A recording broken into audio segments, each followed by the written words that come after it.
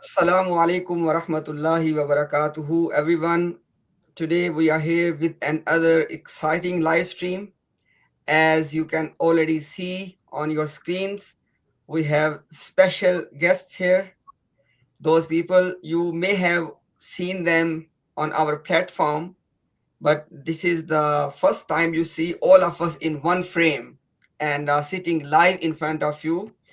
And why we are here, what is the you can say the program of tonight's live stream today, because we have a special guest with us from the Ahmadiyya community, Daud Ahmad Nasir Sahib. Before I give the mic to Brother Declan to tell us about the program, first of all I want to welcome Daud Ahmad Sahib. Welcome to you on the platform. Thank you. And it's a pleasure to have you with us.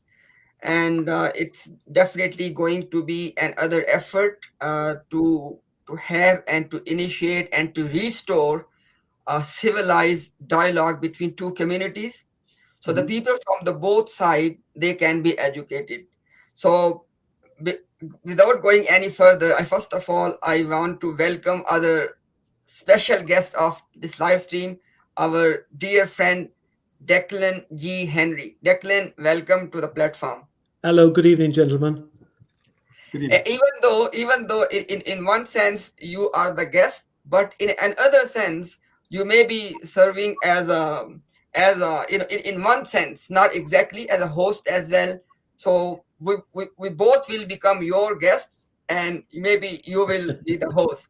So Declan, obviously people would like to know that why we are here together in this live stream, and what is the program, etc. So Declan, over to you.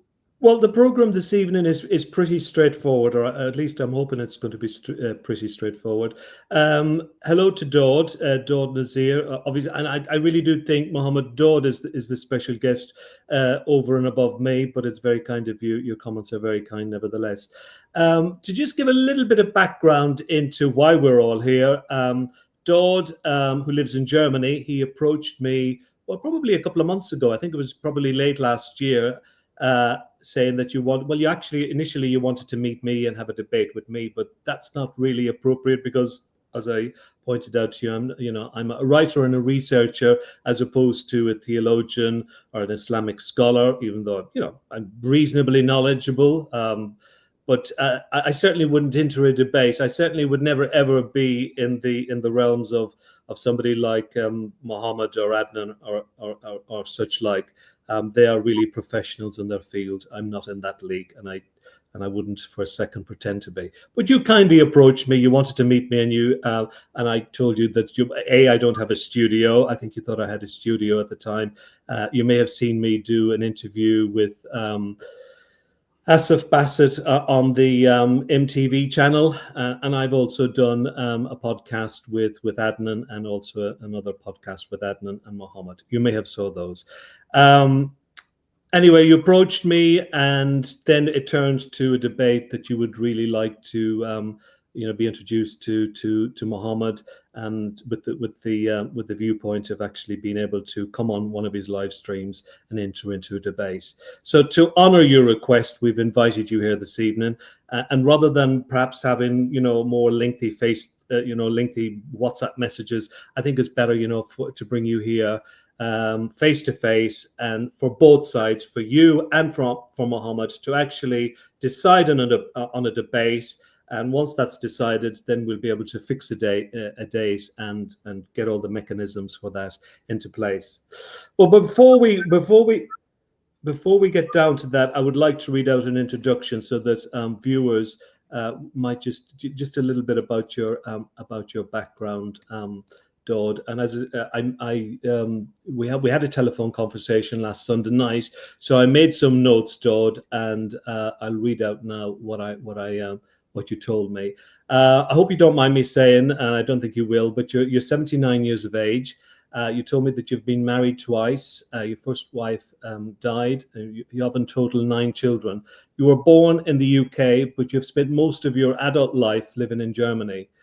Having said that, you've also spent long periods in London, and I believe that you were a policeman here at one stage with the British Transport Police. You've been retired now for the past 16 years. You stated that you're very, very happy living in Germany. Germany is home to over 60,000 Ahmadiyas, and you say that there's approximately around 80 places of worship there as well. You're widely read, Daud. You told me that you have a very good knowledge of the Quran, the Hadith, the Bible, and the Torah. You told me that you've read almost all of the books of Mirza Ghulam Ahmad, maybe with the exception of those that he wrote in Arabic. You told me that you're particularly an expert in Mirza Ghulam Ahmad's poetry, and you've recited his poems at the UK Jalsa Salana, and you've done that for many, many years, from the time of the third caliph right up until the present one. You consider yourself a devout Ahmadiyya, and so are all members of your family, with the exception of one of your brothers who left the movement a couple of years ago, but you remain on good terms with him, you said. You have watched some of these live streams with Muhammad and Adnan and other guests, and you stated that you didn't see anything on these that convinced you that you're on the wrong path. You told me that your best characteristic is knowing that you're an imperfect person, but you also added that in this life, you believe that there is no person who can beat you in an argument, because what comes out of your mouth is only from the Holy Quran and the Hadith. Nothing more, nothing less, you added.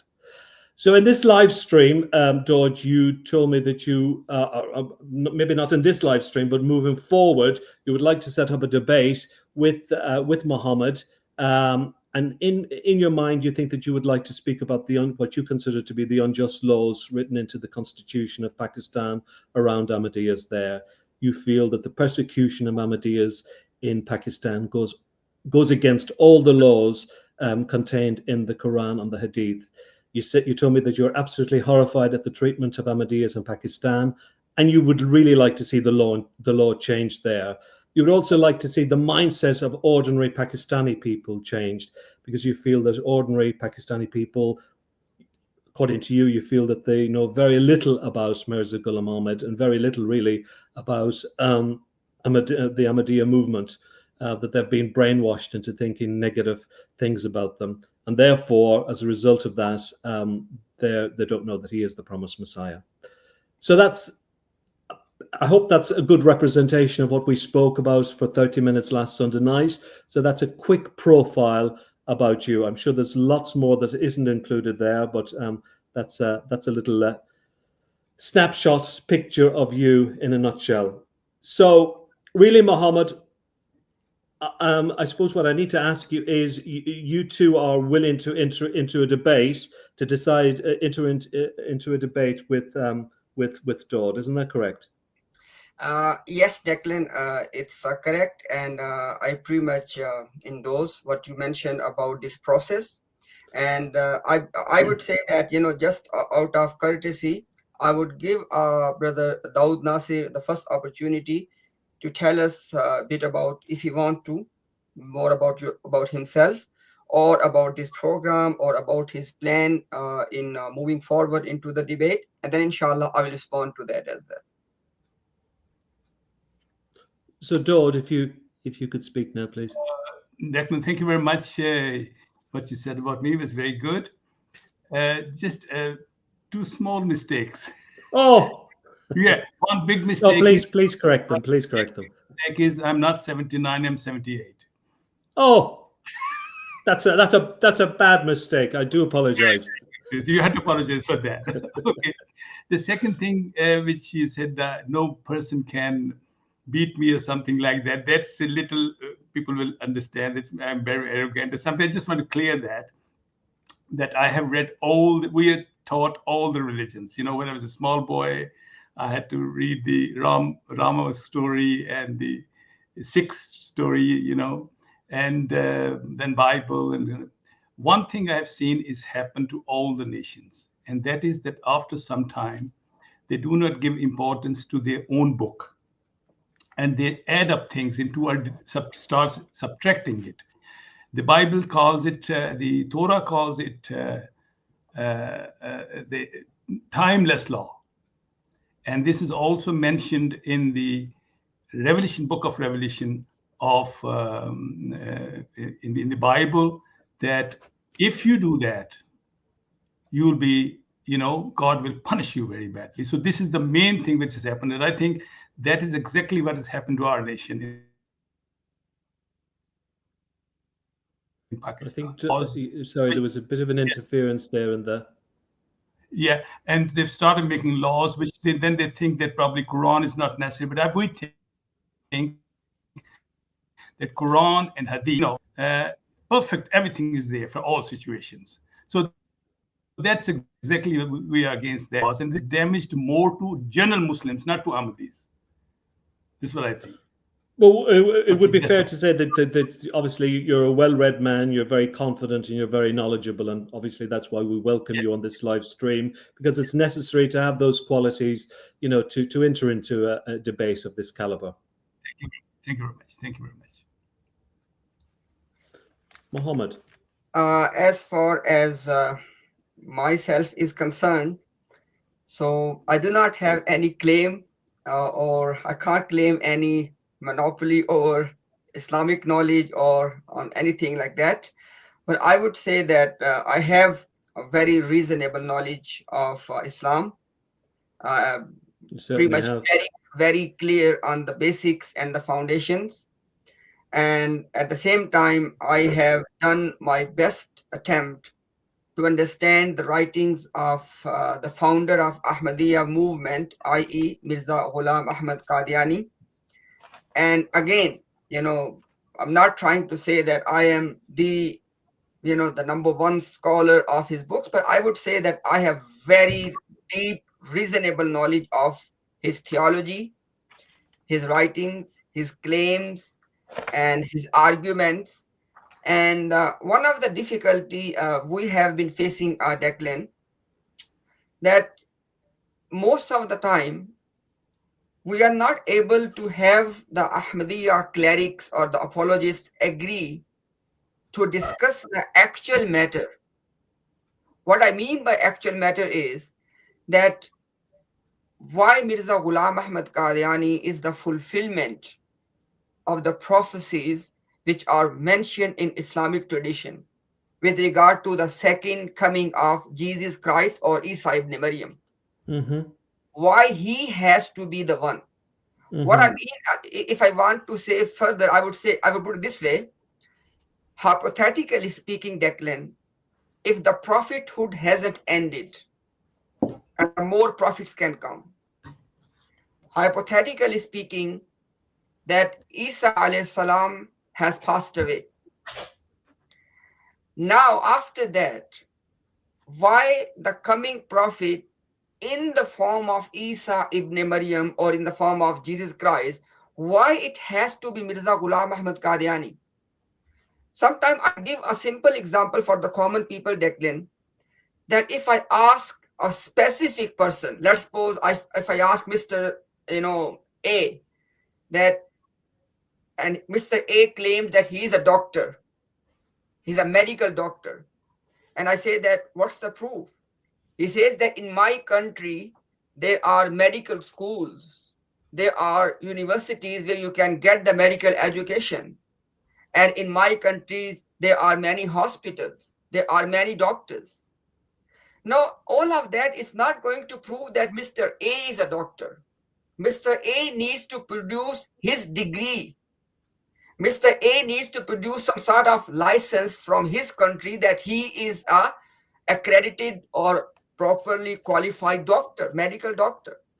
So this is what I mean, Declan, that most of the time the arguments are like there are medical colleges, medical universities, there are many doctors, look in my locality, such and such is a doctor. All of that is not going to prove that Mr. A is a doctor.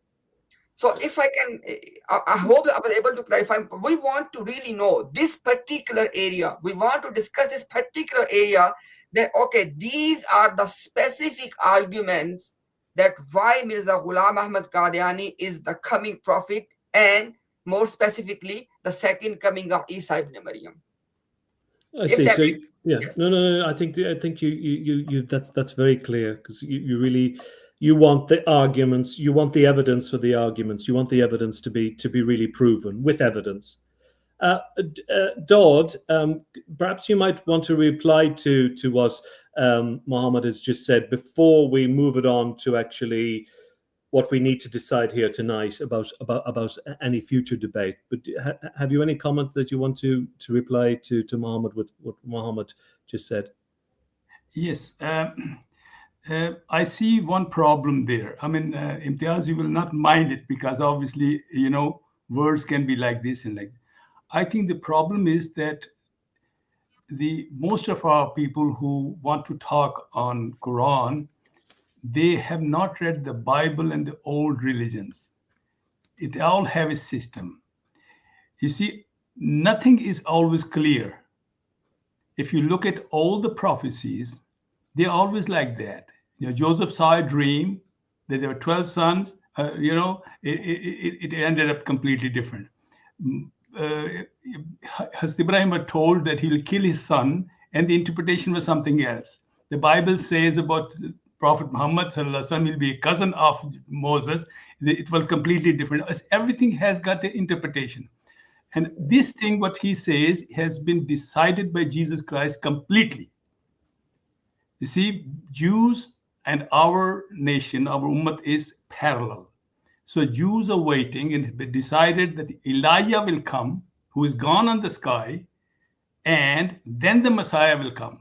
That's the last chapter, if you just look into when the Old Testament finishes, that they will come and they will come.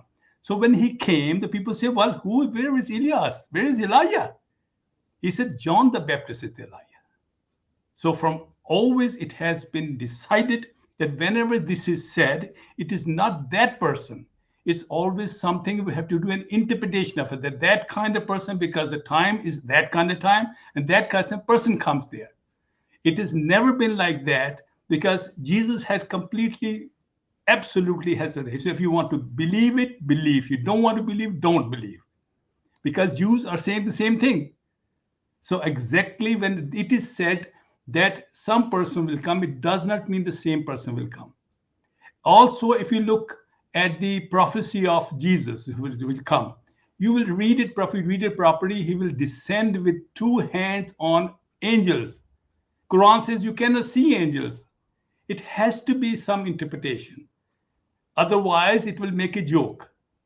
You see my point? This is what I'm saying, that they do not understand the system. This is the system has coming. Today, if a person sees a dream that some big person is born in his house who's dead, that means a person of that caliber will take place. And here, Promised Messiah has said one thing. I'll just read that. He said, it's a poetry. Chu mara noore pe qaume masihi dadand, maslahatra ibn Maryam name man banahadand. As I have been given a special light for the Christians, so for that reason, I have been given the name as Messiah. It doesn't mean it'll be the same person. The system has been decided that person. Otherwise, we'll have to wait. Otherwise, we cannot believe in Jesus. This is what Jews say. No, we don't believe. Because in Bible, it's clearly written that Elijah is gone on the sky. I mean, ours don't say that, but there it's completely written. And then he comes, then Jesus says, no, he's John the Baptist. So this is the system. Well, let's not get into too much about Jesus, because obviously, Muhammad, this has been debated so extensively in previous live streams. But I do appreciate that you wanted to make a few points there, to get your point across. But tonight, let's keep it relatively on the surface, because we don't want to start digging deep into any subject, because really tonight is really about deciding on a topic that fits in with this platform. Now, I appreciate, though, that you have only seen a few of these previous live streams, but what Mohammed has been doing for the last 18 months, this really is a platform. He has really used it so well. And like yourself, he has read the works of Mirza Ghulam Ahmad. He's very well versed in the written works of Mirza Ghulam Ahmad, which he has shown. He shows us week after week, the evidence, the books, contradictions, the inconsistencies, the absurdities.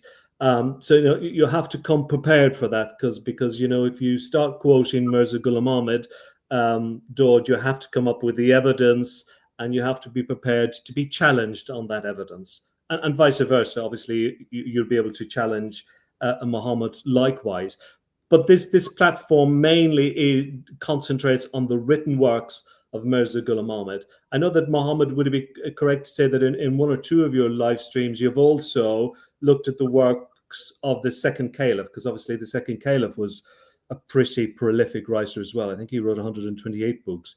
And I think you've touched upon some of his writings, but in doing so, you wanted to highlight some of the contradictions in the second caliph's writings, how they contradicted with his father. Is that correct?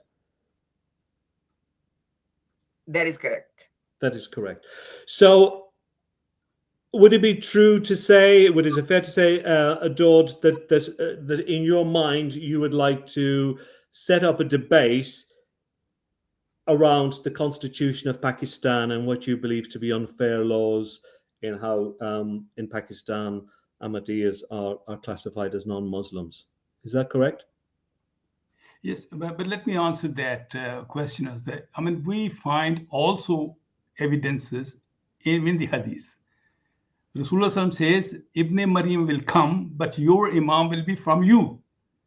I think it'll be perfectly fine to actually bring hadith into it, as long as you're able to actually bring the hadith and make sure that it's correctly referenced and be able to debate on that.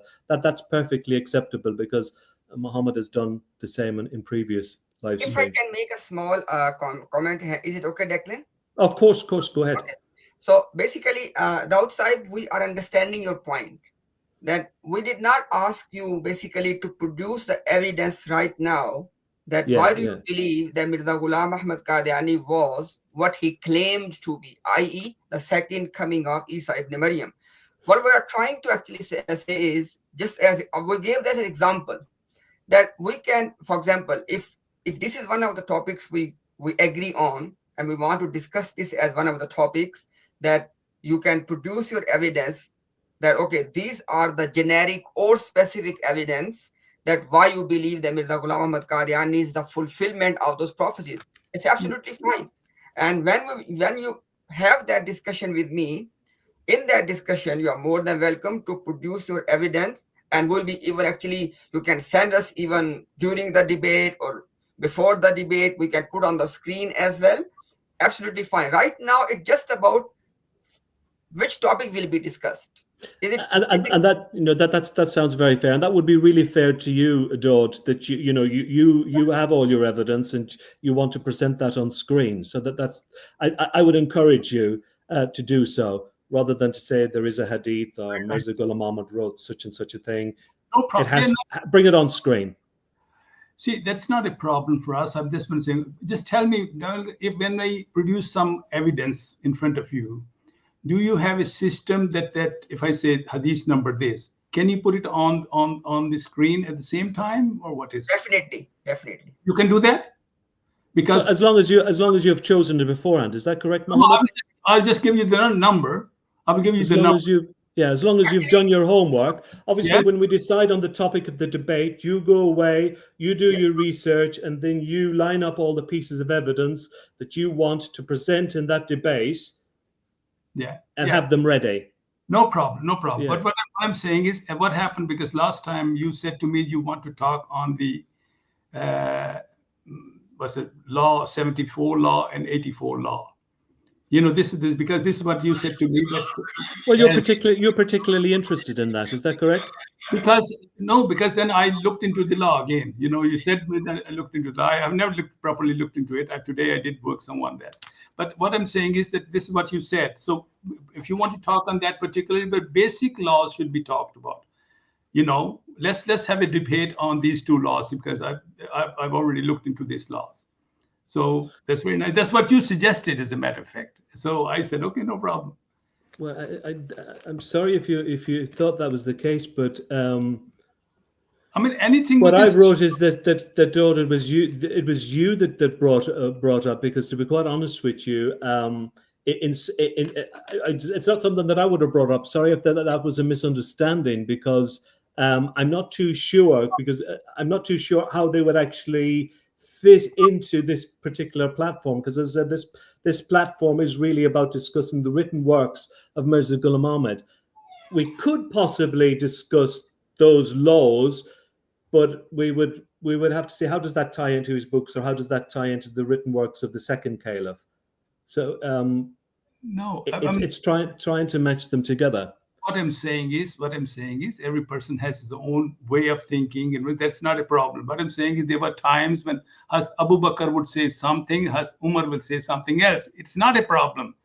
Mainly that law does not get the actual person is Hazrat Muhammad Mustafa Sallallahu Alaihi Wasallam. You got to understand this. Mm-hmm. So there is always difference in people who want to say they see something in a different way, but let's make it a simple thing that people can understand. If you have some questions about Hazrat Promised Messiah's books and all that, you tell me the person, I will answer that. That's not a problem. Well, it's not but is there a particular angle from the written works of Mirza Ghulam Ahmad that you would like to discuss? No, that you would like to enter into a debate I have upon? no problem with that. I have no problem. I'm saying that's no problem as long as you do not, mix this and because you say, as you said, there is something. Second Khalifa has said something else, and maybe third Khalifa has said something else according to his policy. Maybe fourth Khalifa would have thinking in a different way. They say as long as they stay in the same way, but they have some rights to do, it doesn't matter. That's what I'm saying. That all caliphs of Islam had different ideas. It's not a question. Sometimes there was discussions about, as I give you an example, between that and that, then when we go somewhere where we reach nowhere, it's simple things should be discussed. Number one, I said most of the things on the Bible. Are we Muslims, not Muslims? Where do we stand? Are we murtad? Are we not murtad? Who's what is our status in the? So simple, so the people should understand that. Getting into the books, you can do that. I mean, all you can do is tell me the books, and I'll get the book there, answer that. That's no problem. I have no problem with answers. But if you want to mix that 128 books with Khalifa Sani, and then say 86 books of Hazrat Masih Maud, and then mixture, we'll be making mixtures, and people will understand. Let's have a day on the books of Hazrat Masih Maud, and let's have a book on the, I haven't really read all books of all Khalifas. The mostly book people read is Hazrat Masih Maud, the Promised Messiah's books. So if you particular people should know what we're really going to discuss exactly, and these are the main differences should be discussed, such as who's a Muslim, who's not a Muslim. That obviously would have come in if we were to discuss, and which I thought you did want to discuss, because I thought you were particularly interested in a debate around those laws in Pakistan, which have deemed Ahmadis to be non-Muslims. Yes, you suggested it, and I said, okay, no problem. No problem. Well, I would. I'm saying I would contradict you there. I'm sorry if I gave that impression, but I thought that was your passion. Based on the conversation that we had, I thought you were very passionate about that, and that you felt that there is an injustice in Pakistan that you would like to see rectified. If that wasn't the case, then I do apologize. That was my misunderstanding. Actually, so in many ways, we're back to the drawing board. We don't actually have a topic. No, we have to decide on a topic. Yeah, decide on a topic. I mean, what I thought was that there is the general public doesn't know too much about that. Our first thing is to start with they are not Muslims. Okay, one thing. Second thing is what should we do with them, Muslims? What we do and what's the difference now? What's the difference of Khatam al-Nabi? And these are the things which are really have proper differences between us. Can a prophet come? Can not a prophet come? These are the things. Yeah. For that purpose, we go to the Quran, and everything should be from Quran and there. That's it. So. But if we discuss that something like, as you just said, the second Khalifa at a point said something else, and he said something else, and then we were nowhere. We were just making, waste of time. People don't know that. I don't think it should be a waste of time. I think it would be certain parts of it would be interesting. Simple things first. I think this Mohammed, coming back to you, we seem to have come back to the drawing board. Maybe I got the wrong end of the stick with Dawah, that maybe that talking about the constitution of Pakistan isn't really the number one choice, that we could look at other things. Obviously, you've done a wide variety of topics during the last 18 months. Is there any particular topic that you would like to propose for Dawd? Because, you know, Dawd is willing to go away, do his research, come back with his research so that research can be presented and he can debate with that. It's really deciding now on a topic. What topic do you think still needs to be covered? Is there any particular topic that you might like to repeat for a second time?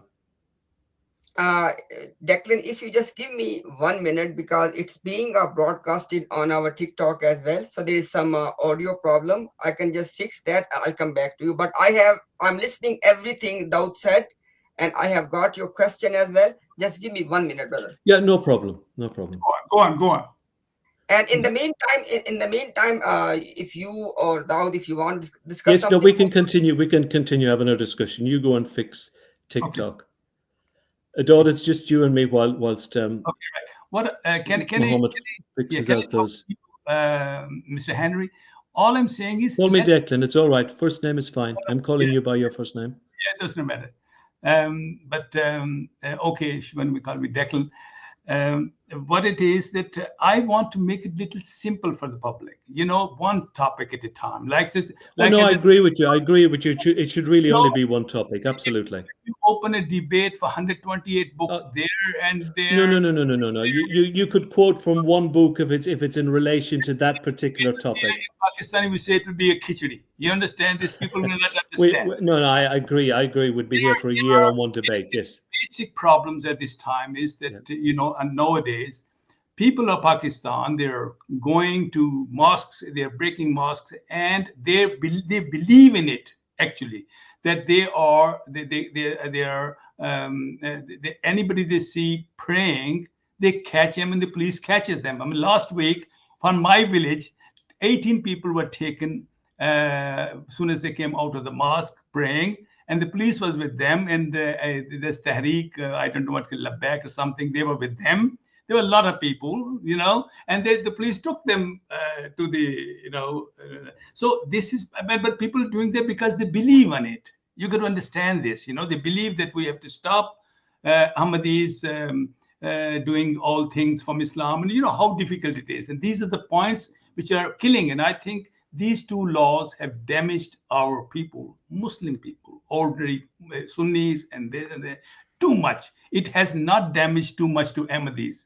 This is exactly I'm saying. Actually, Ahmadis have benefited. I hear what you're saying, and you said very similar in my conversation with you on Sunday night, and that's why I thought you particularly wanted to talk more broadly about this in a debate. Yes, I mean, this is also one, and then we can start something else. He can maybe that's what I said that in the beginning, and then they can have people there. Each person can have one question, and the second question. Oh, absolutely, you get a fair amount of time. Absolutely, yes. All I said was, if you want to save the time, let me know which books, so that I can stack those books here. Well, once we decide on a topic, Dawd, then obviously you can go away and choose the books that you want to reference. No problem. And obviously Muhammad will do the same. And if Muhammad wants to have any quote from the Hadith or the Quran, and likewise with yourself, so that it's, you know, each party that's a decision that each party decides for themselves. There's no hard laws and rules against it. He's back again. I'm back, Declan. My apologies for that interruption. No, that's absolutely fine. Because I have to look at many different things in one time, you know. You're a busy man with trying to sort out all those technical things. So thank you very much, Declan. Yeah, that's all right. Again, with regard to what Mr. Dawud Nasir has mentioned earlier as a proposal, that what needs to be discussed, I just want to be clear myself before anybody else is clear. So, Brother Dawud, are we agreeing to discuss this as one topic? We can discuss other topics as well, no problem. But can we agree to discuss this one particular topic, that why Ahmadis believe that Mirza Ghulam Ahmad Qadiani is the one, that specific individual who has fulfilled the prophecies made by Prophet Muhammad, peace be upon him? Yes, that's not a question. That's not a question. I'm saying I can give you from the hadith. I can give. That's fine. not, You don't have to do it now. Yes, yeah, but now you would be able to do that in a debate, Daud. Is that what exactly, you're saying? exactly. No problem. Okay, that's good. Good. We agree on this one as one topic. Is it okay now? Yes. Okay. Now, the second proposal you gave is, as you mentioned, that who is a Muslim? What is the status of Ahmadis in Islamic paradigm within the Quran and the Sunnah? So, are Ahmadis Muslims, or they are non-Muslims, or Yes. who they are? What is their status? This is a good Again, challenge. This one is- yeah. Again, Daud, one thing is very important. We are not saying that we are going to discuss is Daud Ahmad Nasir is a Muslim or not. It's called something, because even in Islamic understanding, Declan, if you don't know, Declan, there are two things. One is that what is the generic status of a community? That I'm is with one. you. Yes, yeah. And the other is what is the status of a specific individual? When it comes to a specific individual, Declan, then our scholars, they want to talk to this person, that what he believes, to what extent he understands that movement or the ideology. It may be the case, Declan, that the reasons because of which this movement is outside of the fold of Islam, this specific person may not even know about those things. So we cannot say that this guy, this specific person is a kafir. No, we can't say that. But what we can say is, in a generic sense, that if these are the beliefs of any group, any movement, they are outside of the fold of Islam. Right. So that's what we want to discuss. This is and Daud agrees with you as well. I agree with him. I agree with him. Excellent. This is going smoothly tonight, isn't it? This is exactly I'm saying, that I will first of all will only give my proofs from Quran and Hadith. I mean, I'm not going to go out. But Prophet Muhammad Sallallahu Alaihi Wasallam says. And obviously, if he calls somebody not Muslim, then he's a not Muslim. If he calls somebody Muslim, he's a Muslim. This is what I'm going to say. Daud, Brother Daud, again, look, just 1 second. Again, it's absolutely fine. Whatever proofs you want to bring, no issue in that. Okay, you can bring the proofs. Right now, it's about the topics are being finalized. Okay. So the second topic we have finalized is that what is the status of Ahmadiyya as a group in a generic sense, as a movement, as a group? What is their status in Islam? Obviously, we believe, and we do not need to, beat around the bush.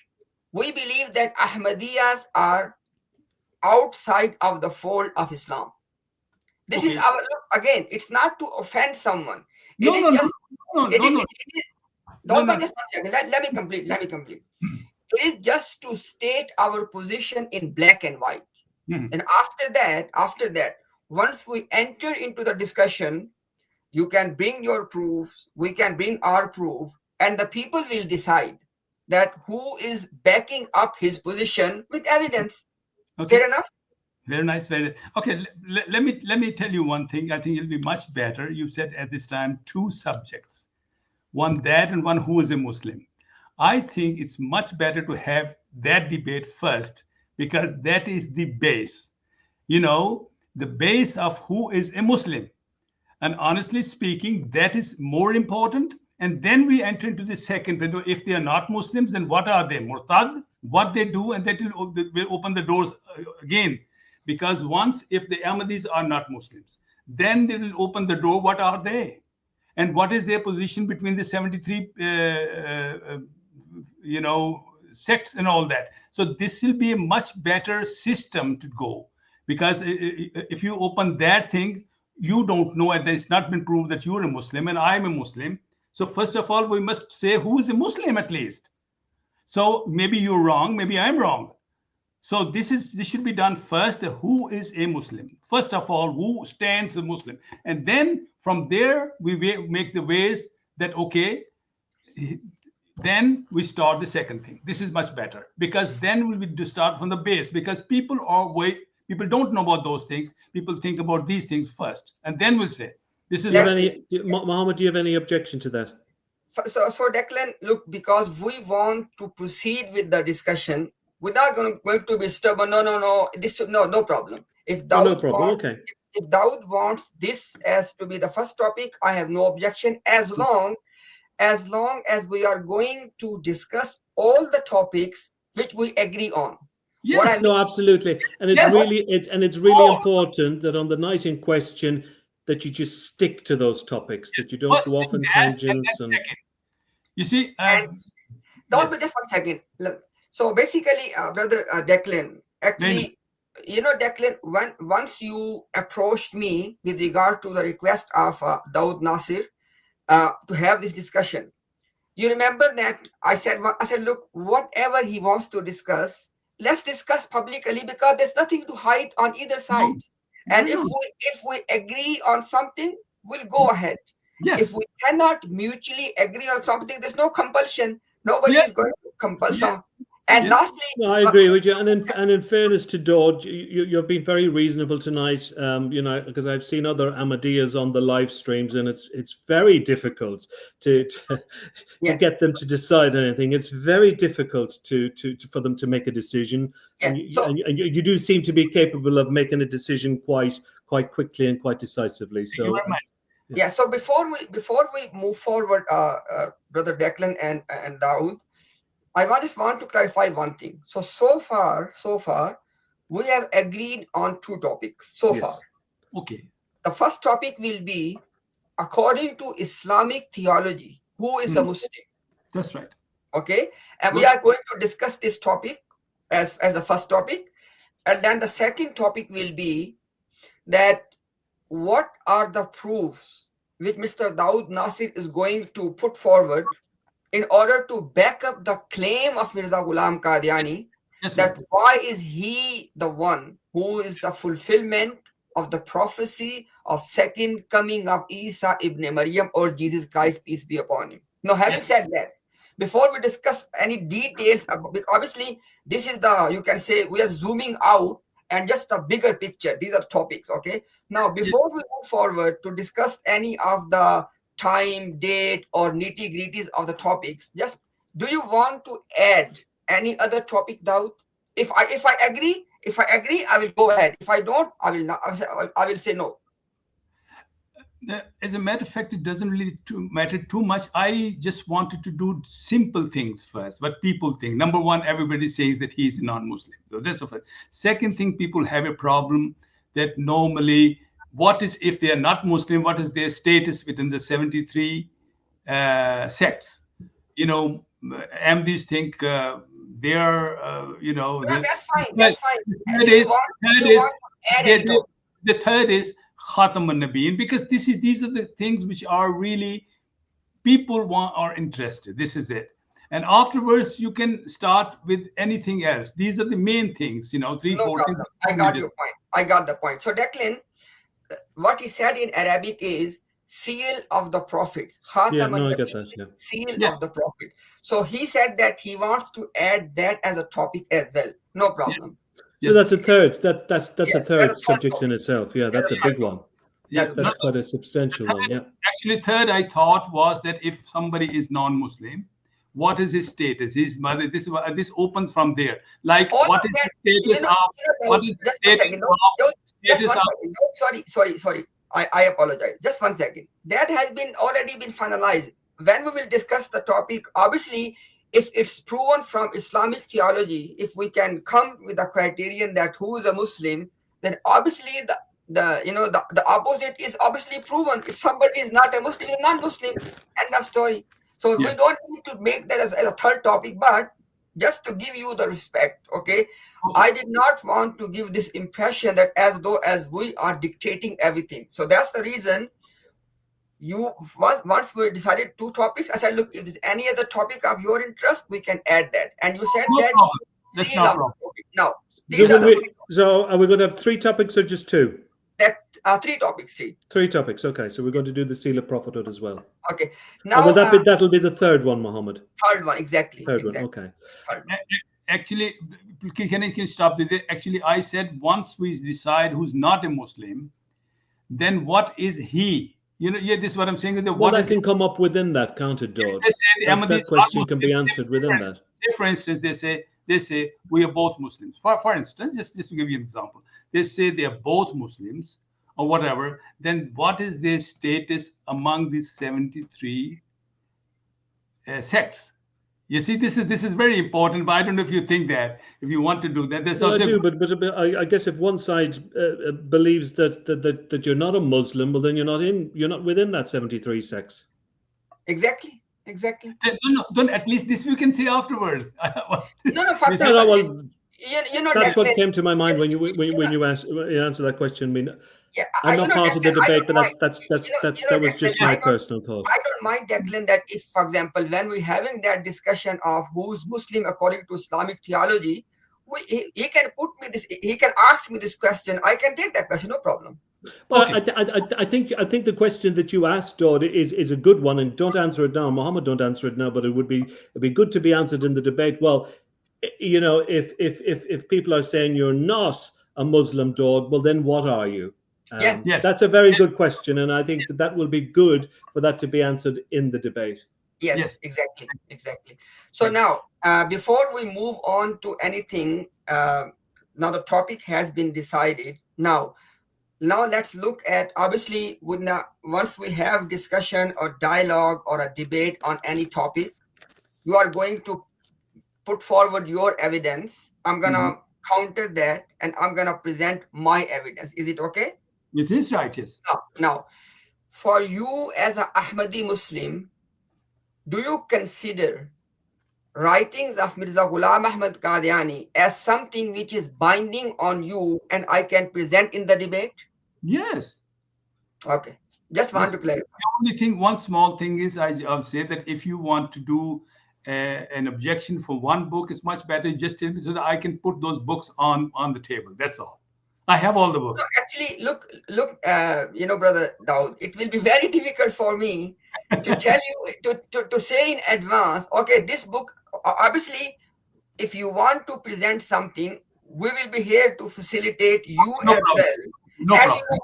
As you know, Dawud, all the books are available. Just 1 minute, let me complete. All the books are available online. We will put the books on the screen or the page on the screen. And obviously, because debate will be in the English language, if it has not been translated, either party can translate. And if you have any objection, you can raise the objection, no problem, in terms of translation. Now, but all of that has to be done for the debate. It's no good saying, there's one of Mirza Ghulam. No. In one of his books, he said A, B, and C, but you're not able to put it on screen. I take all full responsibility of each word what is written there. Okay, thank you. I just want to clarify. Now, and there's no cap on the number of references that people can use. Is that no? You can use as many as you like, Daud. Bring as many as you want. All I said was that because if you have the camera in such a way that you can put a photo there, that's not a problem. That's no problem. Yes, no problem. But I still would like to have those books on the table. There are 23 books probably, I think. And I'll put it on the table so that you can ask me the question. You will be facilitated 100%. For example, no problem. For example, if you say to me that I want to put on the screen such and such hadith, I will do that for you. Oh, that's very nice. Or if you say that I want to put on the screen this book, this page number, I will do that, no problem. This is marvelous. This is very good. Yes, I take full responsibility for each word the promised Messiah has said, and I will be responsible for that. Okay? Thank you very much. Each question. Yes. The only thing is you can put those things on the screen if I ask you. That's very nice. That's what else I need. Yeah, no problem. And do you want me, for example, do you want to discuss the days and the time of these 3 debates now, or you want to discuss them in private? No. I am always free. The only thing is if I go to, sometimes when I'm not free, I just go to Pakistan for 2 weeks and then I come back. Then I can ask you that because I don't know if I have to go something. But normally, are you available? For example, are you available on the coming Saturday? Yes, I am. Okay, next Saturday. Yes, next Saturday I'm free. Unfortunately, I'm not available next Saturday. I have another commitment. How about Friday, Declan? Yes, I suppose Friday could be a possibility. Yeah. Eid outside. Friday is fine. Same time. Yeah, same time. Same. Okay, no problem. I have no problem because you know, I'm Will, always free. will that be enough time for both parties? Yes, Yes, absolutely fine for I me. don't want you to Friday. feel rushed, Dodd, or you've been rushed into this debate and you didn't have time to prepare. I don't want you to. I don't want a stream of WhatsApp messages saying, "Oh, I was pushed into this and you didn't give me enough time." If Yeah. you seriously, if you don't think that 6 days is enough time, please say No, so. I don't have to look anything. You see, Okay, good. in our system, you know, from the when the child is of 7 years of age, the Jamaats take them, and then you know so much knowledge and so much things, Okay, and everything. okay. You know, it's not to be done. No, no, it's not. There was one thing that I wanted to ask. Well, Dodd, you've mentioned it. You certainly referred to me in your WhatsApp messages. You said you didn't mind if Adnan was here as well. Yes. I have Adnan will be joining. DECLAN. He responded to my message. He said that he will be joining us soon, and let me double check with him again when he's coming. And with regard to the debate, I would say that I will leave it with Adnan.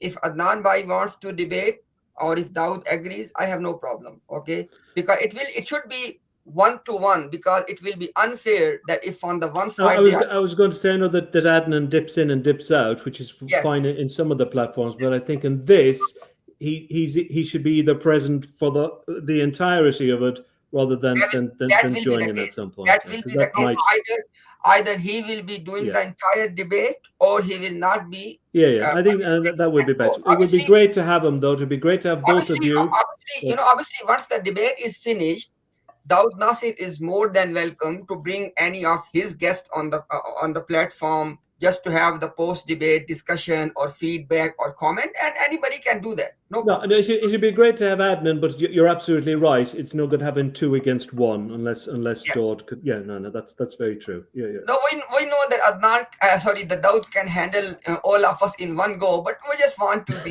going easy. Yes, this is good idea. That's good.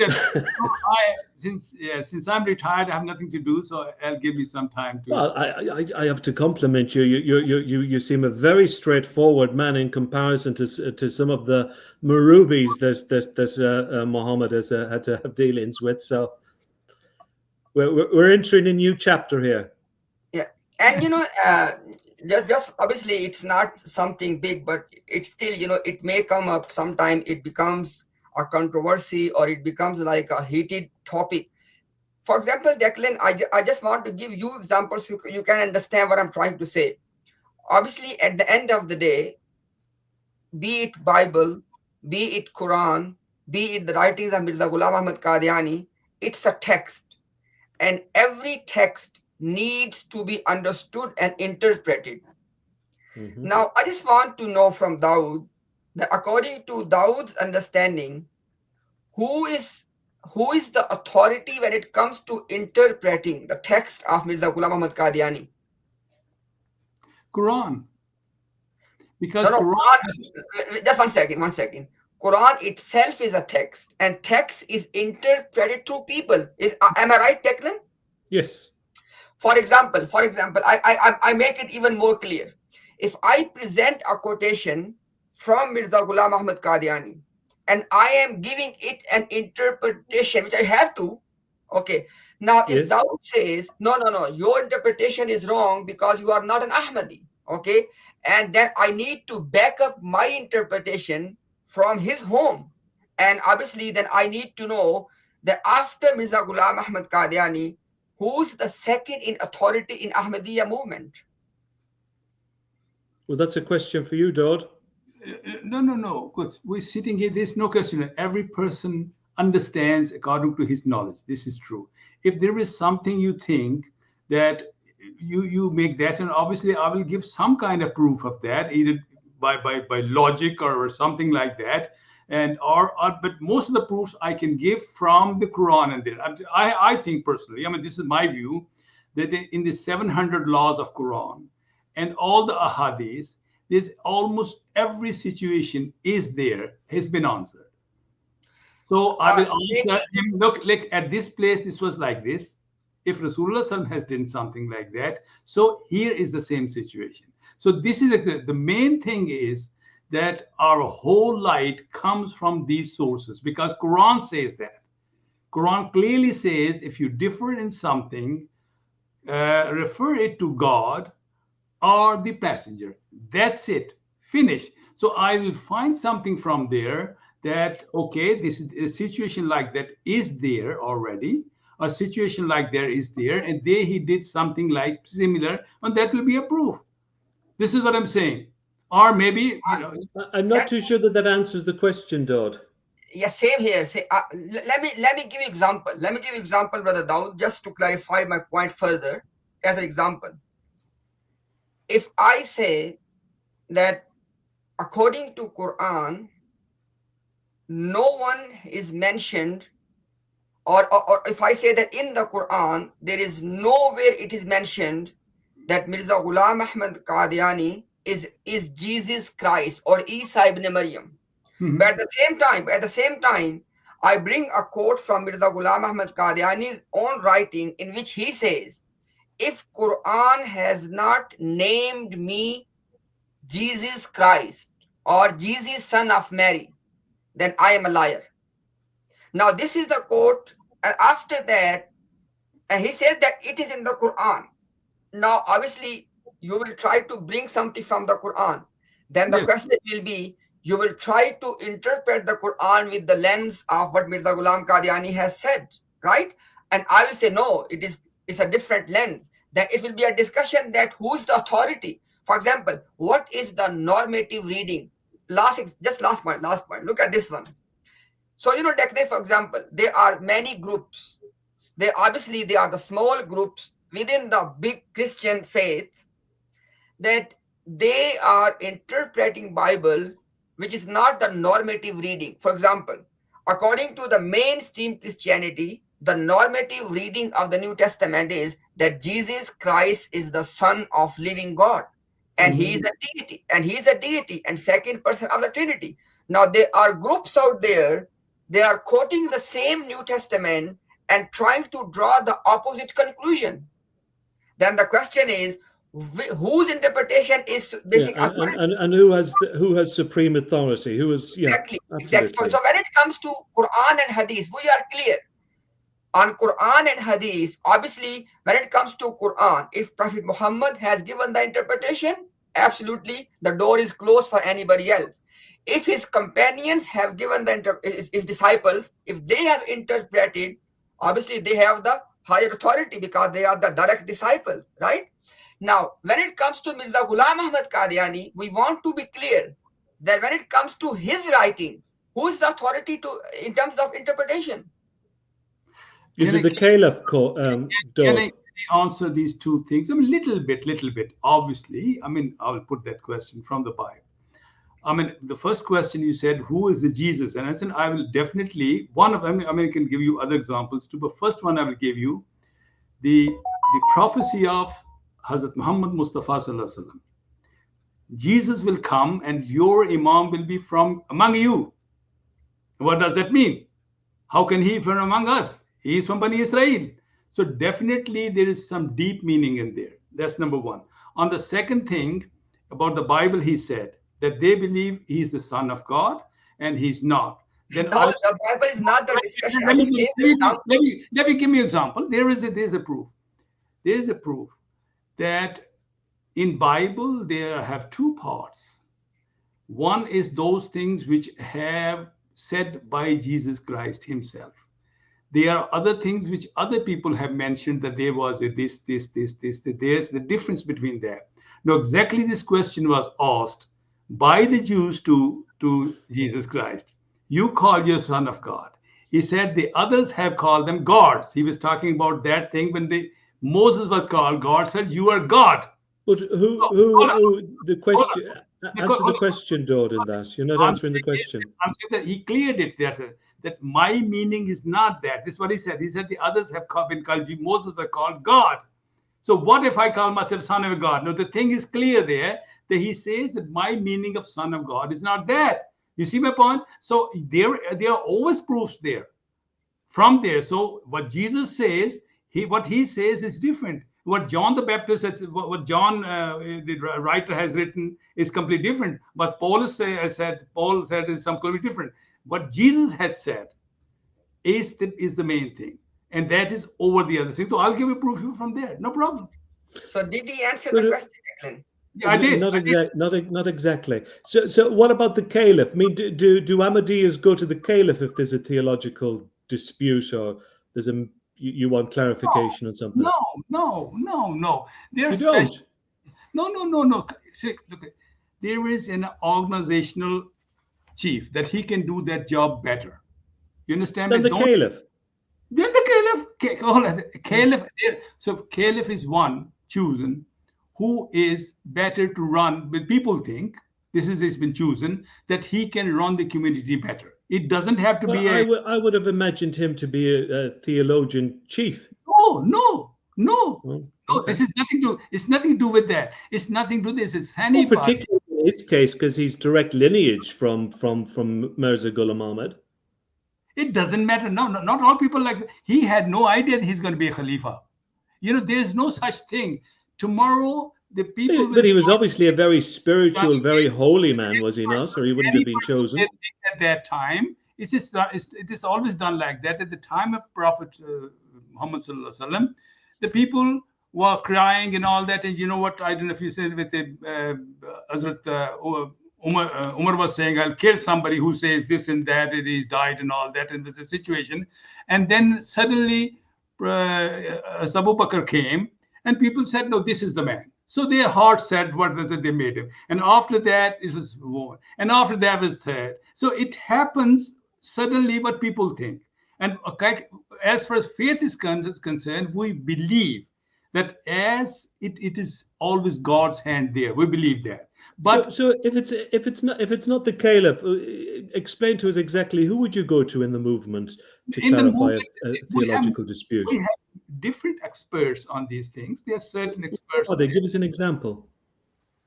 There are many experts, and I mean the people who are maybe old rabbis and all that, who's very good in Quran. Somebody's very good in poems. Somebody's very good in there. Somebody's very good in there, because there are about 400 departments working there. And people who have more experience, they have. Say, for instance, if I want something to know about how I get a Nobel Prize, I'll go to Salam Saab. You understand? This is not something of the Salam Saab who got the Nobel Prize. I'm saying each person has that. I have gone to school and I have read most of the time from Chaudhry Muhammad Zafrullah Khan Saab, who was the president of the World Court. So this is nothing to do with. There are people who go to different people. It's not the Khalifa. Muhammad wants to come back in, Dawah. Yeah. I just want to give, because now let's give a more close to home example, because the first topic of discussion, as we agreed, is that who is a Muslim? Yes. Okay.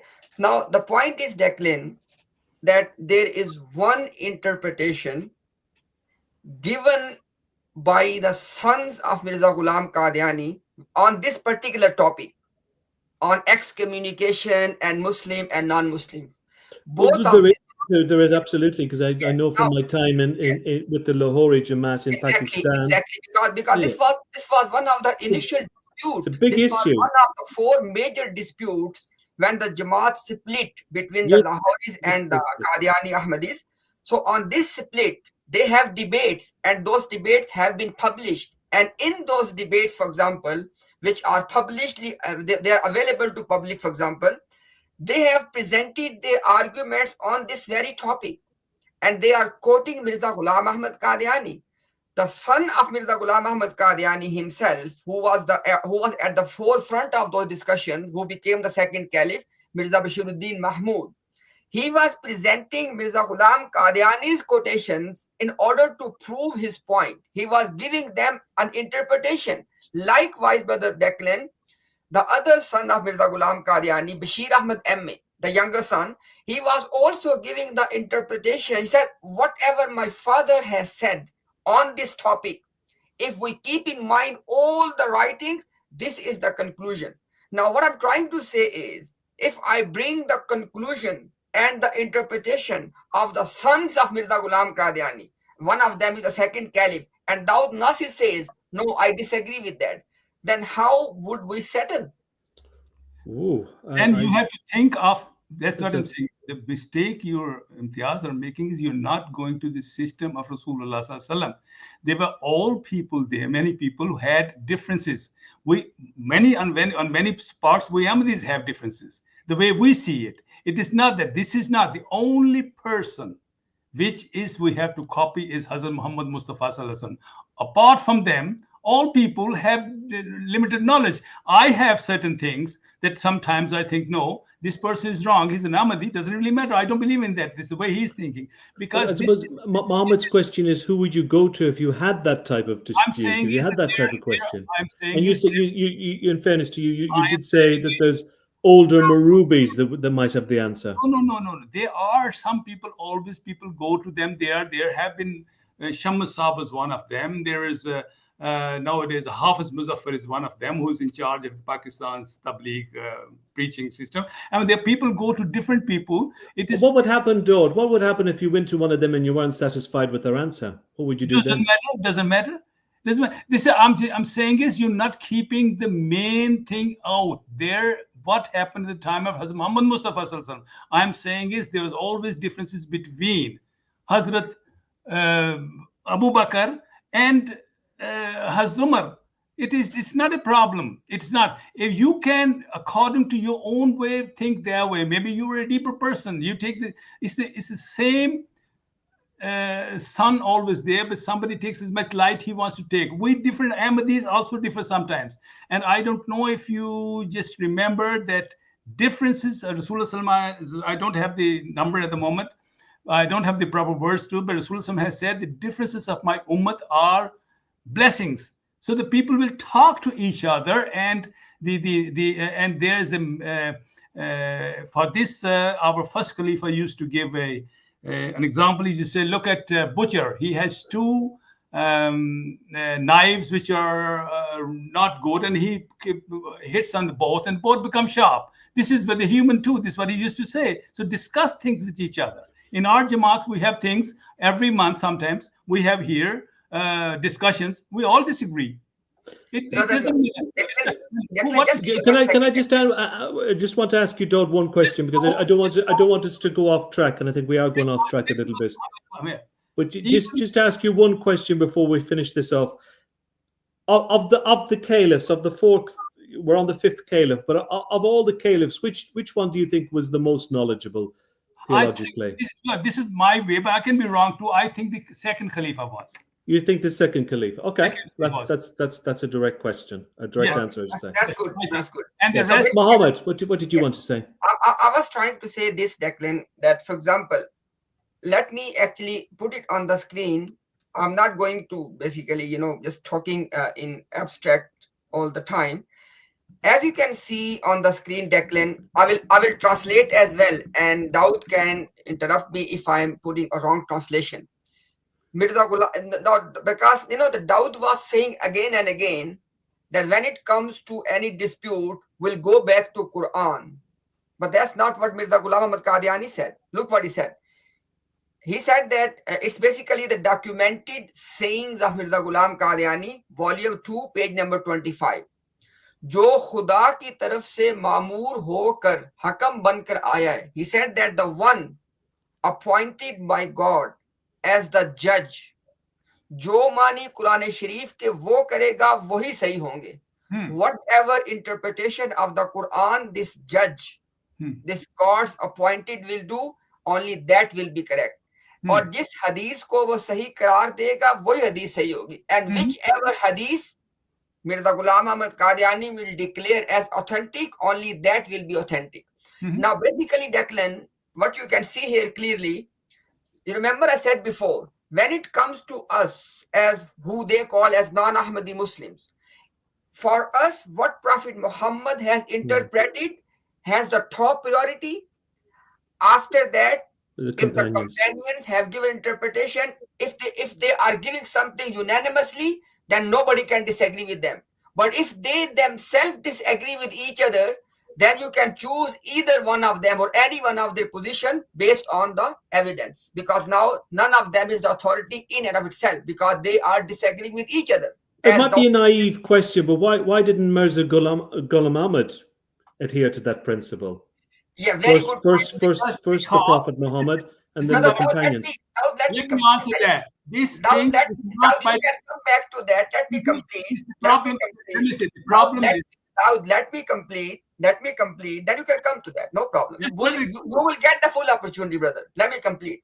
So, Declan, the reason I have put this as one sample, just as one sample, that what Daud Nasir was saying, that is not the case. Mirza Ghulam Qadiani is clearly presenting himself as the final authority on Quranic interpretation and on the hadith as well. That is one thing. Now, your question. Okay. Now, with regard to your question, Declan, here's the answer.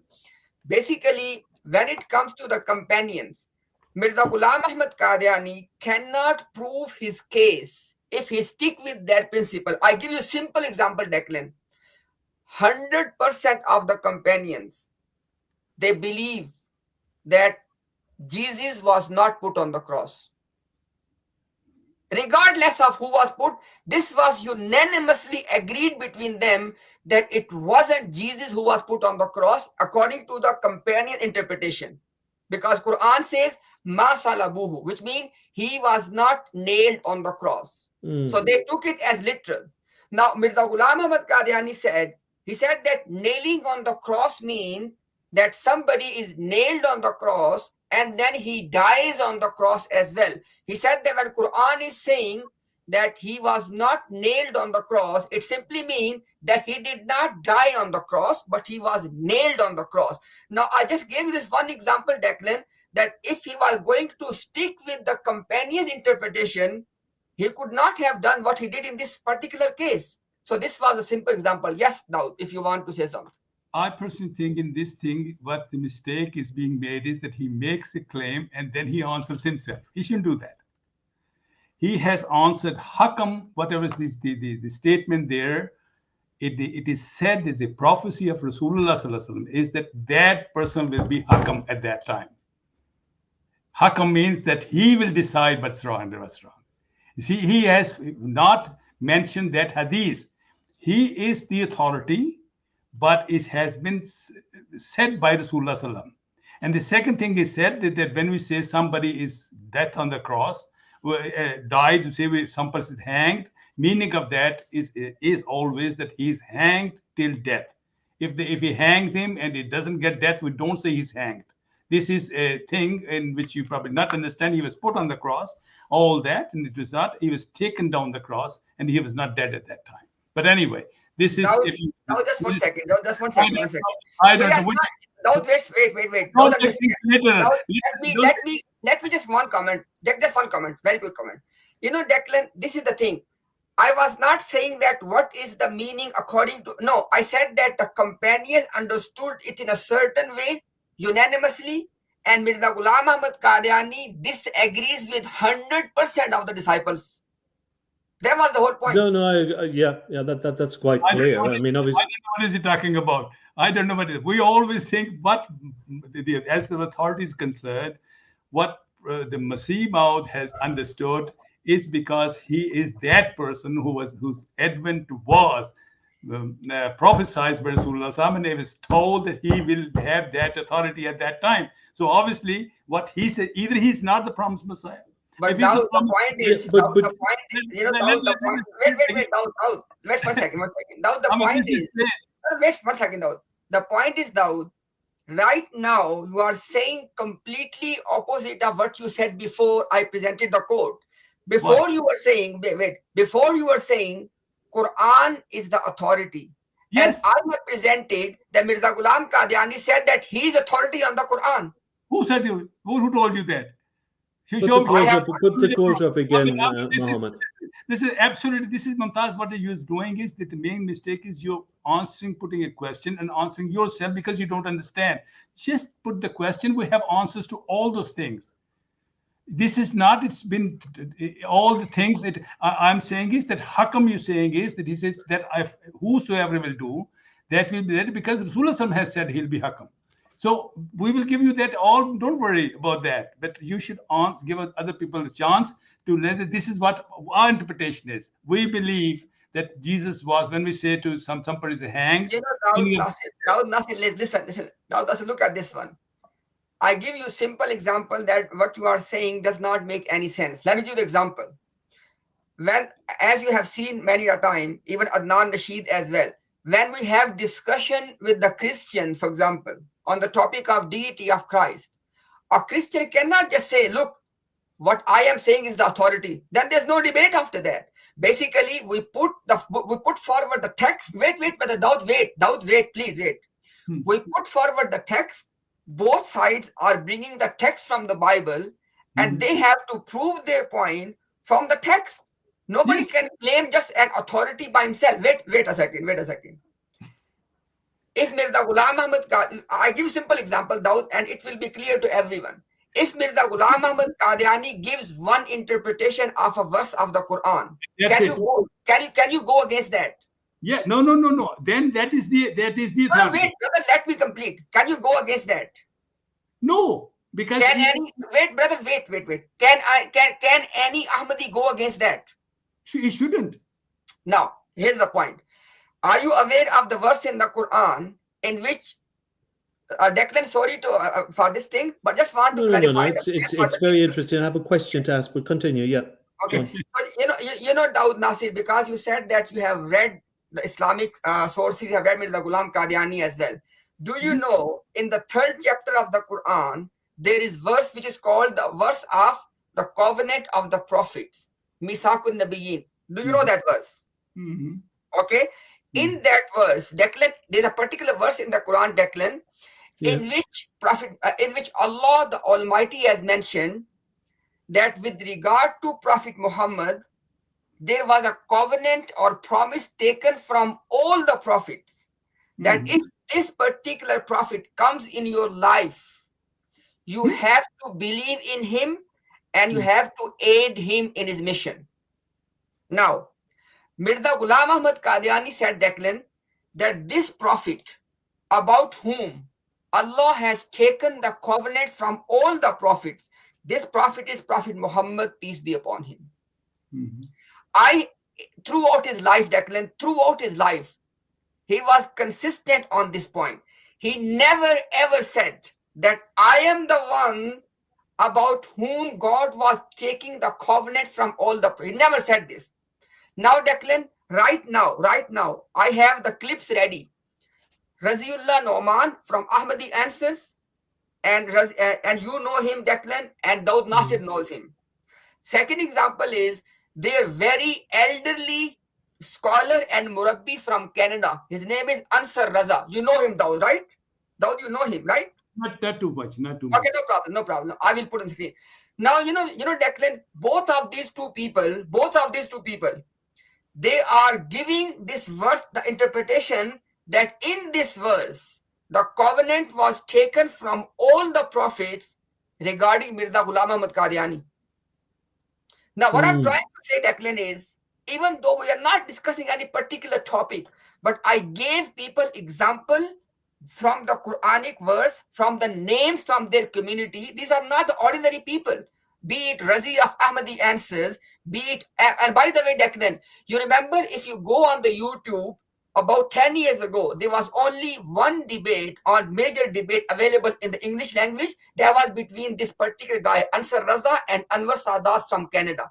Now, what I'm saying that he is the one of the senior teacher, scholar, and the murabbi, and he is giving interpretation which is absolutely against what Mirza Ghulam Qadiani said. So this question, Brother Declan, is very important. That when it comes to the writings of Mirza Ghulam Qadiani, who's the authority? For example, last point, very quickly. For example, Declan, as Daud Nasir, and I appreciate the question you asked him, that what about the second caliph? He said the second caliph is the most knowledgeable person. No problem at all. When it comes to our topic of the discussion, I just want to close the long discussion. When it comes to topic of the first debate, I will give the interpretation and understanding of the second caliph, which Daud believes that he is the most knowledgeable on the topic of who is a Muslim and who is a kafir. That would be good, Dawd, wouldn't it? But let me clear one thing, one little thing, which probably people make mistakes.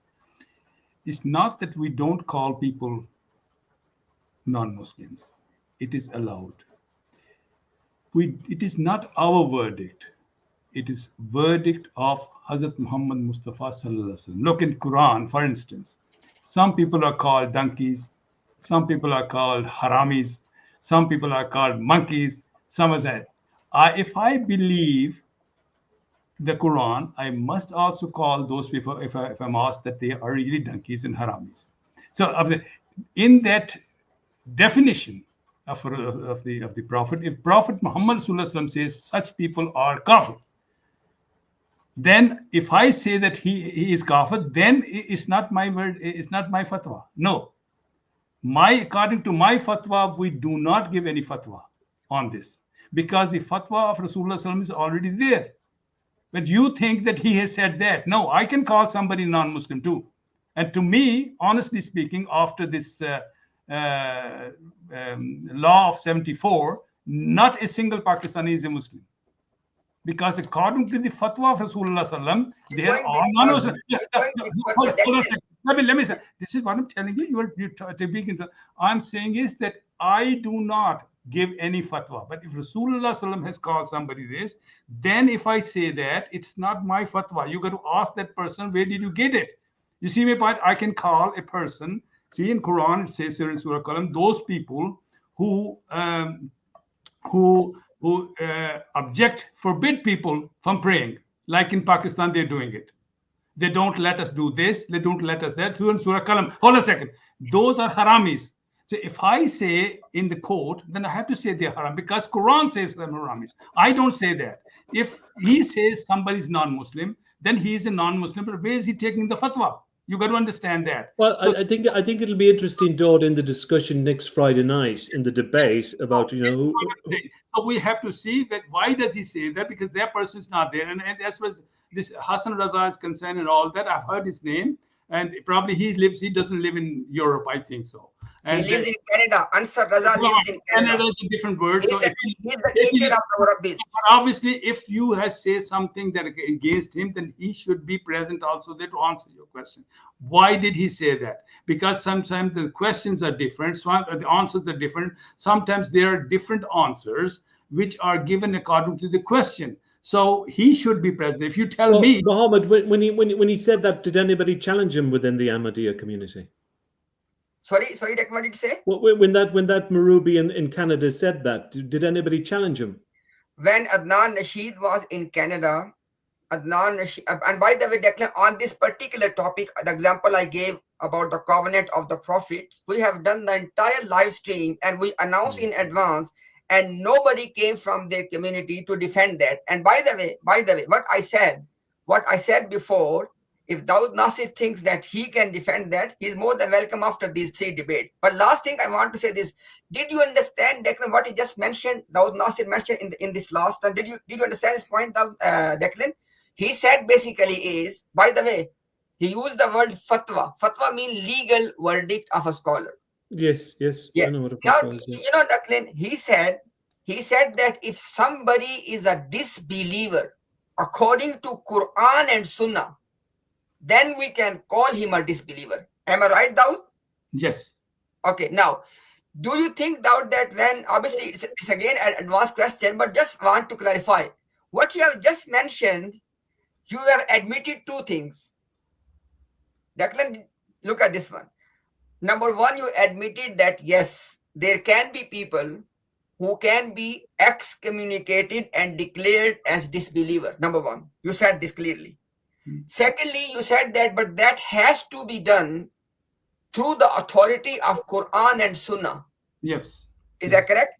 Yes. Now, obviously, now it makes our discussion even more intelligible and simple in our coming debate, that we are going to present to you that when we mean the Muslim Ummah, when they declared Ahmadis as the disbeliever, they use exactly the principle you agreed with. Is it okay, Declan? Now it makes sense to you, Declan? No, it does make sense, because I think it's really important to go back to that split and the second caliph. Yeah. And that And And if you allow me, Declan, that Adnan is with us. Obviously, we have already discussed the topics. We have discussed everything. Now it's all about the generic discussion. So Adnan Bhai is with us. It is a generic discussion, and then we just have to wrap up and to you know, to just finalize what's going to be in the debate, the big debate next Friday night. Hello, Adnan. Hi, Declan. Sorry, how are you doing? You okay? I'm very good, thanks. Yeah, we've got this fine gentleman here from Germany, Dawah Nazir. Oh yeah. So I think you two have definitely met before. I've seen your. Oh yeah. We're very. I've seen you clash swords in in Hyde Park Corner. No, there is no clash between us. I have nothing personal against him. It's just a gentle clash. Yes, absolutely, and gentlemanly clash. 100%. Most welcome, Dawah Saab. Thank you, sir. Thank you very much, Adnan. Thank you very much, Adnan. Yes. In many ways, Adnan, he's shown up the Marubis. He's shown up the London Marubis. They're absent. They've been absent for a long time now. But this gentleman who lives in Germany has said he would like to step in and enter into a debate with Muhammad. Brilliant. That's a great idea. Why not? That's an amazing idea. And we welcome any dialogue, debate, discussion between the Ahmadi community and the Muslim community. There is no problem with that. We welcome this. We are running our streams for this very end, so that we can actually engage with each other. We promote dialogue. You know, we are not from those people who use threats or violence or things like that. We don't believe in that.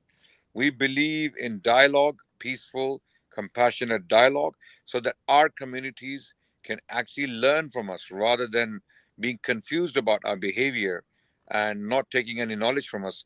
I would like our people to learn from us. This is why we welcome the bravery and the courage of Mr. Dawah Nasir to come and turn up, because other Murabbis are completely gone. They have left this galaxy. They are on a rocket somewhere. No, Murabbis are not all of them are doing this kind of work. They are only, Murabbis are, you can understand, they work more office work. They are. Just one second. One second. Adnan Bhai, I just want you to be in the discussion. So what has been, just 1 minute, Dawah Bhai, just 1 minute. So Adnan Bhai, we have agreed on 3 debates.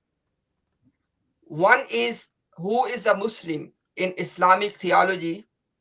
So if we can decide that, then we can know that what is the legal status of Ahmadiyya as a movement, and what is the status of us who they call as non-Ahmadis. Secondly, second topic, Adnan Bhai, is what are those specific arguments which Dawah Nasir can present to prove that Mirza Ghulam Ahmad Qadiani is the specific person who fulfilled the second coming of Jesus Christ, peace be upon him. And the third topic, he wants to discuss the meanings of Khataman Nabiyyin. Now, Adnan Bhai, inshallah, it will be entirely up to you. Obviously, it will be one-on-one debate. Inshallah, we can mutually decide. And Dawah Nasir has no problem. Whichever of these 3 or all the 3, whichever Adnan Bhai you want to debate with him online here in the presence of DECLAN. And we are very thankful to DECLAN to be here with us in this initial discussion and in the coming debates as well as a moderator. So Adnan Bhai, inshallah, we can decide later on off camera that wants to discuss which topic, and inshallah we can let DECLAN and Dawah know as well. Now, are these debates taking place tonight or no, the first debate is who is Muslim. That will be on the coming Friday 8 p.m. UK time, Friday 8 p.m. Okay. And after that, with regard to the rest of the 2, we can decide mutually through the WhatsApp then when and what. Now after that, Adnan Bhai, now we're having just a generic discussion. Now that topic is finished. Now, obviously, it's a friendly, generic, civilized discussion we're having right now, and you are more than welcome to be part of that. Ji Adnan Bhai. Absolutely. Yes. And I the idea. Yes. I Adnan, yes. Adnan, can I speak to you? Actually, what I was thinking is, and I put the idea to him, that was because there's a big problem now in Pakistan. They're saying there's big thing is that Ahmadis are not Muslims, and they are worthy of death. This has been all advertised all over the place, and this is it. That's why I wanted this thing second, that okay, if they're not Muslims, then what is their position? Where do they stand? Are they murtad? And will murtad should be killed? Yes or no? So then that topic is one. Then comes the third topic that you want to bring. Actually, I think the third should be the Khatm al-Nabiyyin. But anyway, if he wants that, he wants some proofs that is Mirza Ghulam Ahmad Qadiani a true prophet of God? Yes or no? So that's the third one. And the fourth one he wants to bring under Khatm al-Nabiyyin, whatever. But I thought that this, if you think the way I think, because at this time, they actually, even in my village last week, there were 26 people, 18 people were taken from just because of praying, and the mob was there, and they wanted death of every Ahmadi. And this has been being people listening there. This is a very hot topic at this time, that if they are murtad, then what is their position among the Muslims? You understand? This is just a question. You can say either they are not Muslims or this or whatever. But what is then position? So second should be, okay, then what is the position of Ahmadis in Islam? That's it. The third should be that, and the fourth should be, this is what I think. I don't know if you want me, because it's a very hot topic. You know? I can give you short answers now, but I don't think no questions. I was just saying is the first, he's going to do 2, 3, 4, 5, 6, 7 programs and all that. Yeah, I just wanted it in a line. That's all. Yeah, but let me very quickly comment on some of the things you have just highlighted. We are against violence. We are for dialogue. This bunch of people on the screen right now, myself, Imtiaz, and Declan. Okay, I'm sure you are also in agreement with us on this, that we do not promote violence against the Ahmadi community. We promote dialogue. We promote understanding and compassionate discussions. And this is what we have. And you've made that perfectly clear from day one. Exactly. And I don't mind repeating it. I don't mind repeating it until it is very clear to the Ahmadi community that our team, specifically speaking for our team that has been active for the last year and a half, since September 2024, our team is very, very deeply dedicated to a peaceful dialogue, debates, discussions, educated discussions, academic, approach to this whole issue. So we don't promote any violence, any hatred against the Ahmadi community by default. This is a discussion you might have to take up with the Pakistani government or those who are committing this violence. We can't answer for them. Okay, just like we cannot answer for what the other Ahmadis are doing around the world against the Muslim community. I mean, we can go on and discussing what Ahmadis are doing around the world to harm the cause of Islam and the Muslim community in general. Okay, so we're not here to discuss that. I think we should stick to our theology. Our theology is the issue why this divide is there. Why the Ahmadi community is feeling so vulnerable in Pakistan is because of theology, right? Why there are Muslims who are being violent against the Ahmadi community, not that it's justified. Why they are violent is because of theology. So we need to really address theology, the elephant in the room. Once our theology is ironed out, once our differences are clear to people, then I think people will have mutual respect. People will understand why we as Muslims reject Mirza Ghulam Ahmad Qadiani. Okay, you can also explain why you feel that he was a true prophet of God, he was the promised Messiah, or he was a reviver, Mujaddid. Okay, you can also explain that. You have the freedom to do that. We have given you this platform, Nasir Saab, Daud Nasir Saab. You know, Alhamdulillah, hundreds and thousands of people are following our platforms, and you have the world to you. You can speak your concerns. You can convey your message to people while we explain what we feel and why we reject Mirza Ghulam Ahmad Qadiani. That's it. This is an open platform. And this is the best we can do for our communities. The best way to serve our communities is to bring them closer, not, split them apart. Bring them closer to each other so they can talk to each other. Let the Ahmadis come to our mosques and let our people come to your places of worship. Let them come. Let them speak to the Ahmadis openly, and watch. All of this hatred will fall. It will disappear. People will mix with each other. They will understand each other more. And inshallah, there will be a dialogue that will come from it. Inshallah. Do you like the sound of that, Daud? I just want to say something, if you allow me that. Adnan, people who are listening, they want to know. They all have a sect. We're not talking what is Adnan thinking about. He can be a very good person. He can be a Sikh, can be very nice. He can be a Christian and be very nice. That's not the point. People want to know who is right. Is Sunnis right? Is Shias right? That is the thing. If you say that you don't want the violence, then you might have to say that I am not with those laws. So I will, first question will ask you definitely on that day, what is your sect? So that, I want to know where you stand. Are you not in a sect? Are you Sunni? Are you Day? Are you Shia? Whatever you are. You say, I'm a good person. That's not the point. The point is this time is that the nation is doing that. At this time, Pakistan has approved those laws. Those laws are there. And those laws are accepted by the whole country. So if either you say, I don't want them, then I don't think there's a law in Pakistan that allows violence against the Ahmadis. I don't think so. There is no law in Pakistan that allows or promotes violence against the Ahmadi community. There is no law. That law doesn't exist in Pakistan. It does. No. It does. No. Which law? Which law are you talking about?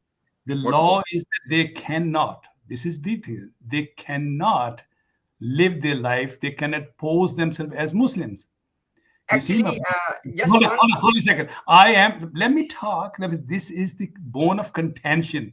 If I am sitting here worshipping inside house, and soon as come out and the police comes and catches us and take us to the court, so whether there's a law or not, there is a law. So that law is there. I mean, if I says to somebody, a person, hey, Assalamu alaikum, the law will catch me for 3 years. I don't know what you're talking about. What I'm saying is, no. But the law and violence is two different things. The law does not say anything done by the government, accepted by the government, is a law. Good, you got to understand. No, I know the law. I know the law you're talking about. What I'm saying is, if I do there, and this animal slaughtering is not from Islam. It started from the Ibrahim. If I do, then they will take me, for 3 years, and it's accepted. Government has accepted. Whether you say it's a practical law, whatever it is, it's a law. So as far as I'm concerned, I say no. I reject it. This is. I understand. I understand. I have to ask you. No, look, people don't want to know what Adnan says. People want to know which sect you are. Well, at the moment, you're talking to Adnan Rashid and Imtiaz. No. Let's stick to us. We just talked already. Imtiaz told me that we are not interested in what Daud Saab is doing. We are talking about Jamaat Ahmadiyya. So first of all, Daud Nasir, you have to tell me what sect you are. Daud Nasir, look at this one. Look at this one.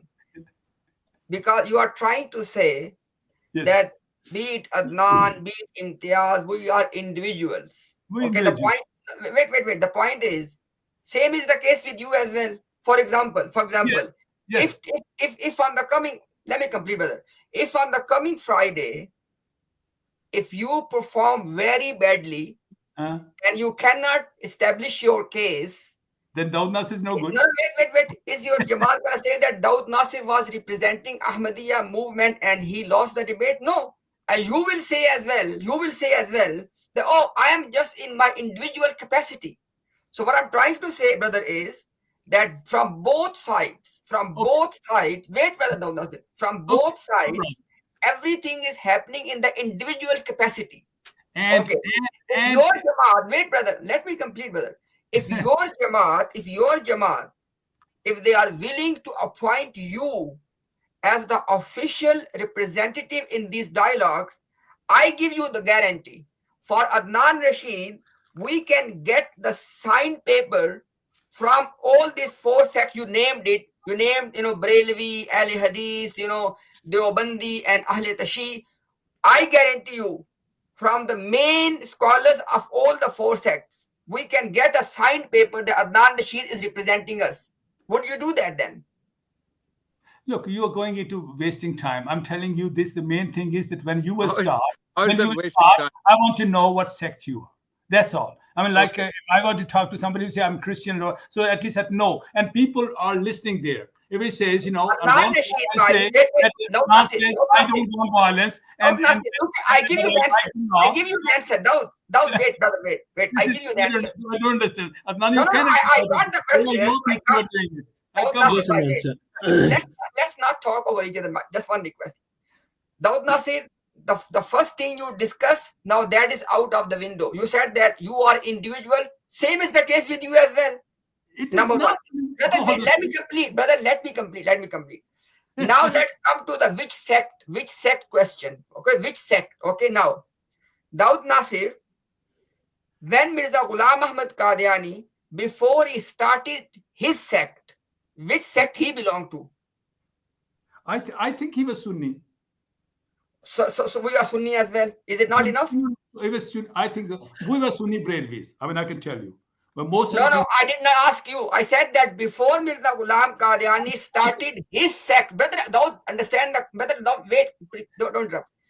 My question was not about you. My question was, before Mirza Ghulam Ahmad Qadiani started his sect of Ahmadiyya, which sect he belongs to? Let me answer.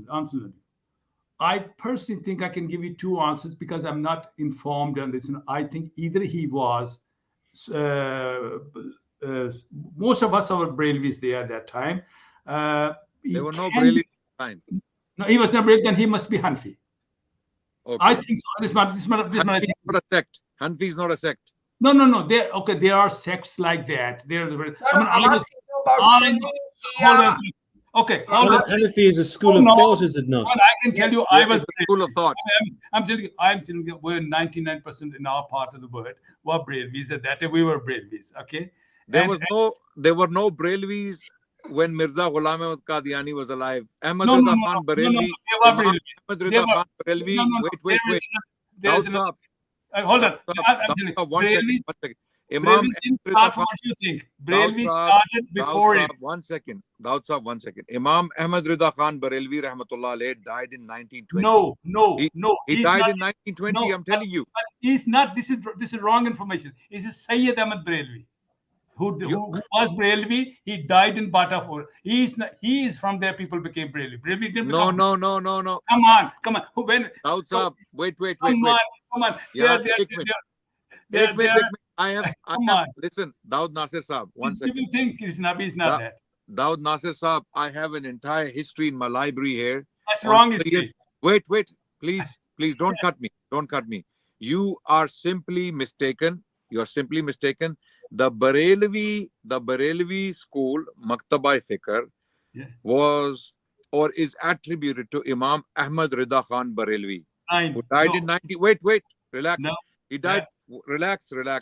He died in 1920. The Barelvi you're talking about, Sayyid Ahmad Shaheed of Rai Bareli, he died in 1831. The Barelvi Maktaba Fikr is not named after him or attributed to him. Wait, relax. Just go and check these facts. I have checked it. I have book here. So Mirza Ghulam Ahmad Qadiani could not have been Barelvi because he died before. If a person was like if you're saying this person who died in 20, but so now the question he's almost the same time. The question was, when did he make all these people Brailvis? Relax. We are having good So discussion. Adnan, if he wasn't Braille, what was he? Yes. What we're asking Daud Saab to tell us what was it before he claimed prophethood. And before he started his sect, before Ahmadiyya sect was started. I have to find out. I don't know. What was Mirza Ghulam Ahmad? What would his father have been? It was hold on a second. I mean, there are little things sometimes we don't. I mean, you ask me questions, things like which is not always asked. I can ask that somewhere, but I think he was definitely Sunni. That's what I think. But which Sunni, I don't know. Oh, he was definitely a Sunni. He was definitely a Sunni. He was. But I think, but there were people also. I have heard of one of them. There are people who thought he was a Wahhabi. I've read that, but he said no. I think he was Sunni. I mean, this is. I don't Okay. know We are Sunni as well. We are Sunni. what. No, Sunni. Which what I'm saying is, give me more chance. You're Sunni too. Are you Sunni too? Yes, we are Sunnis. Yes. Sunni. We are Sunni. Yes. We are You're Sunni Muslims. Yes. Sunni, right? Got it. So because that's, I mean, that gives me something. You know, if you say you are Deobandis, then it becomes a little bit different. And if you're Wahhabis, it becomes different. You understand? I want to know that if you're Sunnis, then right, good. Okay, thank you very much. Okay. Thank you very much.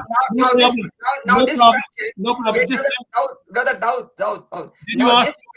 Now this question has been well answered in the presence of our moderator, that we both belong to the Sunni sect, and as according to you, same was the case with Mirza Ghulam Ahmad Qadiani before he started his sect. oh, okay, maybe I don't know. But I mean, if Sunni is main, because we Ahmadis think we are Sunni too. I mean, this is what I'm saying. So Okay. because No there are many sects among them. Once I wanted to find out about the sects and all that, I was told that 39 sects in Shias, which I didn't know. So, I mean, obviously, this can, if you go in the depth, there's a different, but normally you're Sunni. That's good. No. Ahmadis are not Sunnis, because Mirza Ghulam Ahmad Qadiani, he initiated a new sect, Naya Yes. Fiqh. This He is used what the you word say. That's what you say. No, But I wait, say wait, that wait. hold on a second. If you want to see the real Ahl Sunnat wal Jamaat, they are Ahmadis today. And this one, I mean, this is I've heard your point of view, right? But I think if you want to see Ahl Sunnat wal Jamaat, Ahmadis are that. This Okay, here's the proof. Adnan, here's the proof. Very simple. You know, Declan, in your they're the only one Jamaat. So there are no. No worries. Declan, now he made a statement. He said they are the true Ahlu Sunnah or the Sunnis. In a short, they are true Sunnis, right? I didn't say true. I said the only. I said No problem. Those If they're the true Sunnis, what does that leave you and Adnan? Yes, that's the point. Now, secondly, look at this one, Daud Nasir. Can you define or describe what do you mean by Ahlu Sunnah wal Jama'ah? What do you mean by that? Ahl Sunnat, generally speaking, we divide. In that way, I'll drop out. I'll drop out and join again. Let me answer that. Adnan, I have mouth and I can do that. Okay, No. I'm saying, Daud Saab, I'm dropping out and I'm going to come back in later on. Okay? No, but they're almost going. Why are you going now? Because they're already going. No. I have something to catch up with, and I'll be back soon. I'll be joining. Are you coming on Friday? On Friday, you have time? No, I'll be here tonight, later on, and Friday as well. No problem. Okay. I'll be there. Okay. But I want to know also a little bit about Mr. Henry. Since when he's a Muslim? I'm not a Muslim. He's not a Muslim. He's Catholic. Are you a Roman Catholic? Okay, good. So I'll see you guys very soon in a while. Thank you so much. Speak to you soon. Thank you very much. Okay. So Daud Nasir, you were describing Ahlu Sunnah wal Jama'ah. Please do that. Generally speaking, we divide Muslims into two sects, main sects. One is Ahl Sunnat wal Jamaat and one is Shia. That's how we divide. Then from there, Ahl Sunnat wal Jamaat are the people who believe in all four Khalifas. And they were in the shape of a Jamaat, and we call them Ahl Sunnat wal Jamaat. Shias are different. They have their own system. So from there, after Hazrat Ali, the Khilafah stayed only little, and Jamaat was no more there. So if somebody asks me, what is your actual religion? And I can say, well, my actual religion is that Rasulullah Sallallahu Alaihi Wasallam and those four Khalifas, just to make him understand. We have a proper setup. Our Salat is the same, our Azan is the same, and there's no difference almost apart from little bitty things. Then Sunnis are that kind of people. So No, Ahmadis. we got the answer. We got the answer. You And, said that. but now, as Jamaat has made it Jamaat, so we call ourselves again. This Jamaat has been made, and we have gathered together, and that gathering is now Ahl Sunnat wa Al Jamaat. So this is We clear. got the response. We got the response. Is it possible for the Ahmadis to disagree with the four caliphs? Yeah. There are many mistakes. I mean, I don't know what you're talking about. There was the other day. There was somebody. Now, Hold on. you gave the answer. Now, it was my turn. It was my turn. It was my turn to respond. No. I just asked a simple clarification. Let me respond, Dawud Bhai. Let me respond. Every You will Ahmadi get the full opportunity. You will get the opportunity. Dawud, this is good. This is good practice for Friday night because this is how it'll be. So. Yeah. Yes. Okay. So now, now look at this one. Look at this one. And something, When I ask you, brother, let me complete. When I ask you, you said that as a Sunni, I'm making it simple for Declan. You said the Ahlu Sunnah wal Jama'ah, which simply means Sunni in a brief, in a short way. Okay. Yeah. You said that as a Sunni, you are upon the path of the Prophet and his caliphs, right? Four caliphs, yes. Four caliphs. Okay. Do you know, Declan, that second caliph on the death of Prophet Muhammad sallallahu alaihi wasallam, That's Umar. the second caliph Umar, Declan, listen this point very carefully. Yes. Declan, at that point, according to Mirza Ghulam Ahmad Qadiani, the second caliph said that the Prophet has not died, i.e., Prophet Muhammad has not died, because he was in a state of shock. He could not believe that he has died. He was in a state of shock. He said that he has gone to his Lord, to Allah, Yes. in the same way as Jesus ascended to heavens alive. Now, I want you to now think about this. Who taught the second caliph that Jesus has gone to heavens alive? First of all, he was not a caliph at that time. It was just Umar. Okay. And first of all, I would like to see that statement. Where did you get it from? Okay. Should I? I've never heard that. All I'm saying is he was in a shock. And he said something, I remember, the prophets do not die or something like that. Maybe he said it, but he was just an ordinary person at that time. Sorry, Muhammad, are you saying the second caliph is the companion of the Prophet Muhammad? Yeah. Sorry, because I'm mixing up the two caliphates. Oh, yes. Okay. So basically, Declan, we are not discussing that topic because the reason I brought this as just an example. He said that as a Sunni Muslim, they are upon the path of the prophets and the four caliphs. I gave him the example of the one who he believes to be the second caliph of Islam after Prophet Muhammad, peace be upon him, Umar. He said that the first one was Abu Bakr, wasn't it? Exactly. All right, and then Umar. Okay. He said, Declan, in response to that, he said that, Umar was not a caliph at that time. That's not the question. The question is a person of the caliber who became the second caliph. Yeah, and he had been a close companion. And he's making a statement, Declan, that our Prophet has gone to meet his Lord in the same way as Jesus ascended to heavens alive. Right, and you asked me where do you think he formed that idea? Exactly. Well, I guess he formed it from the Prophet Muhammad, and that's what the logical he formed it from the Quran. Yes. And secondly, Declan, I always tell people to think about this. Declan, now we are being told by the Ahmadiyya community and by their founder that there are 30 verses in the Quran which declare that Jesus has died. Now, Declan, the question is, there are 30 verses in the Quran that Jesus has died, and the second caliph and the person of this caliber is saying that Jesus has gone to heavens alive. It means that you have to admit at least one thing, that he was not aware of not one, not two, 30 verses of the Quran. So this was the point now. Yes.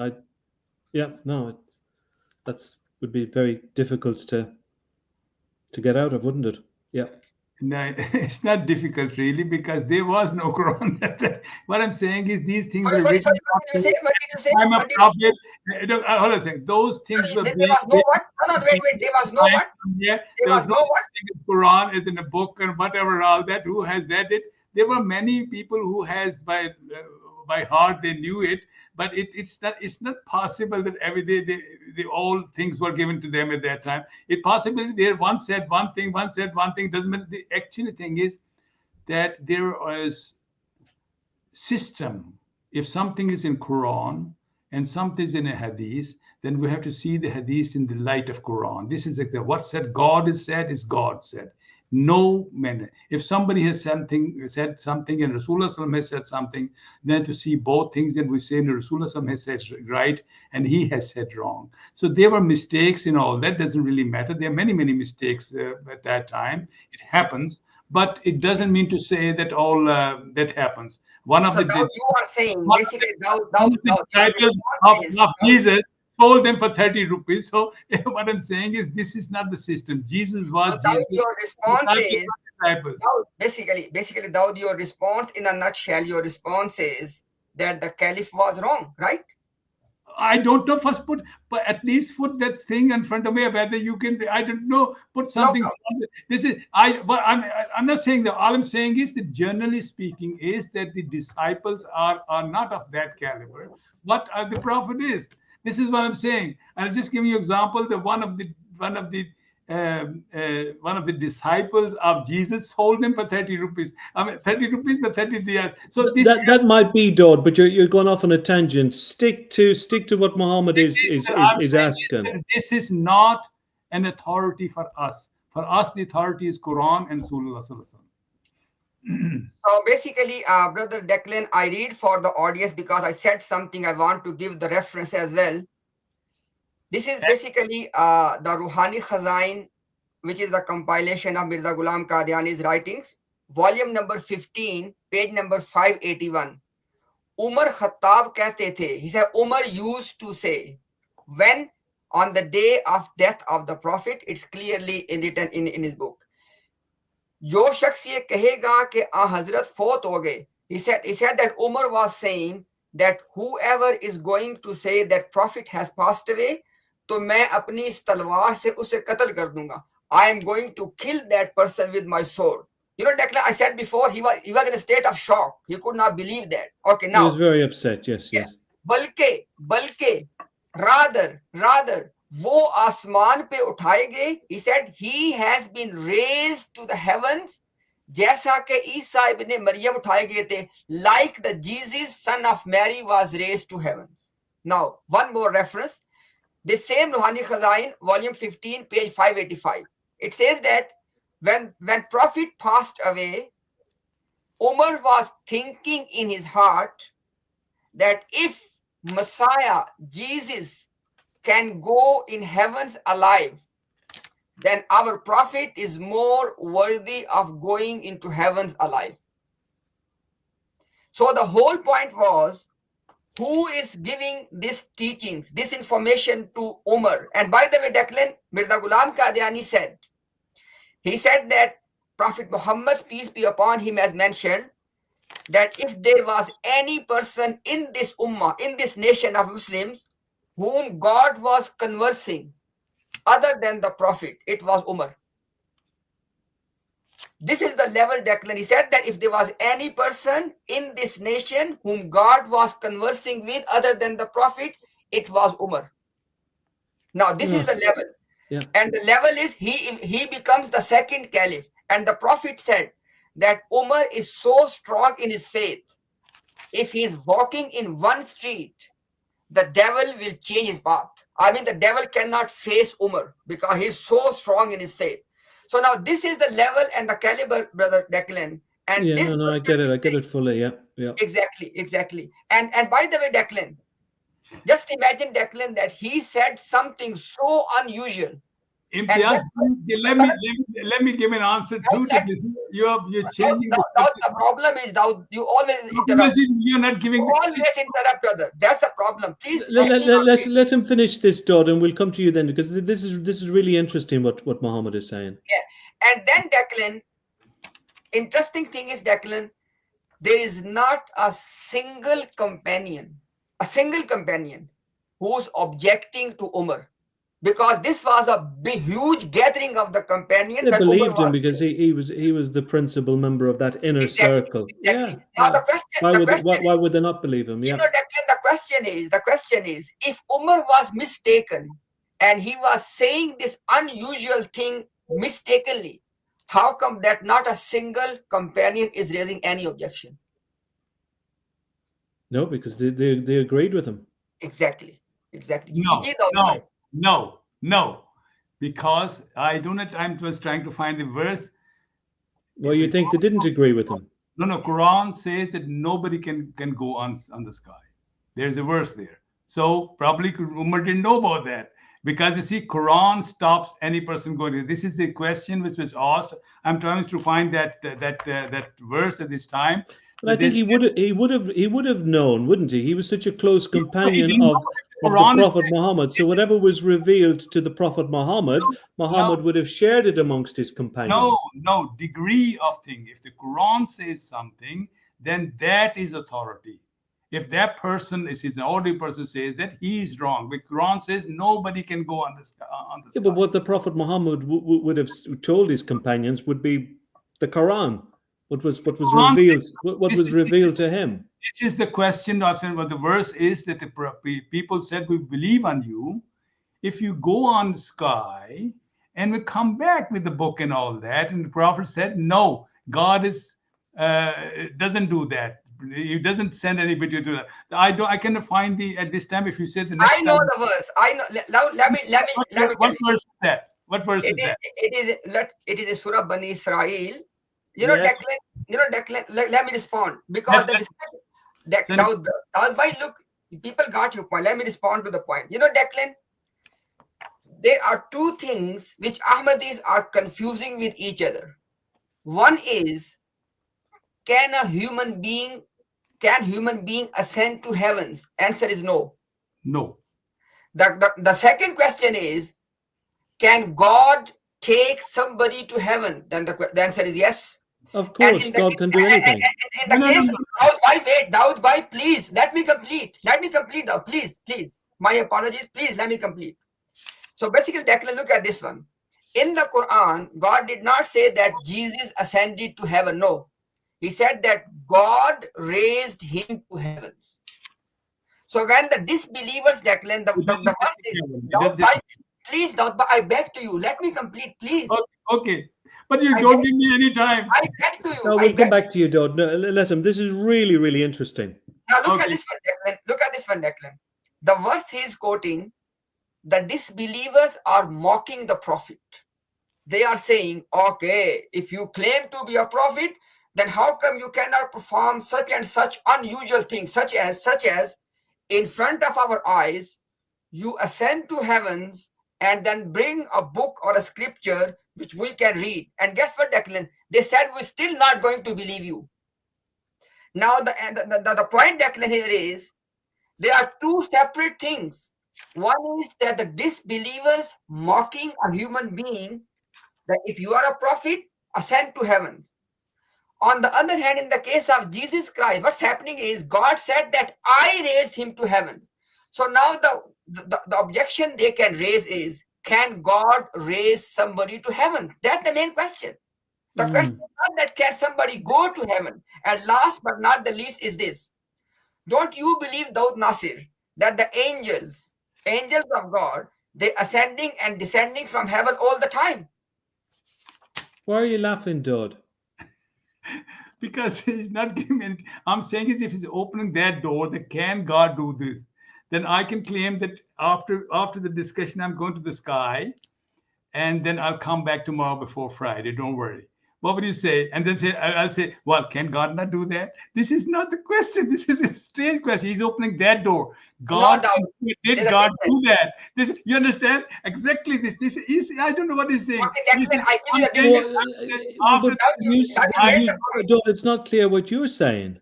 Yes. Well, you are understanding what I'm saying. He's saying, no, look, can God do it? And I'm saying, look at the I will go today.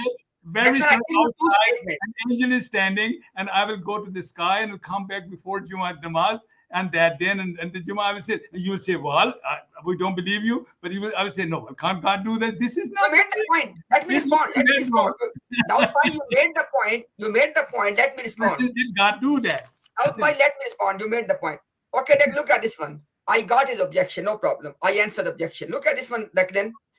There is one thing that Daud Nasir, who is a person, not a prophet of God, making a claim. That is one thing. The other thing is, God is telling us in the scripture which Daud believes that is from God. In this scripture, God is telling us that I said to Isa, Jesus Christ, that I am going to raise you to heavens. And guess what?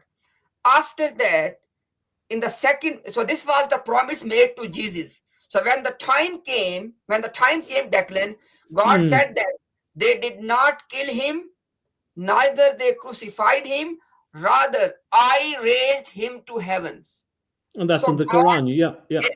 Exactly. Now look at this, Declan. There are two statements. One is the approved, established statement of God that I have raised Jesus to heavens.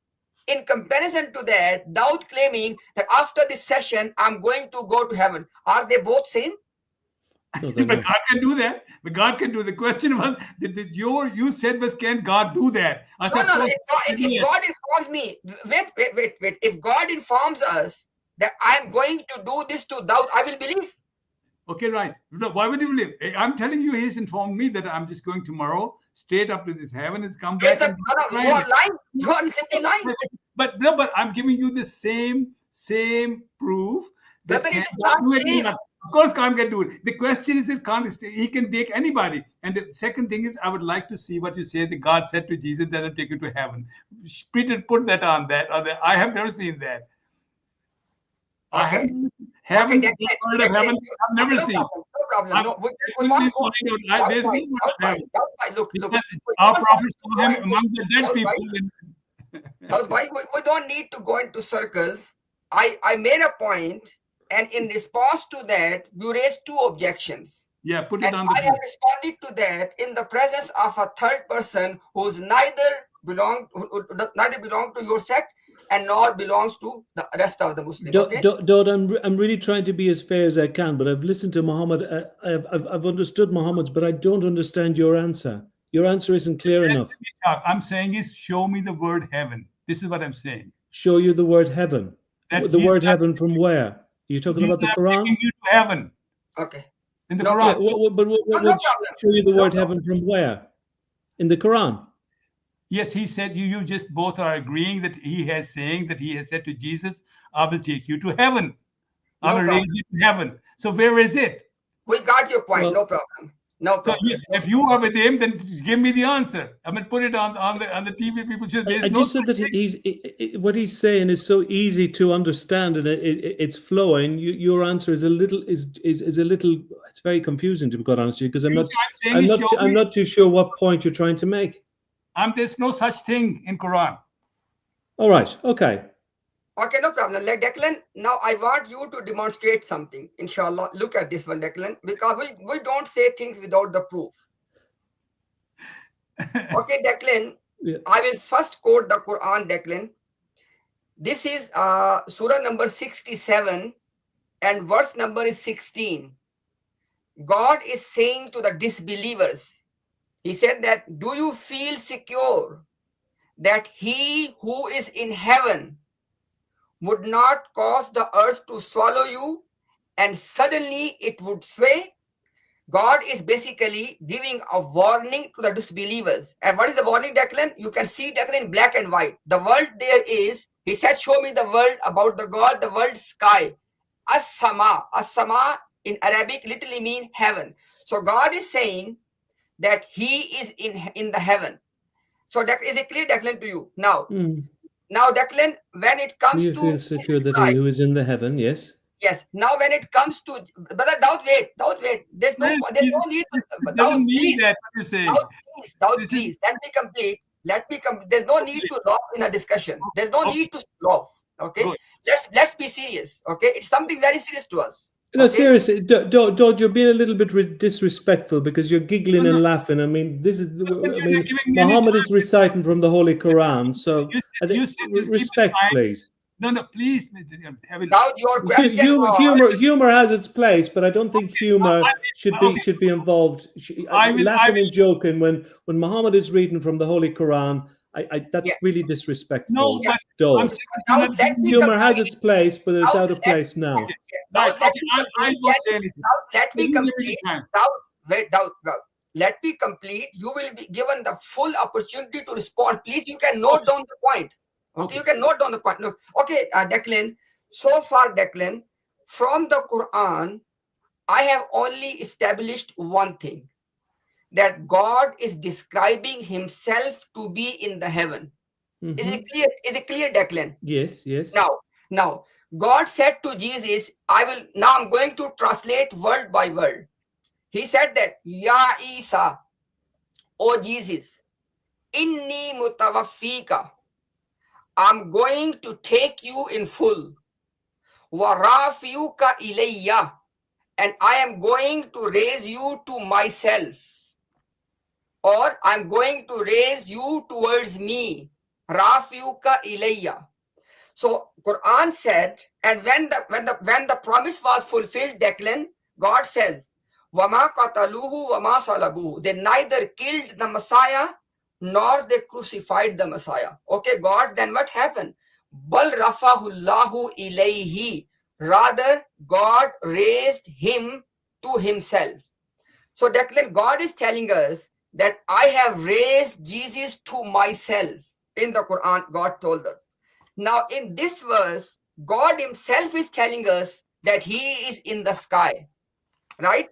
Now, Declan, you tell me that from these two verses, when God is telling us that he raised Jesus to himself, and he himself has informed us that God is in the sky. So, Declan, did I answer this question from the Quran? Now, I would not just end with this. Just give me one last minute. Look at this one, Declan. This is the documented sayings of Mirza Ghulam Qadiani, volume number 3, page number 482. Look at the question, Declan. It says that one Arab person asked Mirza Ghulam Qadiani about God being in the sky. The word is Asman, sky. So somebody asking Mirza Ghulam Qadiani that what would you say about God being in the sky? Mirza Ghulam Qadiani responded that God is the honor and the Lord of everything.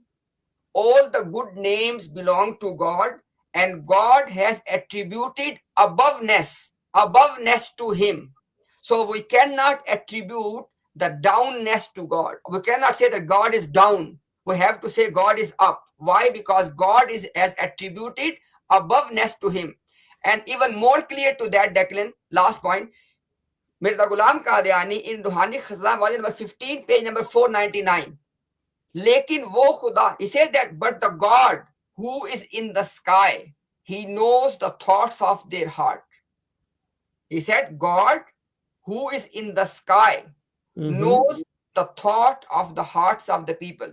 And then he says, I only know this much. In Ruhani Khazan, volume 22, page 154. He said that I only know this much, that God in the sky is displeased with what the Christians are saying.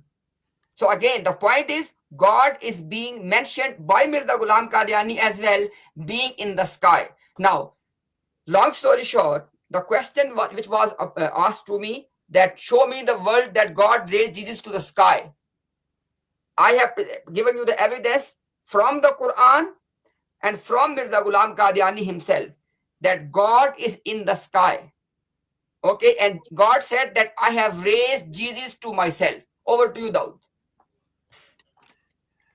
This is, as he has said, that when we say sky, it is just because everything high we take in metaphorical terms for God and all that. God is everywhere. And one is an everywhere. What does it mean to going to him? In metaphorical terms, it means that he's died. That's it. When we say my father is gone to God, mean the same word is used matafafi for we use when somebody's dead and all that. When we say when God is everywhere, it doesn't have any meaning.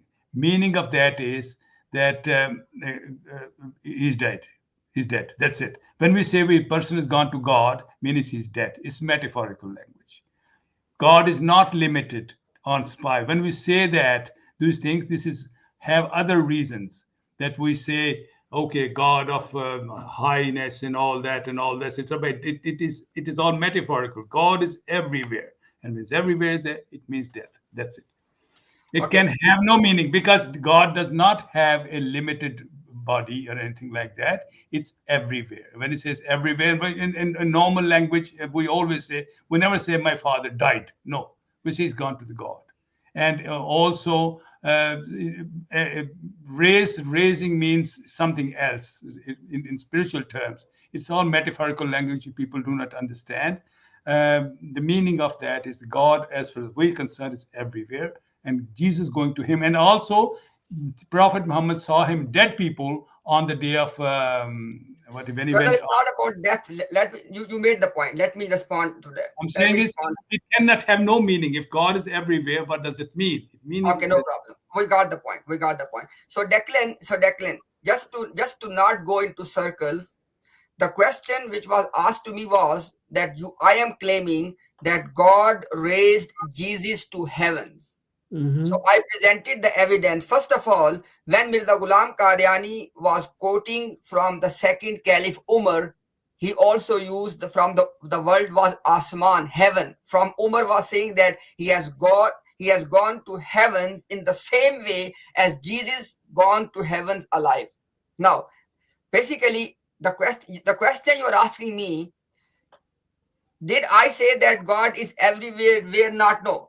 With regard to God, when it comes to God, Daud, Declan, you will agree with me, be it Christian, be it Muslim, we can only affirm what God has said about himself. Now, my job was to show from the Quran that God is telling us that he's in the sky, which I have shown you from the Quran, from Mirza Ghulam Qadiani. Now, if it is wrong to say that God is in the sky, you are not refuting me. You are refuting the Quran and the second Caliph and the Mirza Ghulam Qadiani because we're all saying the same thing. You're right. I get the point that you said, Daud, about God is everywhere, but we refer to God in the sky. Yes. That's just a saying. That's a meaning. It has a metaphorical meaning. Nothing more. But that has been a metaphorical meaning for a very long time, hasn't it? Declan, the last point I will make, because I don't want to bore people and I don't want to waste anybody's time, Declan. Look at this one, Declan. There are three faiths which are commonly referred as the Abrahamic faiths. Yes. Okay. And they would all conclude on what you said. Jews, Christians, and Muslims. Yeah. Despite our disagreement, many disagreements, we unanimously agree that there is heavenly God. Yes. Well, it certainly would be in alignment with Christianity. Yes. Exactly. The ultimate being, the heavenly God, which Christianity refers in their terms. Jews may call it Yahweh or whatever they want to call it, but the concept is that is heavenly supreme being, which is referred as Allah, as God, as Yahweh. Now, if we want to give everything just metaphorical meanings, then we cannot have any discussion, to be honest. Why not? All the Quran is metaphoric. All the Shairi is in metaphoric. All the things in the metaphorical language. I mean, what do you think Jesus said? Every tree is known because of the fruits. Do you think it meant he was talking about agriculture or something? No, It's all metaphorical. He Now said, there is don't difference. throw pearls before swine. Don't throw pearls. Do you think? Did you ever see somebody throwing pearls before the swine? It has Okay. all metaphor. But And Jesus spoke everything from my metaphorically. from my understanding, Muhammad, and correct me, I'm not a Muslim, but isn't that the reason why you have the schools of thought? Isn't that the reasons why you have all these fantastic scholars for the last, Yeah. I don't know, Yeah. 13, 1400 years that have actually... Actually, you know, Declan, the point which Daud Nasir is not registering in his mind, that's very important point. Mirza Ghulam Qadiani is saying that God is in heavens. And he said, and he said, your founder is saying that, Daud. And why are you giggling? You're giggling. And he said Why in the is you start, amusing that he said this? Why? He said in the start that he is not going to disagree with Mirza Ghulam Qadiani. Well, he obviously is. He's very, very, very finds this very funny. Declan, could you please tell him that in the Bible it comes that every word Jesus will speak will be metaphorical? Not really. For example, when Jesus says, Bible says that. My brother, I give you the example. No. Okay. When Jesus said, our Father in heavens. So what does that mean? It's metaphorical. I'm saying is Bible says that every word he says will be metaphorical. Otherwise, what will you ask Declan? What's the meaning of this? There's a verse in Bible says, any person who does not drink my blood, eat my flesh, and I think he says he cannot enter the kingdom of God. What's the meaning of it? Can I ask a question? It's all metaphorical. Can I ask a question? Did Mirza Ghulam Ahmad, did he reject all the teachings from the schools of thought and from the classical Islamic scholars? It is not me. Prophet Muhammad has said they will be the worst of people at that time. They will be swine. They will be it is a hadith, and he has instructed people not to follow them. They will be the worst people on this creature on the earth. Do not follow them. Do not get into. You are getting emotional. You are getting emotional. The question, there are no philosophers there. The question, brother Declan, he asked me a question. He asked me a question. Be respectful, brother. Be respectful. The question Declan is asking you is an academic, simple question. He said that they are schools of creed. They are creedal schools. For example, Ashaira, Maturidi, Hanabila. They are creedal schools which existed for centuries before Mirza Ghulam Qadiani. Declan is asking you, did Mirza Ghulam Qadiani rejected all those schools? This was the question. Let me answer him. Yes or no? I'm saying is that at this special time, which is called in Bukhari also, the bad times will come. And the Quran has given signs of that time too. There are 10 signs. And if you want, I can say there will be a lot of books will be written at that time. There will be new, the people will not need camels and at that time, the new transport will come. There are many things in there. And so at that time, the ulama of the time will be from the 73 sects, 72 will be the people of hell, and one Jamaat will be. Then he said all the people of that time, the ulama, will be the worst creation on the earth. So be careful what you do at that time. But did you agree? You're not answering the question, Daud. No, I'm asking. The Prophet is saying that. Well, you are not taking this. What I'm saying is these are all prophecies we must take in the light of Quran. It's Bukhari. It says that this will happen. So be careful at that time in the times. So this is what I'm saying is that these are, I don't know if you want to call some scholars, and he said many other things. It's not one thing. It's a bundle of things. He said people will read Quran, but they will never be able to grasp it. The mosques will be full with the people, but there'll be no faith in them. There's so many things in there. So the Prophet Muhammad said that. Yes, I know he did say that. He did say that. Yes, I recognize that what you're saying. But the question is, after the Prophet Muhammad, we're talking about all these 13, 14 centuries of really good Islamic scholars. Mm-hmm. Yes. Every century had a Mujaddid. Yeah. I have a list of 13 there with me. Every So century. these were really, really wise people, weren't they? But they were Mujaddideen. They were special people. Every century there Well, was the one. question is, did Mirza Ghulam Ahmad, did he reject what they said? Did he reject their No. theological interpretations? Let me explain. If you give me 1 minute, can you give me 1 minute to explain? The spiritual system goes like the sky. The son of each series is the main prophet. Like Moses was the son of that.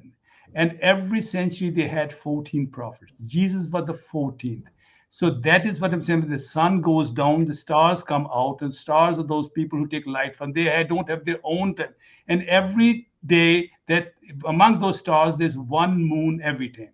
And that moon goes growing, and the 14th is the Messiah. This system has always worked in this system, and that's exactly 1400 years. And we had 13 years. 13 we have Mujaddideen, and the 14th was a big Mujaddid with the full light of the same prophet. He is also the same. He don't have light of his own. So this is the system how it works. We are skilled people in this way. So please go on. Well, you seem to be skilled, because you seem to have dismissed what the 1300 years of I said I have a list. what the previous scholars had said. I have said I have a list of all 13 scholars with me, and I believe in them. Yeah. I have a list of that. I can exactly now tell you all the list of 14. I have in my. Okay, wait. Declan, basically, I just want to we discussed that part, heaven, etc. I just want to demonstrate something right now, because I did not say that, he mentioned that. Okay, Daud, did you say that according to Hadith there will be a reviver in every century? Did you say this? Yes. Mujaddideen, yes. Every 100 years. No problem. Which is in Urdu it's called Mujaddid, Declan. In English you call reviver. Okay. Okay, yeah. Okay. Is it going to be in every century, Daud? It was in every century, yes. Okay. Was in every century. I'm saying is that the system of what I'm saying, but the system. Daud, you said. Let me talk, and then afterwards you can talk. The system. Let me ask you the question. You don't need to talk irrelevant thing, brother. Look at this one. I'm asking you a simple question. You are the one who said that according to the prophetic hadith or tradition, there is going to be a revival in every century. Did you say this? Yes. Okay. So there will be one in this century. If normally every century has it, one person like that. But if there's a khilafah, then the khilafat, because it's been done by Allah as well, one of the main khalifa may be that. It's like that. And I personally think, this is my own personal thinking. You think the current Khalifa could be the person that would fill that role? Let me talk. Let me make it intelligible. Declan, can you read something on the screen right now so you can see what is the hadith? All the beginning of every century, Allah will send to the Ummah someone who will renew its religion at the understanding at the But this is exactly what I'm saying. Okay, no problem, brother, no problem, brother, Daud, no problem. I have a list of all those 13 people. My dear brother, let's cool down. Let's people understand what's being discussed. Okay, the hadith says, which you have quoted, we have presented with the reference, that there is going to be a revival in every century, correct? Yes.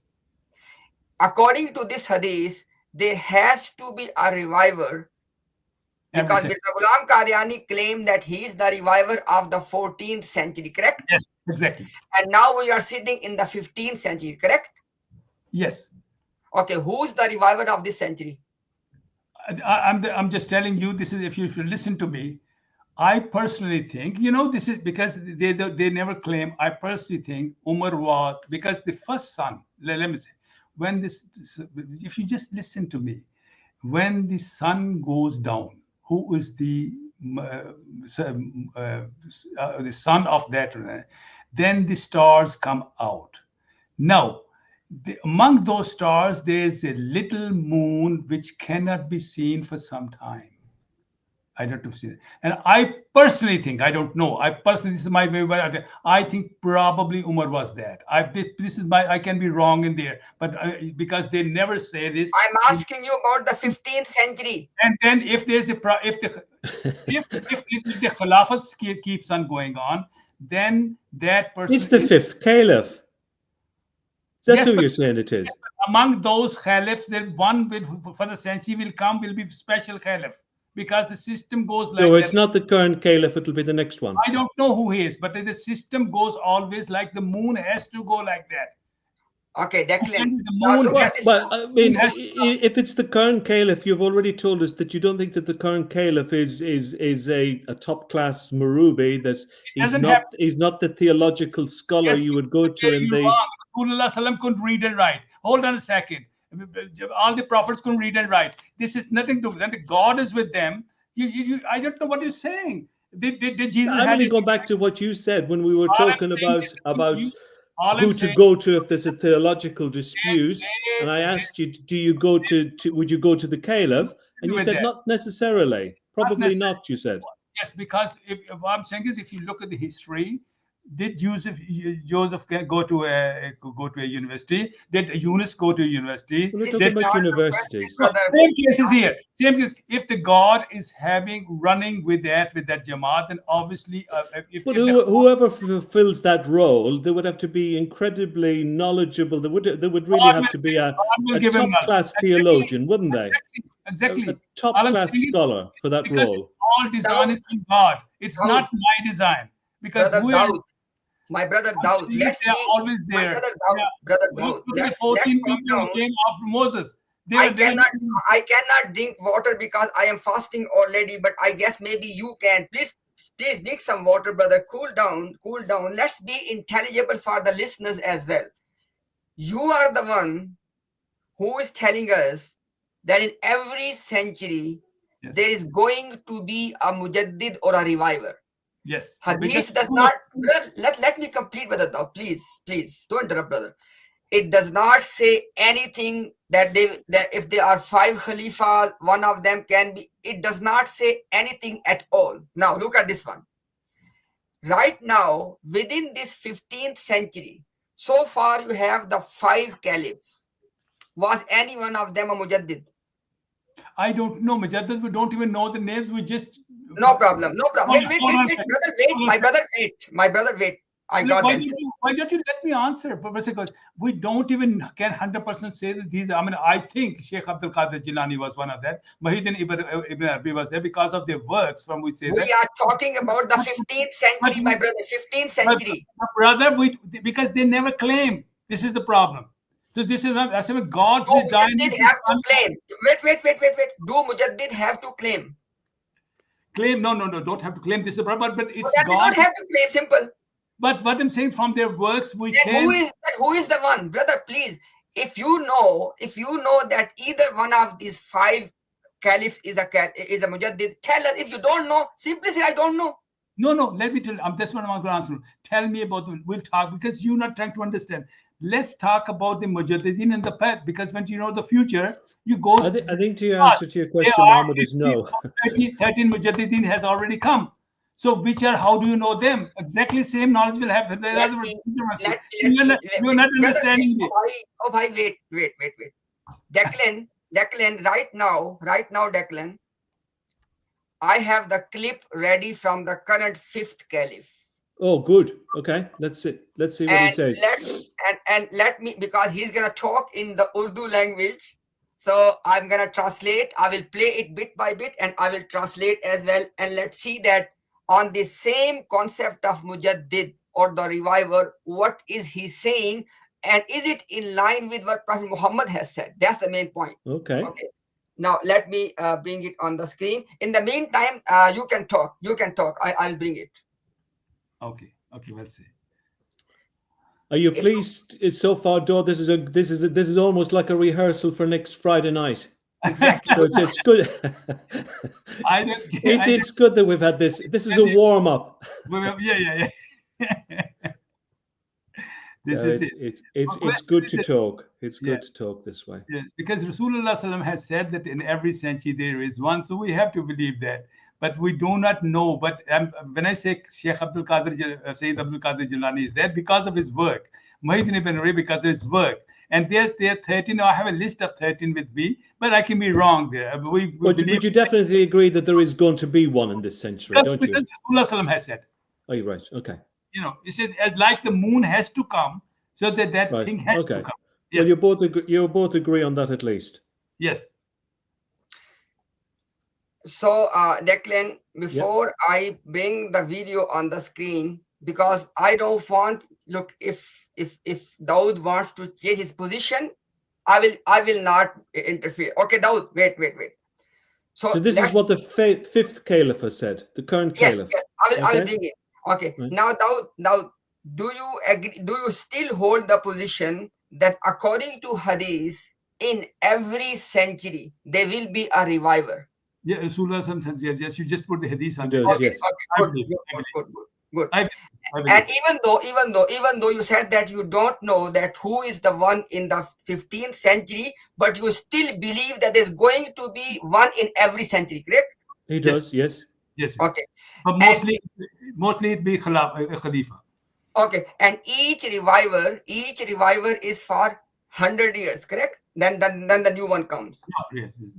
So Declan, everything is clear Right. to you, Declan, Yes, now? very clear. Yeah. Okay. Now I bring the video and we will watch together and we will discuss it.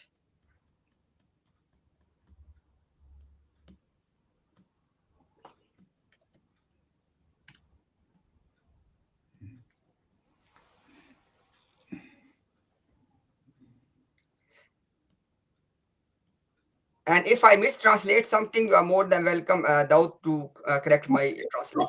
No problem. Yes, you're doing very nice job. That's all. There's no problem. Go on. Okay, Declan. What I will... Is this a video of the caliph speaking? Yes, video. Yes. Okay.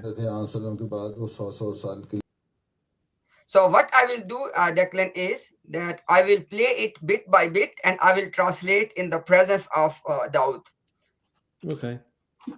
Let's listen to all of it and then we can do that. No problem. Yes.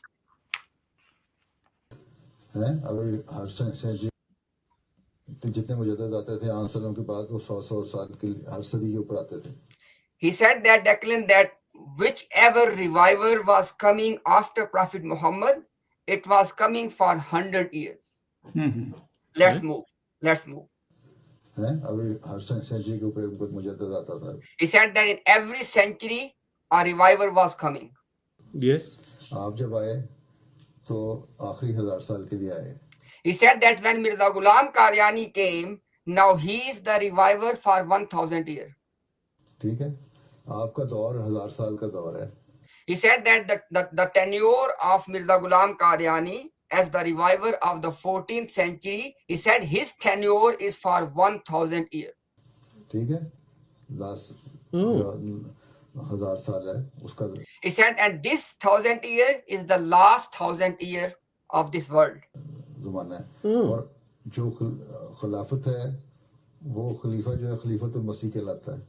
He said that the Caliph of Ahmadiyya is called the Caliph of the Messiah.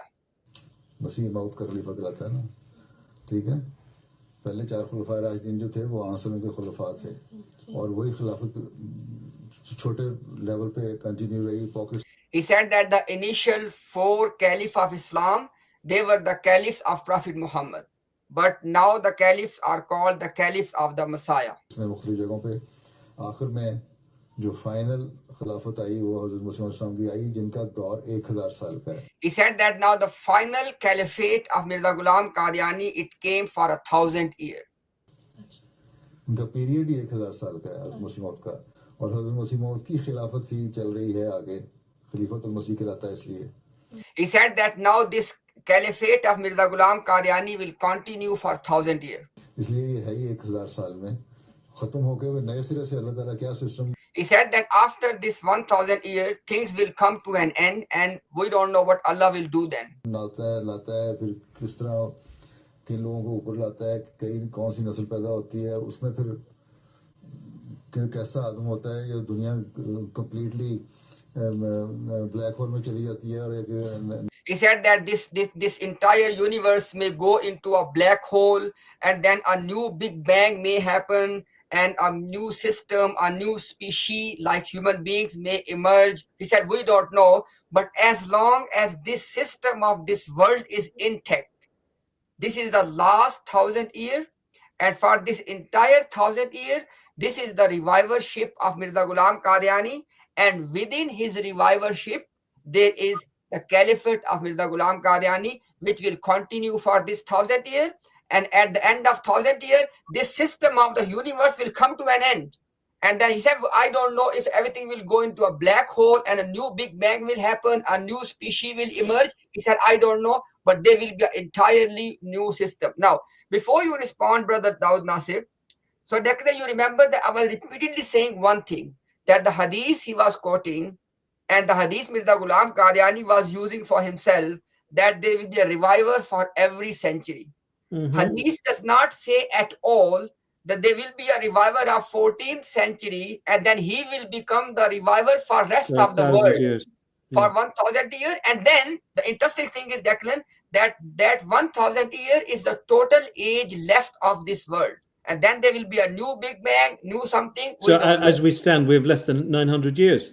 Yeah. Exactly. And but one thing he made it very clear, that there's not going to be any revival for this rest of the 900 years.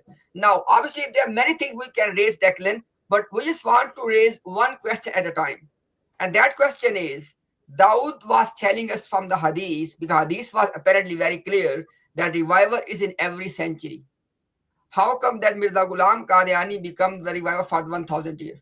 No, he changed the rule, didn't he? Yes. Now, yes, Daud. No. You didn't understand it. That 100 rule is always the same. I will remind, thinking about hadith, Rasulullah says, my century is the best. Then be the second century lower, when people will lower, then the third century will be like that. It will always happen like that. Jamaat Ahmadiyya will have no difference. That's all. Jamaat Ahmadiyya is having hard time at this time. Soon as when the next century will come, the third century, there will be no force as big as powerful as Jamaat Ahmadiyya. Then people will start doing the same things that the older people have been doing. This is a law, obviously. I tell you what, they will break into, hold on a second, let me tell you, Ahmadis don't like this sentence, but I will tell you, they will again, like the Jesus people were divided into 73, they will do that again. And then somebody else will come. Hold on a second. The system of that human is the same, is that slowly they start going out. When they are in a problem, no problem. But when Dawah, you're not responding to what the Caliph said in that video. I'm not understanding. I'm saying the law is always the same. This is going to be. Well, that's not what the Caliph said there, is it? He said it, but you didn't understand it. He was answering the question. Oh, I think I did. I was translating. Come on. Unless there was something in the interpretation, I understood what Muhammad's read out in English. Unless you disagree that he said something different. Let me give you something. I think it was pretty clear what the Caliph said. Prophet has said. Hold on a second. Everything is subject to Prophet. Our ummah is going to be 100% copy the ummah of Hazrat Musa. 100% is it. People will be like Jews and things, and he's called everything to them. Exactly everything will happen like that. And what has happened to Messiah, it will happen to us too.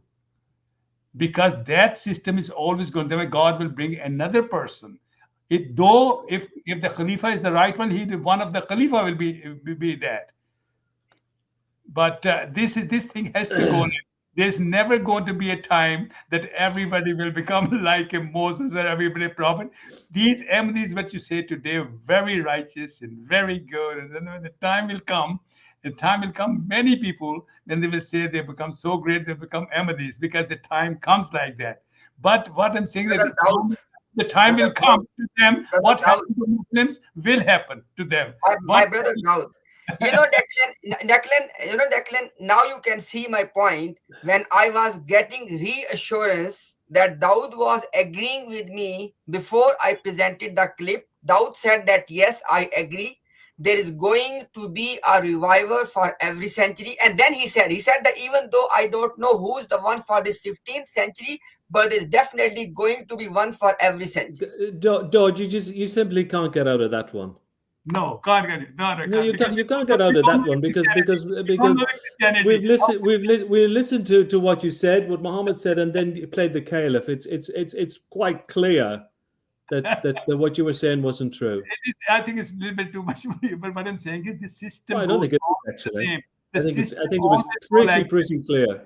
Will always work like that. After the main prophet, the people go with them, when they become strong, then they become cruel and all that. And I tell you that I can also tell you, according to us, the time of another prophet will come in about 3-4 centuries, because even people say, where you come from? They will say, well, they are the prophecies. Tell you, this system will always go like that. This system will always go like that. People will change. And they will become even cruel like the others become. So they are the same people. The same system will go till the end of the world. My interpretation is that Mirza Ghulam Ahmad, he changed the rule to 1,000 year, and the caliph is actually feathering his own nest there, isn't he? He has said that, but he said that if the Khilafat is that, if the God has made well, of course, it's going to continue for 1,000 years, and probably it'll continue in his bloodline, won't it? That is in Quran. That this word has only life of 700 years. Okay, let's end with this one. Okay, brother Declan, look at this one. Declan, look at this one. You don't understand all that. I don't want you to. Dodge, you're using humor to deflect that. On this particular point, you've lost, and you've lost really badly. So you can laugh all you like. You're laughing at your defeat. Let me tell you on this particular point. There's no ways that you could say that you haven't been beaten on this particular point, because you've been beaten fair and square. Let me tell you another. Imtiaz, please give me one little bit. I'm going to start. So you're laughing at your defeat, but laugh away. Okay, hold on a second. All I'm saying is, let's tell you a very new thing. The new thing is we Punjabis, and let me this new subject. Punjab is the capital of religions of the whole world. Do you know? Because that is the place where all big religions have conquered and ruled. There is. Can we discuss the actual point? Hold on a second. So no, he's saying that he's not understanding. I'm saying that there is a mile of difference between our position and the position of an English person or American, where they're only Christians.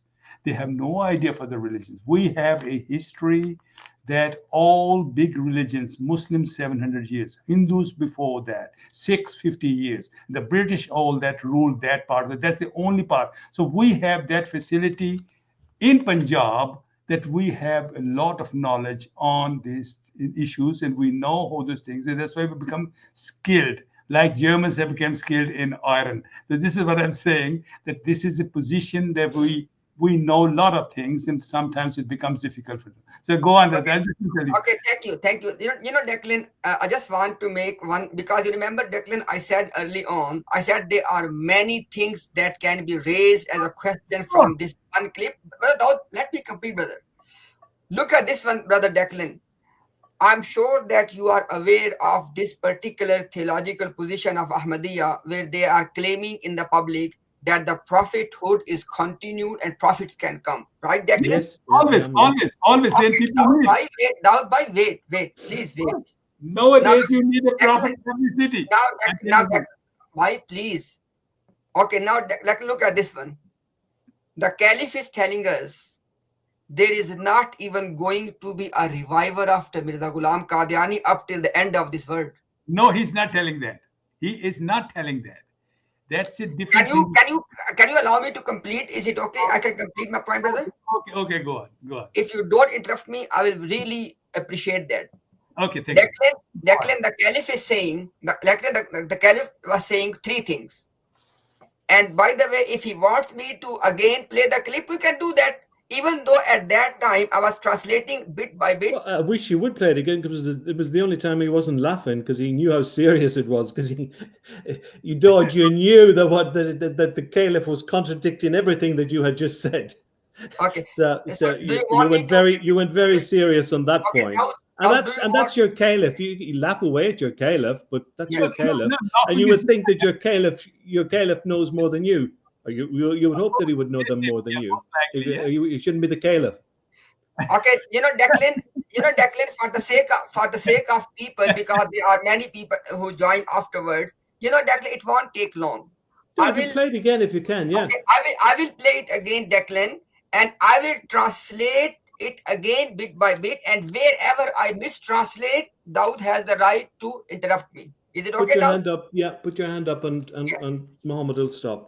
Okay, now let me put on the screen again. होता है उसके बाद नया evolution होता है ये अल्लाह बेहतर जानता है So I will play again from the start. तो जितने मुजद्दिद आते थे आंसरों के बाद वो 100 साल के हर सदी के ऊपर आते थे He said that whichever reviver was coming after Prophet Muhammad, it was coming for 100 years at every century. हैं अब हर सेंचुरी के ऊपर एक मुजद्दिद आता था He said in every century a revival used to come. आप जब आए तो आखिरी 1000 साल के लिए आए He said when Mirza Ghulam Qadiani came, i.e. in the 14th century, he came for the last, Declan, note the word. He said the Mirza Ghulam Qadiani came for the last 1000 years. And then he will explain now in the next part that what he meant by last. ठीक है आपका दौर 1000 साल का दौर है He said the tenure of Mirza Ghulam Qadiani is for 1000 years. ठीक है लास्ट जो 1000 साल है He said last 1000 years.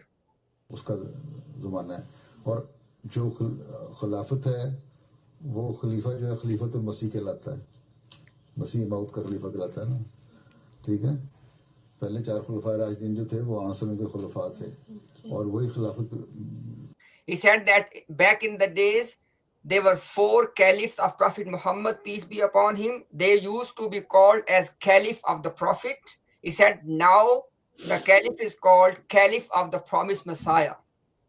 छोटे लेवल पे कंटिन्यू रही पॉकेट्स में मुख्तलिफ जगहों पे आखिर में जो फाइनल खिलाफत आई वो He said, Declan, these words are very important. He said that at the end, when the final caliphate came, मुस्लिम की आई जिनका दौर 1000 साल का it came for 1000 years. Now that there are 2 words which are still need to be explained, and he will do that now, what he meant by final and last.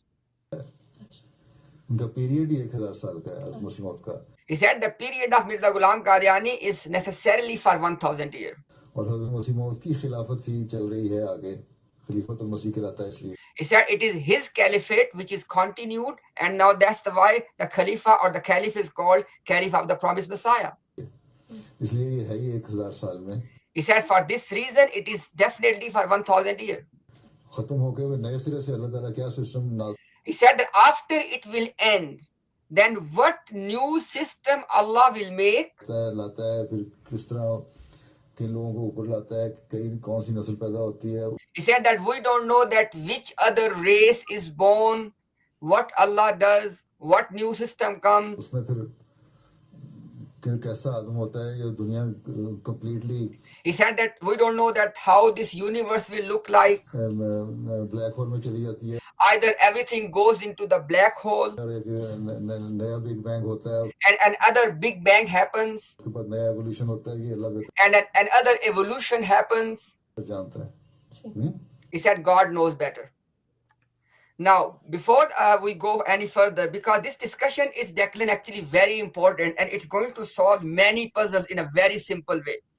So one thing, obviously, we said enough back and forth, that there's one thing for sure, that the hadith, according to Daud Nasir, the hadith was appointing a reviver for 100 years, but Mirza Ghulam Qadiani is appointed for 1000 years.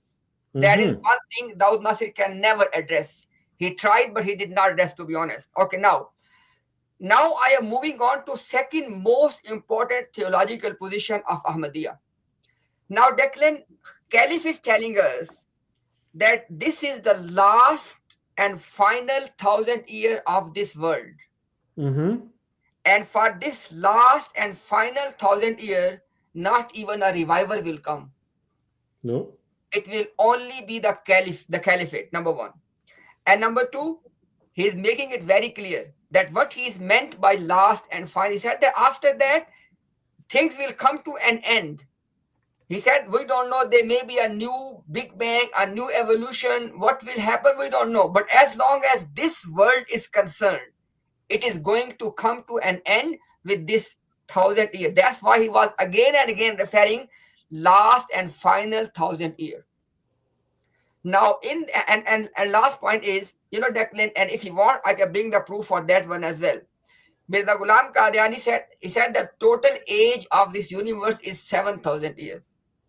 And that's why the Khalifa or the Caliph was mentioning to the last 7th millennium, in which we are living right now. Now, my question is very simple. I'm not going to repeat the question of reviver. We have said enough on that, Declan. I'm going to ask the question that if there is not going to be a reviver, even a reviver, and Declan, I will present the proof if I am asked. This point, Daud Bhai, you have never heard before, so please pay attention. You have never heard before.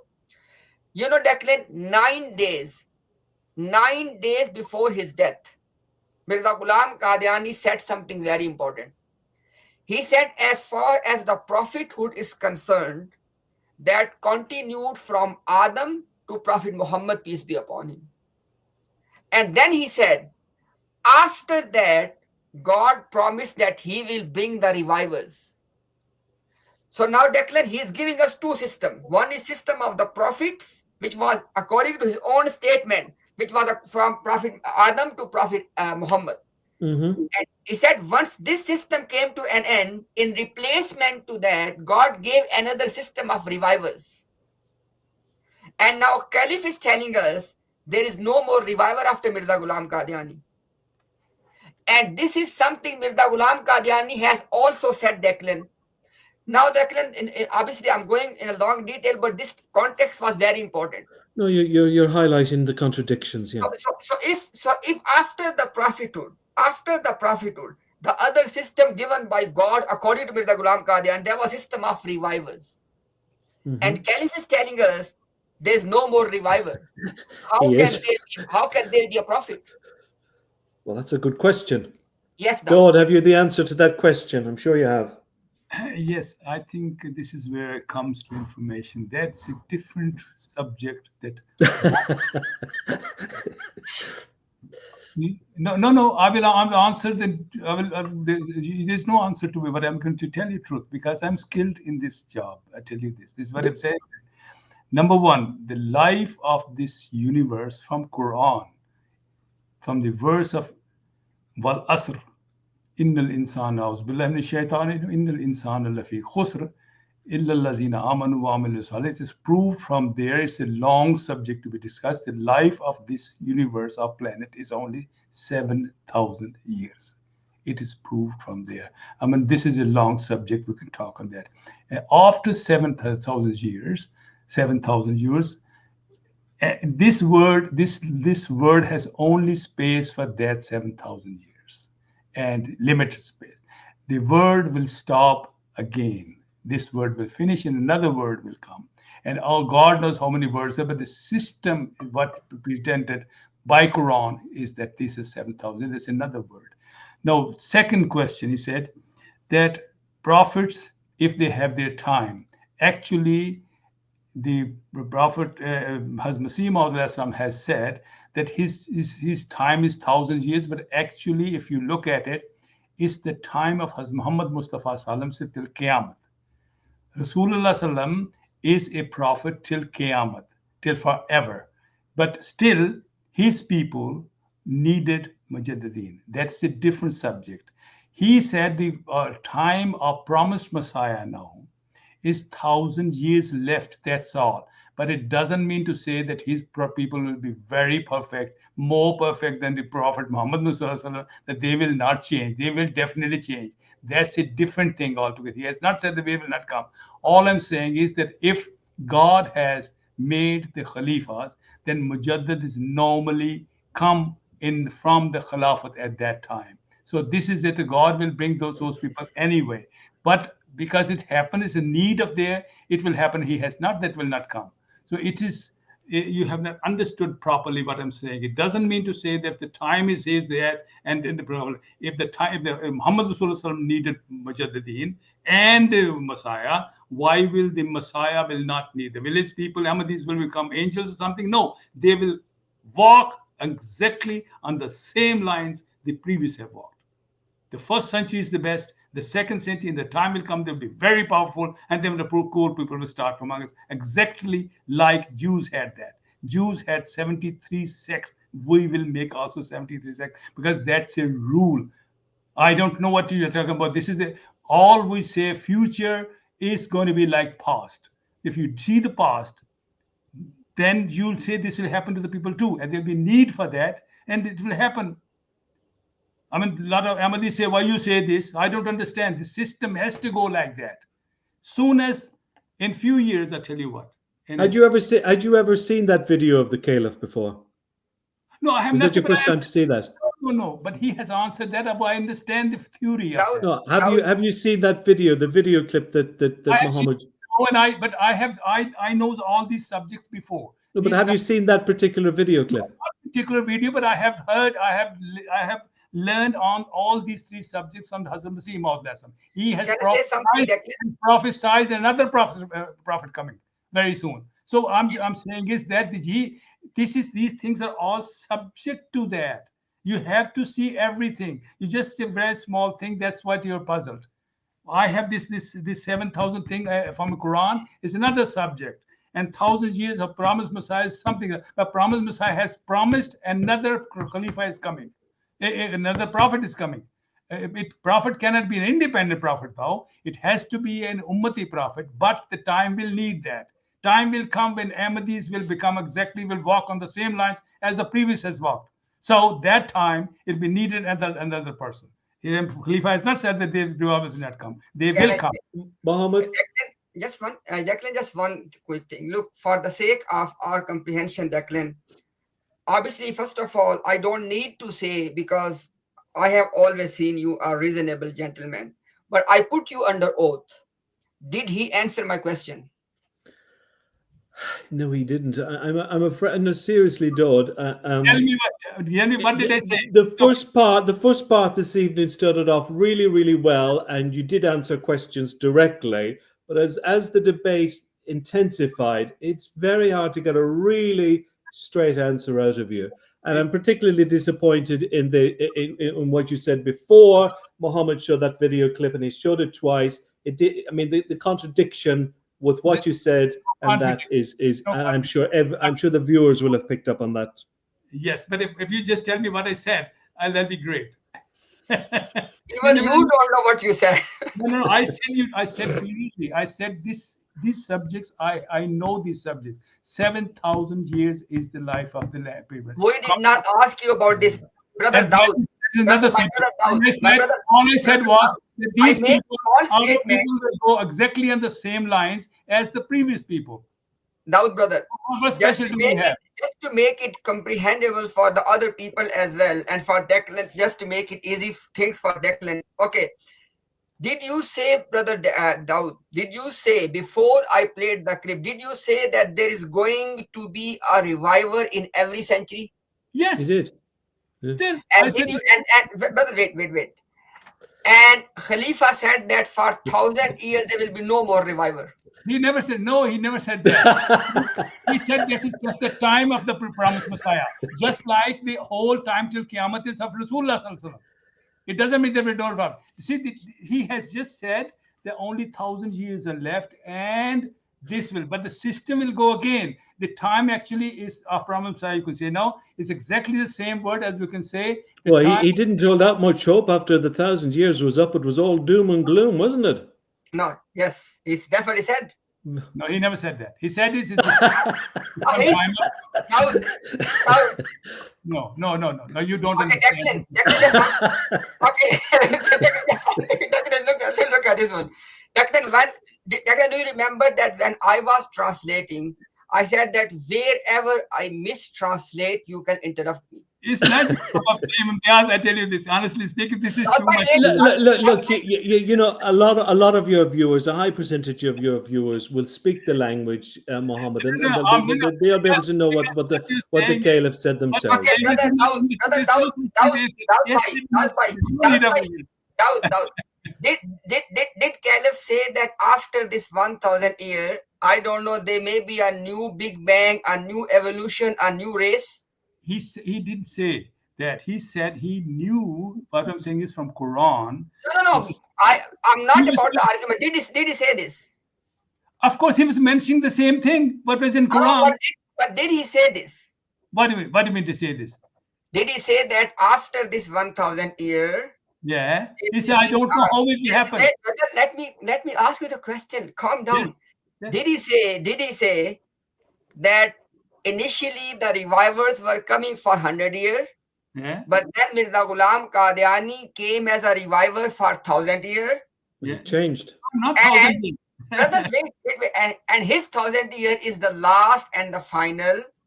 And then he explained the last and the final by telling us that after that, I don't know, there may be another Big Bang, another evolution. That's a different subject after 1,000 years. After 1,000 years, something different.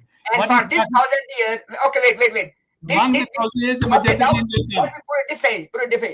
different. Brother Dawud, did Caliph say that after Mirza Ghulam Qadiani in every century a revival will come? If somebody would asked him, he would have said that it may be a Khalifa. He would have said it. Nobody. If the questioner didn't ask him, probably he's answering what angle he said it. No problem. Okay, no problem. Did he say? Okay. If you ask him, did he say, brother? Because people never change. Brother Dawud, did he say that the revivership of Mirza Ghulam Qadiani is for 1,000 years?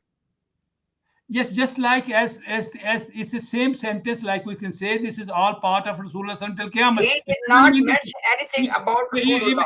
When we say this is the age of Rasulullah sallallahu alaihi wasallam, we say right from it. But he did not say anything about his age. He simply said at that time we don't mention the Mujaddidin. Just one comment, one quick comment. Wait, please wait. I have one humble request to Declan as well. Declan, can you please request Dawud? I don't like this giggling and laughing because it just makes the whole discussion very, very non-serious. It is, and particularly, well, yeah. I mean, I've already said, Dawud, especially if Muhammad is putting references to the Quran and so on screen. Yeah, please be a little bit serious because you've come on this platform because you really wanted to enter into. What I'm saying, I'm not saying nothing. All I'm saying is that this is what you think is. I don't. No, you can say, brother. You can say whatever you want. This is wrong. I'm just giving you an example. I've just given you an example. The same. My brother Dawud. You see, there are 73. Brother Dawud, listen, brother, please. 73 of Christians, 73 of Muslims. What will not happen to 73? Muhammad, he's gone off on a total and complete tangent. Please, Dawud. I'm also, Muhammad, I'm also conscious of the time and that we need to shortly begin wrap up. We will definitely end within 10 minutes with Dawud, and then if you want to stay, Declan, just to hear any of the comments or feedback from the viewers, you are more than welcome. Or if whenever you want to leave, it's up to you, Declan. No. I'm just conscious that we've gone over 3 hours. Actually, we've had a good rehearsal for Friday night, and obviously Friday night is going to be very passionate. I mean, Declan, just to wrap up the topic we were discussing, Declan. So because Declan, at this point, let's go over this. I just make my final comment. I won't go into any further. So Declan, on the basis of the translation you heard with regard to the clip of the Caliph, is it not true that the Caliph is comparing the tenure of the previous revivers with the tenure of Mirza Ghulam Qadiani? Is it clear? Yes. And he's saying that the tenure of the previous reviver is 100, and tenure of Mirza Sahib is 1,000 years. And this 1,000 year is the last and final 1,000 year of this earth. Yeah, I'm trying. Yeah, with about 890 years left. Exactly. Now, 91. No. The whole point. The whole point was, Declan. The whole point was, before playing the clip, Dawood Nasir said there will be a reviver in every city. You were very confident, Daud. Okay. Very And confident. lastly, last point was also very significant point, Brother Declan, that this Ahmadiyya movement, they are having a theological position in the public that the prophethood is continued. But Yeah. Caliph is telling us that in this last 1,000 years, not even a reviver can come. I didn't see that. He said that. He didn't see that. Look, you can watch you can watch a recording of this, and you can see the Caliph's tape in your own time. I think if somebody would ask him, he would have answered the way I said. According to us, this is human nature. They always do that. It changes and slowly. So we can see the future in the past. We are going to on the same lines as the Christians went. We're going to be on the same lines as the Jews went. They always will be there and all that. That is need. The food, the spiritual food will be necessary for them. We're not any special people more than Christians or more than the Jews and the Muslims. This system is going to go always. Like then there's going to be need, and God will provide somebody. Thank you. So Declan, because I mentioned earlier that I'm going to show two references. One is when Mirza Ghulam Qadiani is telling us that after the system of prophethood, God gave a replacement in the form of system of revivers. So that is the first reference in the, as you can see the date, 17th of May 1908. As I said before, just 9 days before. I was going to say that's close to before he died. Yeah. Yes, 9 days before he said that the revelation of prophethood continued from Adam to Muhammad sallallahu alaihi wasallam. After that, God made a promise that I will send revivers to revive the religion. That's it. Always. So this was the reference, Declan, which I made a point that Mirza Ghulam Qadiani is telling us that the system of revivers is an alternative to the system of prophethood. And this system of revivers has come to an end with Mirza Ghulam Qadiani, let alone the prophethood. Look at the second reference, in which Mirza Ghulam Qadiani is actually also saying the same thing which Caliph was saying, that he is the last reviver. So Ruhani Khazain, i.e. the compilation of his books, volume 22, page 201. He said that Ahlus Sunnah, which Dawood said that he belongs to Ahlus Sunnah. He said Ahlus Sunnah are agreed upon on one thing, and that is the last reviver of this ummah will be the promised Messiah, and he will appear in the end times. So this was exactly the same thing which Caliph was also elaborating, that he came as a last reviver for rest of the 1,000 years of the age of this earth. So the case is very simple, Brother Dawood. The prophethood, Mirza Ghulam Qadiani admitted, has already ended. After that, there was a system of revivers, and that came to an end with Mirza Ghulam Qadiani as well. So there were only two systems. When both of them have come to an end, what is the point to say prophethood is continued? No, in the system, what you're not saying is saying that, you see, if put that again, I will just translate for you and explain to you again. Put that thing, I'll tell you. He's saying Malfuzat mein, from Adam to Hazrat Muhammad Mustafa sallallahu alaihi wasallam, the system of revelation was there, right? After that, God promised, after Rasulullah sallallahu alaihi wasallam, that Tajdeed, he will bring the Mujaddideen. He never said, hold on a second, always. It means that till Adam, it was Silsila Wahi. He is talking about something else, Wali, which is the Wahi of Rasulullah sallallahu alaihi wasallam, that he sent from there to, if Hazrat Masih Maud would have meant there, then how can he call himself prophet? Then you see, there's an Ummati prophet can come. 70 Adam to Salam, the system of revelation was continued. And after that, from Rasulullah, he's saying he will pay Jaddad. He's counting himself also a kind of a Mujaddad here. He's saying after that, for to make the deen new. My brother Dawud, did Mirza Ghulam Qadiani say in this quote that he is the last reviver? No, he says he's Mujaddid. He's making himself also a Mujaddid. No, I'm asking you the question. Did he call himself the last reviver? Akhri Mujaddid is Ummat ka Masih Maud. Yeah, only for the Ummat Muhammadiyah. He's the last, but he is talking about himself. My brother Dawud, the revivers, brother Dawud, wait, Dawud, please. The revivers were going to come. Dawud, bhai, please listen the question. Bhai, listen the question. My brother, listen the question first. Listen the question first. The revivers were going to come in the Ummah of Prophet Muhammad, correct?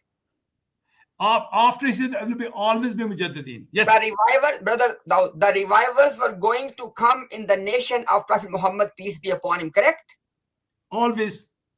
And Mirza Ghulam Qadiani is calling himself the last reviver, correct? No, that's a different thing. Okay, wait. Akhri Mujaddid. No, wait. My brother, translate the word Akhri Mujaddid. If you just listen to I said translate the term Akhri. You become hyper. Hold on a second. Okay. Nobody's hyper. Nobody's hyper. Look, you are not giving me time. This is the problem. You have no idea that how much patience you have. I let you speak that long, and now I'm just giving you can speak. You can. Nobody will interrupt you. Listen, my brother. Listen. After that, you can speak. This is the problem. My brother, listen. Declan said to me, please, can you? I don't know what it is. My sentence. Can you allow me to complete? I know it happens at the end. All I'm saying is, you know, Declan. Just give Muhammad just answer his question, Dodd, and then he wouldn't have to keep repeating it. This is what I'm saying. Declan said. I'm asking. Listen, my question, Declan. Got the time.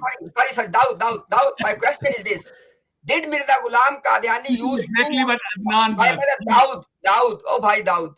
Did Mirza Ghulam Qadiani use two Urdu words? One is Akhri, the other is Mujaddid. Akhri mean last, Mujaddid mean reviver. Why are you laughing? Because you're not letting me answer, then you're not understanding it properly too. I am understanding. You are not giving answer to the question. But you are. What's the problem with you? I can answer what I think.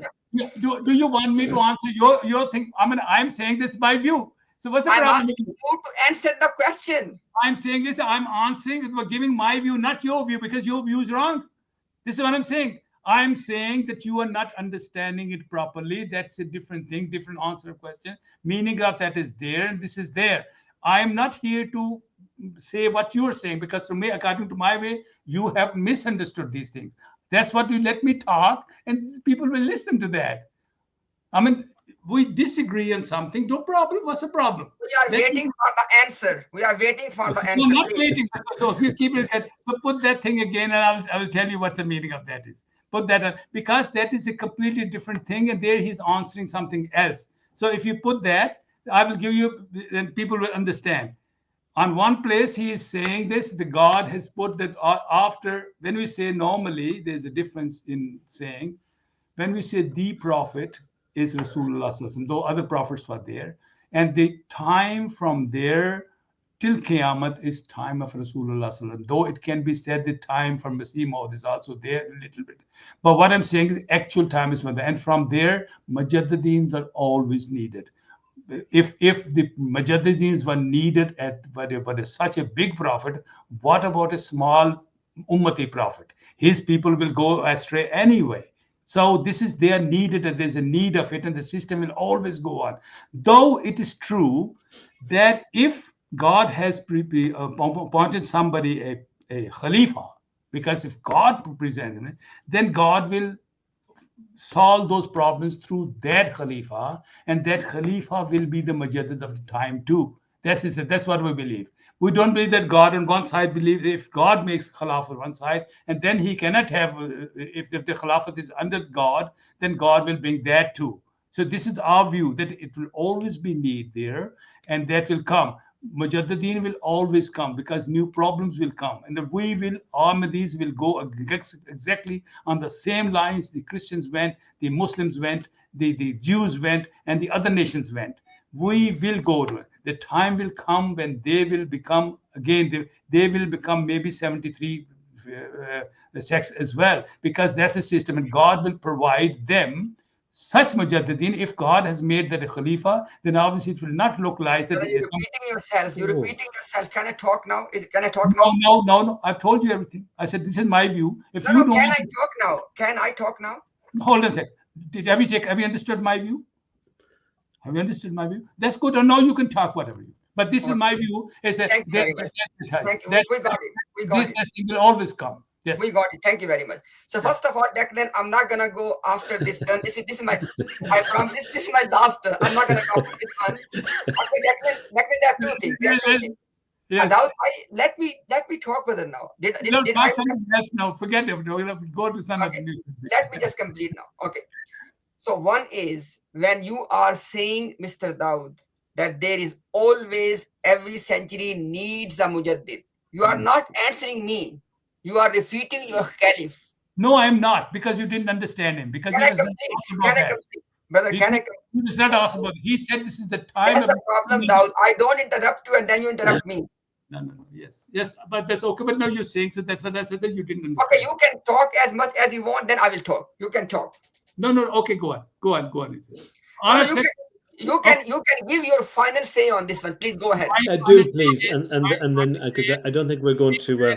That statement, somebody asked a question. He gave a very little answer on something about, and then but will there be mujaddideen again? Yes or no? Had somebody ever asked him, then probably would have been serious. But as a matter of fact, our belief is not there. Our belief is that always mujaddideen in some shape will be needed for the people, and the same thing will happen to Ahmadis also. What has happened to the old people? I mean, we don't maybe. Well, you're divided into 73.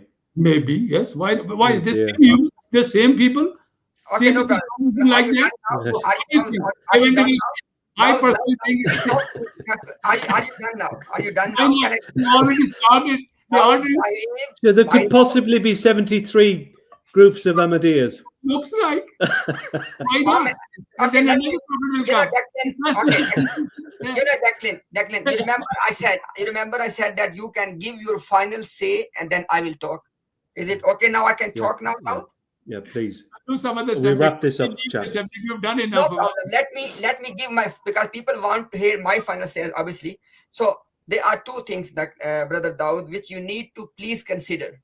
First is that Dawood, when you are repeatedly saying that if Prophet Muhammad needs revivers, how come Mirza Ghulam Qadiani did not need reviver? Yes, I'm telling you, in saying this, in making this statement, you are opposing your caliph, because he's. I'm not. I'm not. Dawood, can you please? You didn't understand. I'm saying you say that I'm opposing. I say that you didn't understand. So do we stay here? Dawoud, please allow me to complete. You already said your laughing is very painful, to be honest. But Dawoud, Ahmadiyas mainly, you worship your caliph, whatever caliph it is. You guys really latch on to every word the caliph says. Correct? Okay, now, in my experience of Ahmadiyas, and I've only had 7 or 8 years. Can you please request Dawoud to complete my final statement without interrupting? There was a different question. Brother Declan, can you request him to make me my final statement? You cannot. Dawoud, let Muhammad make his final statement. Okay, go on, make his final statement. He wants to go now. Okay, that is one thing. Secondly, Declan, because I was listening to him very carefully, he was trying to allude that as though as the caliphs will be filling the position of the reviver. This is what he was. Now the problem is Declan. Initially, when we asked him that so far in this 15th century you have 5 caliphs. So of which course. one you are? And Dawoud, he's going to say that because they wouldn't accept somebody who's outside the Ahmadiyya movement. Yes. The person has to be within the Ahmadiyya movement. Exactly. And secondly, Declan, the problem is that on the one hand, he's telling us there's going to be 1 reviver in 1 century. You already got 5 candidates here, and you are not even going to pick one of them. You said, I don't know which one is it. So if you don't even know, what is the point of God giving us reviver if we don't even know who's the reviver? Well, Because Dawah, you particularly liked the second caliph, didn't you? You said he was the more knowledgeable of the whole five. Yeah. Go on. Go on. Yes or no? Yeah. Yes. You yes. did. Okay. Yeah, and then Most and likely then he is. Maybe yeah. he is. I don't know, because it's and then Declan, the interesting thing is, wait. Then Declan, the interesting thing is Declan, you have already seen on the screen, Declan, Mirza Ghulam Qadiani said that promised Messiah is the last reviver. In Urdu, he said in black and white. And this is exactly what the fifth caliph was telling people, that Mirza Ghulam Qadiani came as a reviver, and now he will remain to be the reviver for the last and final 1,000 years. Yeah. And this was the interpretation now that Mirza Ghulam Qadiani called himself last reviver. So the caliph is telling us the last and final mean for rest of the 1,000 years, he will be the reviver. And Daud Nasir is saying exactly opposite to that. That no. There will be a revival in every century. You're going to be in trouble with the caliph, Dawah, aren't you? The caliph will be on the phone to you, or somebody from his office will be on the phone to you. You're going to get it ticking off. I will love it. I'll have a chance to speak to him. You're going to be in trouble. Yes, no problem. If he calls me, there'll be great honor. I'll be thankful to you. And with this we end that topic, Declan. But I just have one concern. I want to raise that concern. Despite the fact, Declan, that you are continuously reminding Daud that there is no point to have been giggling and laughing in a serious discussion. I'm not laughing, man. I'm just. It's used as a mechanism, Dawah, isn't it? It's used for two purposes. A, you want to disarm your opponent with laughter. My face is and like mock that. them. I always keep on smiling. This is my face. I don't know. I mean, it's not, because I've seen that in one of the other Marubis, one of the London Marubis. He uses the same tactic. Giggle. It's not practice. What did I say? I mean, this is my habit. I know it is. I've seen this used before, and it actually distracts from a serious debate, and it's actually provocative, and it's probably deliberately provocative. Yes. Yeah. So this is my concern. I'm sorry. It's probably good that we had this more lengthier discussion tonight, because obviously Dawah, you really have to address that before Friday night, because it is. Because what you were saying, Muhammad isn't laughing at what you were saying. Yeah. Muhammad is bad. He doesn't laugh when you're speaking. Was it? No. He said that I as Muhammad Imtiaz was not laughing when you were speaking, because we're having a serious discussion. You can do that if you want. No, I'm not laughing. I'm just. Hold on a second. We are sitting like friends here, and some faces are like that. I mean, I'm that kind of guy. This is it. I don't. But you keep on. I've just said that this is my. I disagree on this. That's it. You should come to the next subject now. You don't have, because I cannot. I'm telling you, I know most of the things. These three subjects I know singly, and they are in that small meeting of children or something. He is talking, telling some children whatever and all that. You don't take it that seriously. It's not answering properly. So if you give me that, I'm just saying that our views, honestly, is not that. Our views is the time will come at this time. The same things what your brothers are doing at this time in Pakistan, beating Ahmadis. Ahmadis will do to somebody else when they will be powerful. I'm just saying that this is the system of this world, and we always find the future in the past. That's okay. So Muhammad, for Friday night, it'll be the same time, will it? Or you'll announce the time perhaps during the week? I think, Declan, that like I said before, this time is fine. So yeah, UK time, Friday, 8 p.m. Yeah, because I think with Ramadan and obviously with and if we want to, obviously, if it will be good to cap the whole, the time frame. I would say that there are two ways. And I would say that the proper academic way is that we can both have our initial presentations in which we can both present our positions, and then we can have the first rebuttal in which I can rebut his initial presentation and he can do the same for mine. How long And do then you envisage the first presentation to be for, Mohammed? Yes. I mean, we I can, I would suggest Declan, and I have no hard and fast rule, no problem with whatever we agree on. I would suggest Declan that 10 minutes is enough time for the initial presentation for both of us to state our positions. 10 minutes each. Yes. And after that, the first rebuttal we can give 10 minutes, the first rebuttal, because we need time, you know. And then the second rebuttal can be 5 minutes. Okay. And then we can have 10 minutes each cross-questioning, cross-examination. Okay. And then 3 minutes we can give our final statements or whatever you want to call. And then we can open the floor for the people. Yeah, that's good. That's good, and that's a good mix, a good variety, and yes, you have to keep it interesting for the people who are watching.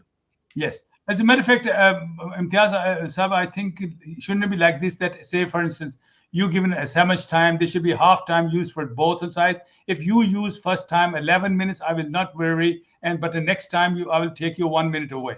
You know, and next time you take, we can do DICLAN too. I mean, I would suggest, brother, that if, for example, if you take 1 minute above less, no problem. We can give that to you. But I would say that we need to have some sort of format agreed. We cannot just lose. Yes. Unless you want to 1 minute warning. If you're giving you 10 minutes each, I'll say, Mohammed, you've got 1 minute. Yeah. George, you've got 1 minute left. Yes. No, not that. What I'm saying is, say, for instance, if I at the whole time is 2 hours, one party should take 1 hour, the other should roughly to 1 hour, something like that. You know, this is it. So there's no problem. And you don't have to use your 10 minutes. If we add up, so Declan, if we add up all the time, how much will be the total time? So there's 10 minutes each. That's 20 minutes. Then the first rebuttal, 10 minutes each. Another 20 minutes, 10 minutes. So that's up to 50 minutes. Then you have cross questions. For cross questions, how long would you take for that? 10 minutes for each one. So another 20 minutes. And then final statements, you said 3 minutes. Yeah. That is 76 minutes. So that's about an hour and a half. Yeah. Okay. And after that, once we open the floor for the viewers, obviously we can fix it half an hour, 20 minutes, whatever we both agree on that time. Inshallah, we can do that. Or will Adnan come in at that stage? Yes. Basically, anyone can come in. For the entire time period of discussion, obviously you will be the moderator because we want you to be the moderator. Yes, and after that, it will be then the whole panel in which we can add our moderators, the outside. Oh, everybody. Please do, yeah. Okay, because that's nice. And from our side, we are giving open invitation to Dawood Nasir if he wants to bring any of somebody as a special guest. Once we open the panel at the end, if somebody as a special guest wants to come from your side, we have no problem. Omar has asked a very good question. How long is the answer in the cross questions? There will be another challenge. Obviously, one thing is clear, Declan, that, for example, if it's my turn to ask the question, then basically, for example, if I ask a question 2 or 3 times and I feel I'm not getting the answer, I want to move on to the next question, I will do that. But obviously, if I want to stick with one question for the whole time, it will be my choice. But the other person cannot obviously dictate. Same will be the case with him as well. If he wants me to pin down on one question, I have no problem. Okay, no problem. No. You do it the way you want to do. That's not a problem. I just get that, if they 1, 2, 3, 4 questions there and one bigger, then it becomes difficult. Just one question at a time. It makes much easier. And Mohammed, so, and what questions are we going to go through? We're going to go through, according to Islamic theology, who is a Muslim? Yes, exactly. Yes. And Declan, you need to... And we're just sticking to that one question. Yeah, and Declan, you need to keep in mind one thing which we have already agreed, and that is that we can excommunicate someone, but it has to be on the authority of Quran and Sunnah. Yes. So there's no disagreement on this point because Daud Nasser is not saying that there's no such thing as excommunication or takfir or declaring somebody a disbeliever. There is something, but it has to be backed up from Quran and Sunnah. Yes, I believe that. I believe that. Mumtaz, I'm with you there. That's not obviously if prophets call somebody somebody, then that person is that I have to say that. And we all and Declan, we also agreed on this point that we are going to present the writings of Mirza Ghulam Qadiani because they are binding on him, number one, and number two, he chose in particular the second caliph as the authority when it comes to interpretation. And if we present anybody else other than the second caliph, we will give him the right. We'll give him the right. If he says, look, I don't agree with him, I reject him, we will not raise any objection. Imtiaz, I have to say that because if you do that, then you mix too much. First thing is, who is a Muslim has to be for Quranic authority. That's one thing. Then you can ask me a question. That's it. Question number one. Why Mirza second Khalifa said this? Why this? Then there's a question answer session, and that you can catch me there. But as first of all, who is a Muslim? We must declare that. But I think, Daud, it's important to bring in the second caliph because obviously. No, it's not, because when I think it is. Quran look what happened to the split in your community. That was a big thing. His opinions about who was a Muslim, who wasn't. I think that would be crucial to this debate. No. To exclude that. Hold on a second. Would be a fundamental. We're not saying we will do what Quran says. I think Quran is the first. Well, did he do what the Quran said? What Quran said, we'll do that. Okay, this is what I'll present the Quran. What Quran instructed to do in this case, we'll do. Well, it'll be interesting for our viewers to say, did the second caliph keep to the Quran? All I'm saying is, do not make a khichdi there. All I'm saying is that after that, there will be no mixture. Don't worry at all. All I'm saying is that once we do that, who's a Muslim? There's no once and no. Then afterwards, you can put a question on whatever you want. Look down. Don't try to bring so many things into it. I will not, for instance, give it. No. I think it's important. Obviously, Muhammad always brings in what Mirza Ghulam Muhammad, but I think on this particular occasion, it's really important to include the second caliph and writings from the second caliph. And you both can do that. No, but because the Quran doesn't allow that. You see, you got to understand that Quran says do this. We have to do that on that, and then. He can I don't think that rule applies in this particular. That is the law. The Quran says particularly that do this. That's it. I'll present that ayat, and this is what we do. And then the second question, he could put that. The third question, he could put 10 questions. Because if he mixes 5, 6 questions, he'll have a chance to. Then I'll bring Bible. Well, the question is according to. No. The question is according to Islamic theology, who is a Muslim? Theology first, and the biggest theology book is Quran. Okay, right. That's Okay, Declan. So Declan, do you remember when initially Daud said this? Then I brought a quotation from Mirza Ghulam Qadiani in which he said that he is the judge appointed by God. You did. You've mentioned that in a recent. To give the interpretation of the Quran and to tell about the authenticity of the Hadith. Yeah. Now, obviously, Declan, for Daud Nasir, this is the position of Mirza Ghulam Qadiani. He is the authority. He is the judge appointed by God. And when I'm going to quote something from the judge, how can he say, no, just quote the... He said that I am the Muslim. No, I recommend that you quote from the judge and you also quote from the judge's son. Then that one I'll bring Bible into it. Well, okay, of course, because you're saying it. Just hold on a second. Are you getting this? Quran specifically says that you must believe in Bible and Torah. I'll bring Torah into it. Would you accept that? Okay, you can bring. No problem. You can bring. I have no issue. I'm saying this is not. We will do what Quran says. No, you can bring. I have no problem. You can bring. What's the problem? If I say Quran, I have no problem. You can bring. Well, I will bring the law. There are 700 laws there. There's a law of discussion there too. Bring anything you want. I have no issue. Anything Quran. All I'm saying is we will discuss this Clearly, first There of is all, it's no important. point to go Because back. if you say that, then I will, you see, there are people in Pakistan who say Chishti Rasulullah and all that Rasulullah. And then I can bring all. Bring them. Yes, George, Bring you them. I will Bring not them. bring that you can keep that in your presentation. You've got a 10-minute presentation at the Quran beginning. says, Quran and Hadith says that. This is what. If you want to stay with that, then it's good. If you're going to waste time, then I don't care. What I'm saying is, they will do that afterwards. Question number 2 will be then on that. You can put. Can that. you? Question number 3, you can put that. So the one question at a time, so the people could understand what you're talking about. But if you want to make a real thing, then you say who's Rasulullah, then the Pan Pakistan, they're kalamas. I will declare them kuffar. Don't worry. Don't worry. I will do that. So this is exactly what I'm saying. He doesn't. I will do that. I will do that. You bring whatever you want to bring. I have no problem. No. But I would say that in between us, what Quran says. Until Quran and says, Brother Quran Daud, says you Daud, have to. Brother Daud, can you? I mean, You're again laughing. You're again laughing. Why? Don't laugh, please. You do not think Quran has You're everything? again laughing. Quran has everything. don't laugh. Quran has everything, and a person who this is exactly I'm Why saying. don't you allow me to speak? Because you Why are. don't you allow me to speak? Can you be quiet now? Okay, go on. All I'm saying is,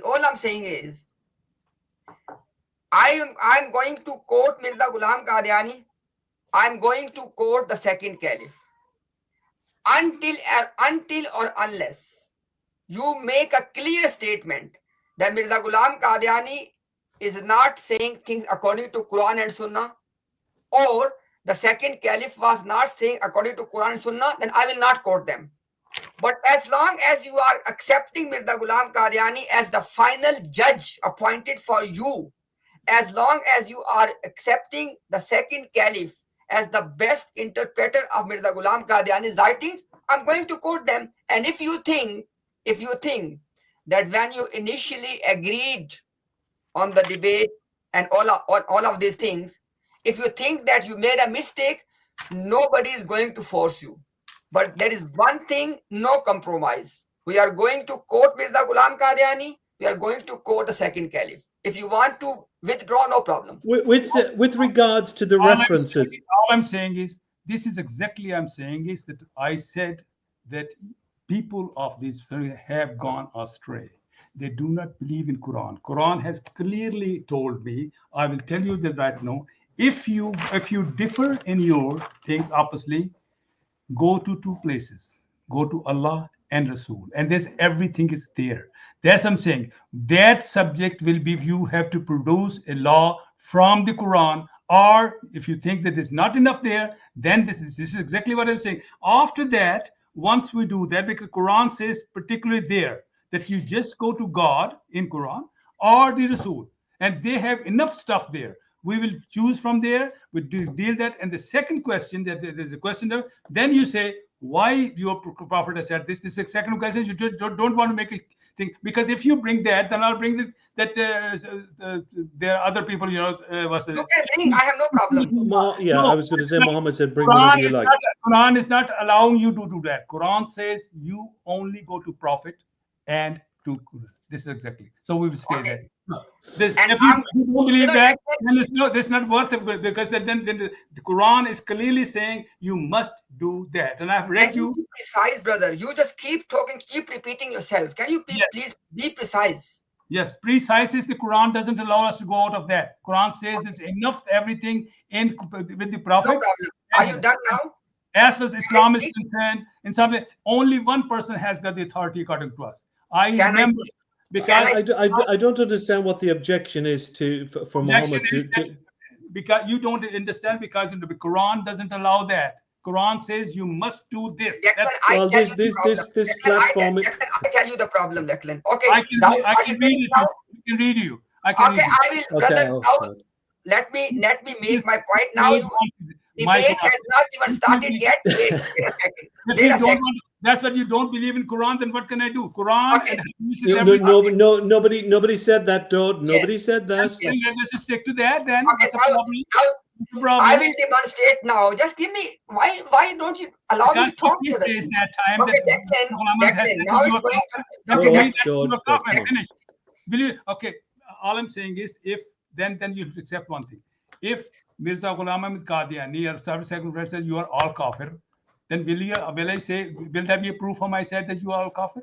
You will not accept that. All I'm saying is that is not a proof for you, and that's not a proof for me. That My is brother, the second question. Second at the second question, you can put that, and we have the 3 hours. First of all, with the 1 hour, we can do. there is no 3 hours. We have already decided the whole debate. Because if you say that here, second Khalifa said you are kafir, then will you accept that? Did he say this? Did he say this? No, if he said, I don't know. Because I'm Then saying why are you scared? I'm not scared. All I'm saying is that you are running from the point. What I'm saying, you are Okay, not let me you talk are not now. giving Quran proper Now, the statement. problem with you is now that you don't allow people to talk. Can you be quiet now? Quran Can is you enough. be quiet now? Can you be quiet? Is it okay? Can you be quiet as well? Allow me to speak now, Declan. Now it's going to get out of now, Declan. Now it's gonna go out of hands. Okay, as you can already see. Let's not fall out. Let's not fall out before the debate. I will give you one, Declan. I will give you one, Declan. I give you one suggestion. As you can see on the screen, I'm gonna put the stopwatch. No, I'm going to have one here right in front of me. I will speak only for 1 minute, and he will not interrupt me. Okay. And same for him as well. Is it okay, Daud? Okay. Let's have a little practice. So, okay. Yeah. So I start my time already now, and I start speaking now. Okay. So basically, Brother Declan, the problem is he knew that Mirza Ghulam Qadiani has declared all those Muslims who do not believe in him, he has declared them disbelievers, number one.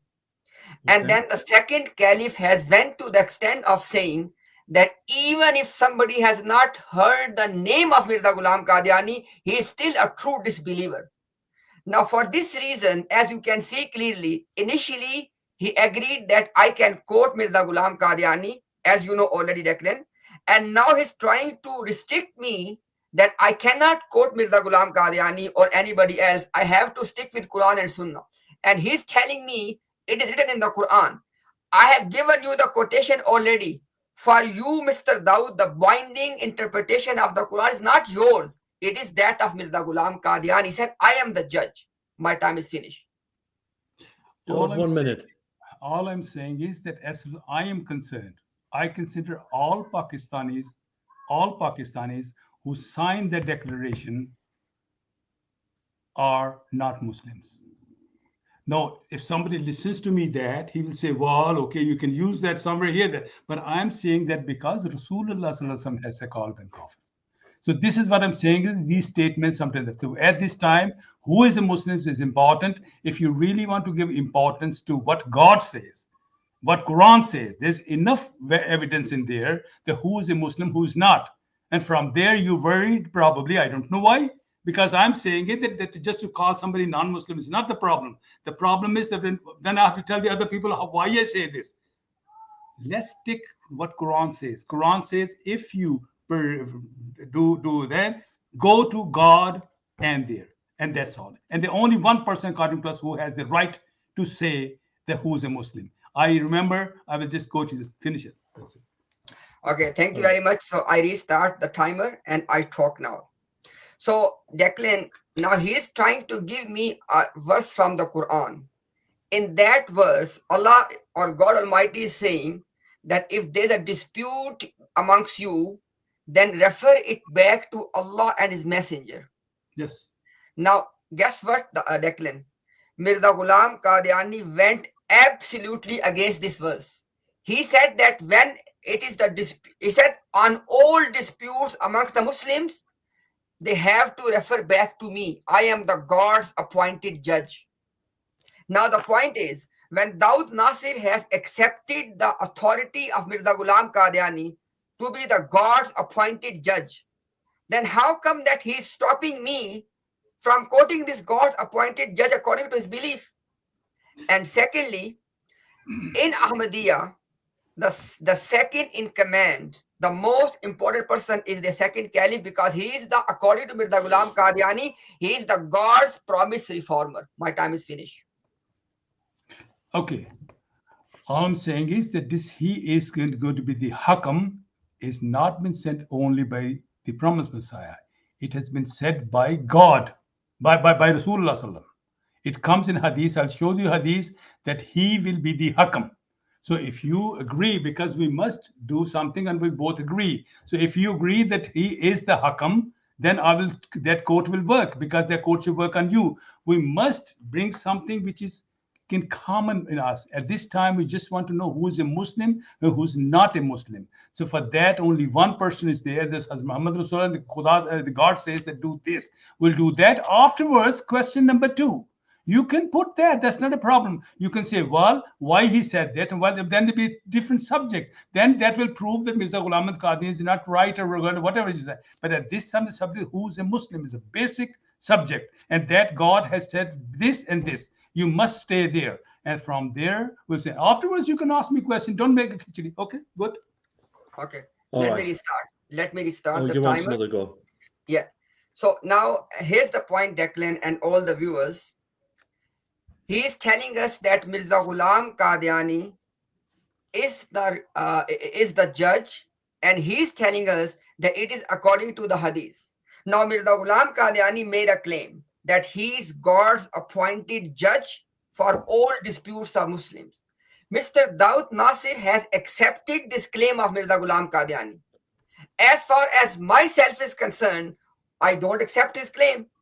So when I'm going to give him evidence, I'm going to present the evidence from the person whom he agrees to be the judge in all disputes, number 1. And number 2, as I said before, Declan, that Mirza Ghulam Qadiani has declared, he said that God has informed him that anyone who has received his message and yet not believes in him is not a Muslim in the sight of God. Now the point is, when Mirza Ghulam Qadiani was making this statement, was he saying this according to Quran and Sunnah or against the Quran and Sunnah? So basically, quoting Mirza Ghulam Qadiani for you is as though as quoting Quran and Sunnah. Your time now. My time is that you are not a Muslim according to Quran and Sunnah. That's what I'm going to prove. Because according to Quran, anybody, do you understand that I'm saying? This is running away. I'm saying that God is saying that you must stick to that.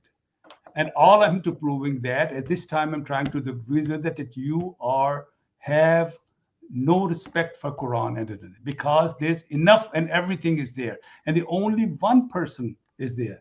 That subject will be completely different. If you put that subject, there'll be chances for you to go here and there and say, well, what will it prove? That you are on the subject, is Mirza Ghulam telling the truth or not? That's not the point.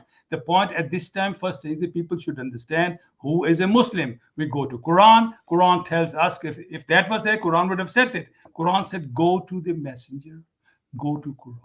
And that is, there are many places, about 11 I saw yesterday, are there to who is a Muslim, who is not a Muslim. So we'll ask the principle, and then it will be decided. First, that is who is a Muslim first, then you can ask me that question. No problem. But don't make a khichdi, because then you will put the Quran on the back, and that's a sin.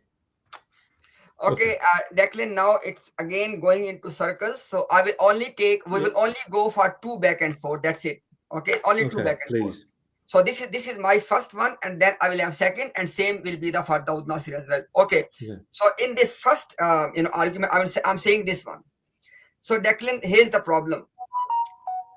On the one hand, Daud Nasir is coming in this discussion as accepting Mirza Ghulam Qadiani as the final judge in all disputes and in interpretation of the Quran and authenticity of the hadith. Basically in everything, he is accepting Mirza Ghulam Qadiani as the final authority and the judge. But at the same time, he is restricting me not to quote Mirza Ghulam Qadiani to him. If Mirza Ghulam Qadiani's writings are according to Quran and Sunnah, what is the problem? Okay. And if his writings are against the Quran and Sunnah, why do you believe in him? So you need to really tell people that why is it, on the one hand, you are claiming that Mirza Ghulam Qadiani is God's appointed judge for all disputes, number 1. Number 2, you are claiming that Mirza Ghulam Qadiani's writings are according to Quran and Sunnah. But at the same time, you want me not to quote him. Why is that? Please, your time. Because when we both debate on something, we must agree on something. You see, if I go to a Christian and say, well, that's written in the Quran, he'll say, well, I don't believe in Quran. We must do that what we believe in. If you believe in Quran and believe in Messenger, we do that. And if say, if at that time, okay, you say he has called them non-Muslims, I agree. But will you agree? No, because this is not, you don't agree. I believe that what he said was according to Quran and Sunnah. I mean, I'm just sitting here, and at this time I'm saying that all those people who sign a declaration by the 74 law are not Muslims, according to the Quran, according to Rasul. So that is the main authority which breaks that. So if we want to do that, then you're looking for a door. I'm saying is that after just finish that, God was said, then we will come to the next door. We'll come, then you can put the second question so that people understand. Then you can exactly put, hey, if you say, because that question will be, is Mirza Ghulam Qadiani right or not? See, that's a different subject. At this subject, Muhammad. So now this is my last turn. So the first question I asked was, if Mirza Ghulam Qadiani, as you claim, that his writings are according to Quran and Sunnah, how come that you are not allowing me to quote his writing? I did not get any answer, number one. Number two is that you are wrong in this understanding. When two people discuss with each other, I have to give you the arguments from the source which is binding on you. And that is Quran, Sunnah, and Mirza Ghulam Qadiani. And you have to give me the evidence to prove me wrong from what is binding on me. On me, what is binding on Quran? I will do that. I will do that. If you want that, no problem. Okay, I will. But then I will You say. interrupted me. I was talking. You interrupted me. Okay, go on. It was still my time. I have to restart. Go on. Take more time. Actually, I answered. Let me restart my time. So basically, what I'm saying, in any debate, you can ask and check from anybody. When Mirza Ghulam Qadiani went to debate Abdullah Atham, a Christian, he said to Abdullah Atham in the debate introduction, he said that I am going to quote things to prove you wrong from those sources which are binding on you, i.e. the Bible. He said that, and you have to quote to me to prove me wrong from what is binding on me, i.e. Quran and Sunnah. Same is the case here. I am going to quote to you Quran, Sunnah, Mirza Ghulam Qadiani, and second Caliph. And you are going to quote to me Quran and Sunnah. Why? Because Quran and Sunnah are binding on me. I cannot say, oh, don't quote to me. Likewise, Mirza Ghulam Qadiani's writings are binding on you. You cannot say, don't quote them to me. Okay, go on. I'll let you go. Don't worry. Okay, that's it. Okay, we will do that. Though I personally think that this is another subject, because the subject was who is a Muslim.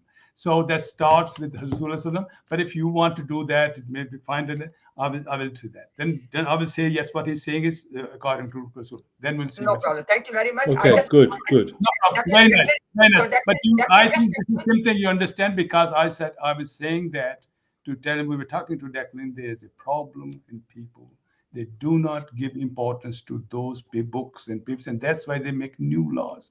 This has been happened in olden times and happens in Bible times, and this is a main thing which has been told in Quran and all that you will do it their way. And normally it goes another. That's not a subject, and that's a subject of that is Mirza Ghulam Ahmad right or wrong, and we'll go into that thing, and people will not understand anything, and it'll be just a quarreling and all that. That's not. Well, it's essential though that a certain part of it is like that, because obviously this platform, Dawah, is about looking at the writings of Mirza Ghulam Ahmad. That's what this platform is about. So we can't deviate entirely from that. That doesn't say that you can't bring the Quran and don't bring the Hadith. Quran, don't bring the Hadith. Yeah, very nice. You can bring everything. Yes. No, Declan, look at this one. Why are you afraid of that? All I'm saying is according to Quran. Whenever there's no timer, you don't allow me to talk. I have to put a timer to talk. We'll do that. What I'm saying is, but Quran. No problem. People will decide if there will be a mixture or a khichdi. People will decide. Let the people decide. Okay. Now, all I'm saying is this. You know, Declan, Daud is making two contradictory statements. On the one hand, he is telling us that Mirza Ghulam Qadiani is the God's appointed person to judge for the disputes between the Muslims, number one. But at the same time, is it not a dispute between us right now that who's a Muslim? And when I want to quote that judge, which he believes to be judge, he said no. Yeah. Yeah. Okay, I think. Can I just ask about the references? Because obviously you're both going to present references. Daud, I know that you put it in a WhatsApp message for, to me. Would it not be better? And I think Ahmad came on the screen there. Who does Daud send his references to? Whatever he wants to be presented on the screen. How will he go about that? You know, Declan. For example, we can do it both ways. No, absolutely. I mean, that would be fair because he can see what you're going to put on screen, and you can. Daud has your contact number. He has my WhatsApp number as well. If he wants to send any of the presentations or any references before the debate, during the debate, at any point, I'm not going to raise any objection. Whatever he wants us to put on the screen, we'll do that. Well, I'd prefer if he sent it to one of your teams so that they could. I will bring them on screen during the debate. That would be good, Omar. Yeah. I have something to say. But the best thing is, it's very easy to bring them if you have a small computer with you. If I say, okay, verse this, Quran that, you can bring a link in a minute. All you got to do is, if you write in, let's say, if you say Bukhari number 291. Well, I don't entirely trust myself with with too much technology. So I think if there was, if Omar or Ahmed could do that, that would be greatly appreciated because they're pretty good at doing that during the live streams. This is what we do. I mean, he knows the computer good. All I'm saying, that's what I do. I go to Google and I just put a Bukhari, that number, it comes. And if I say a verse of that Quran, that comes. That's just a minute. And he can just put that on the top. Imtiaz should know that. I know this. This is very easy for people. That's more for my benefit because obviously I want to ensure that whatever you want to be put on screen, that it goes to the right people who can put it on screen. I can maybe do that. Then I can give you some numbers that these numbers I'll ask at that time. If you want. I mean, it will not be a problem for him. Not a problem. The obvious is because I'll just give you some verse names, but you actually really it will be not a problem for you if you just write that in Google this thing and make a click and okay, good. Thank you, Daud. Comes like that's not a problem. Okay, sir. I looks like he's very tired now. I'm enjoying it. Oh, you want to? You see, that's the difference between a retired man and the other man. Do you still work? I do, yes. There you are. Yeah. So now I hope that on the day of debate, there is nothing else that needs to be settled before the debate begins. Or is there anything in your mind, Daud, you can ask? Because on the day of debate, it will be straight away us joining and starting the debate. Yes. First thing, question, who is a Muslim? That's it. Exactly, no problem. That's the title of the debate. Don't worry. Everybody knows that. Yes. Thanks. Okay, no problem. That's it. That's a good thing. I enjoyed that. No problem. Let people think about it. Okay, right. So there you are. So and now after, because I can see that we are all here for more than nearly 4 hours now. My goodness. I didn't. Yeah. I didn't realize it 4 hours. Yes, so I would say, Declan, that I have shared the link right now with the public. So I leave it with both of you. If you want to stay for a bit, just in case somebody wants to come from the viewers, because there are about 400 people watching on different platforms now. So if anybody wants to come and ask anything, I leave it with you, Declan. There's no pressure. I can see. I know that there's a late night in UK, so I leave it with you. It's even later. It's even later in Germany. Germany, 1 hour more. Yeah. So I leave it with you if you both, or if either one of you wants to stay. No, I'll stay for a while. I'll stay for a while because it'll be interesting to see what to hear some views. It'll be also interesting to hear from Ahmad or Omar as well if they want to come in. Yeah, so I think first we maybe I feel a slight bit guilty. I hope I haven't elbowed either of Omar or Ahmad out of the way, because they're usually the moderators and they usually do such a good job. And tonight we haven't really seen or heard much from them. So yeah, I hope they haven't felt that they've been elbowed out of the way. You are because still needed. there's a sister from Ahmadiyya community. He is currently conducting some research, and he also requested in the back chat that in the live chat that if she wants to come to make some comment. So we have shared the link, sister. You are more than welcome if you want to come. In the meantime, if brother Ahmad or brother Omar, if you want to make your quick comments. Yes, I'll just keep it very, very brief.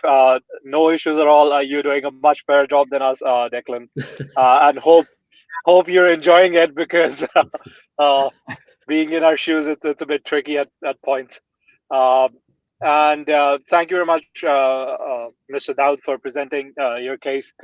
The only thing that is not clear for me is that the point that was actually brought up at the start.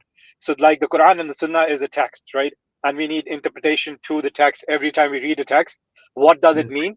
It is basically a different thing. You read something and I read something, and we can make anything out of it. And one thing that Daud said during the debate was really alarming, at least for me, was everything is metaphorical, right? And my question to Daud is if you could briefly explain to us, if everything is metaphorical, then you have your interpretation, I have interpretation. How can we settle anything? How can we settle, even if we have a text in front of us and everything is metaphorical? How can we settle anything at all? Are you asking me? Did you ask me a question, or just said it? Just give it. Yeah. So I just said it. Yeah, that is a statement, and also, like, how would you go about it in your debate? Because if for example, anything is presented to you, it's just metaphorical. A lot of time during your presentations, what we realized was you were just saying that this is the system, this is the way it is, without any evidence or without any source. While Imtiaz, whenever he presents something, it is his habit that he is basically presenting, he's backing it up with some text that you take as authoritative. For example, the writings of Mirza. So it'll be it's just a third person view. It's going to be really difficult for the people to understand anything if your source is just trust me, right? And if your source is that anything is presented to you, say it's metaphorical, it'll be a very difficult job. And again, that job is Declan to do. So it's just something that I noticed during the discussion, that one, you said you're not standing upon anything, you're just saying everything's metaphorical. This is my opinion is right, and I'm going to give my opinion, but you're not backing it up with anything at all. So you're going to be pushed for references if you don't give them on Friday night. Yes. And a point of administration here. So sometimes what happens is that you just give a completely random or a cropped up reference, which is very difficult to find on the spot. So as long as it's the Quran and a very clear hadith in Bukhari, Muslim, no problems at all. But please just give some, like, bring your reference which are very comprehensive, easy to find, inshallah. Can I just say a few words? And actually, I did give references. Probably you didn't. I said it's always been like this. I said all these prophecies do have some hidden meanings. I said if you look at all the prophecies of prophets, and their interpretations, everything had interpretation. So we have to then, who can understand it? I think it's a blessing of God if somebody understands it. If it's a blessing of, if somebody doesn't understand, it's up to God. But actually it has meanings. In our age, if you say Jesus Christ, everything he talked, Bible says he will talk only in metaphorical. So metaphorical language is very necessary to understand. Somebody understands it or not, that's another. But I just gave you examples, many examples, that all those prophecies of old times are in such a way hidden meanings, So I did give, but probably you didn't hint that. But tomorrow we will do that. Everything I will speak, I will give a proof of that. Thank you very much. Yes, I'm not going to go back and forth. Inshallah, I will take our sister here. But again, even in the answer, you said all the prophecies always has been, this is the system, and you did not back it up with anything. It is just your opinion. Again, you just told me that this is your opinion, but No. we're not going to go back and forth. That is for Imtiaz to do. So inshallah, I will take our sister. Welcome, sister Truth Searcher. How are you doing today? Assalamu alaikum warahmatullah. Walaikum assalam. Sister, before you continue, I just want to let the people know backstage. We can see all of you, inshallah, and everybody, inshallah, will be given the opportunity to come and talk and to express their views. Thank you very much. Yes, sister, please go ahead. Yeah, I really feel for DECLAN because, but DECLAN, I'm very happy to see you, Brother Imtiaz and Daud Nasir in the same frame. And really, I was waiting, and we were waiting for a long time. You have to bear with my svensk English because I'm from Sweden and we are not used to speaking English. But I would like to introduce myself that before that I was busy with my Quran classes, and accidentally I went on TikTok, and there I heard all the time that Ahmadis run away from their Mirza Sahab books. As far as Mirza's books are mentioned, Ahmadis run away. And that really hurts. And then specifically, if a quotation brings forward to us, which we have never heard, so we were very, very upset about that. So we have a small study circle. We just started reading Mirza Sahab books from starting. And first we were on TikTok and now on YouTube.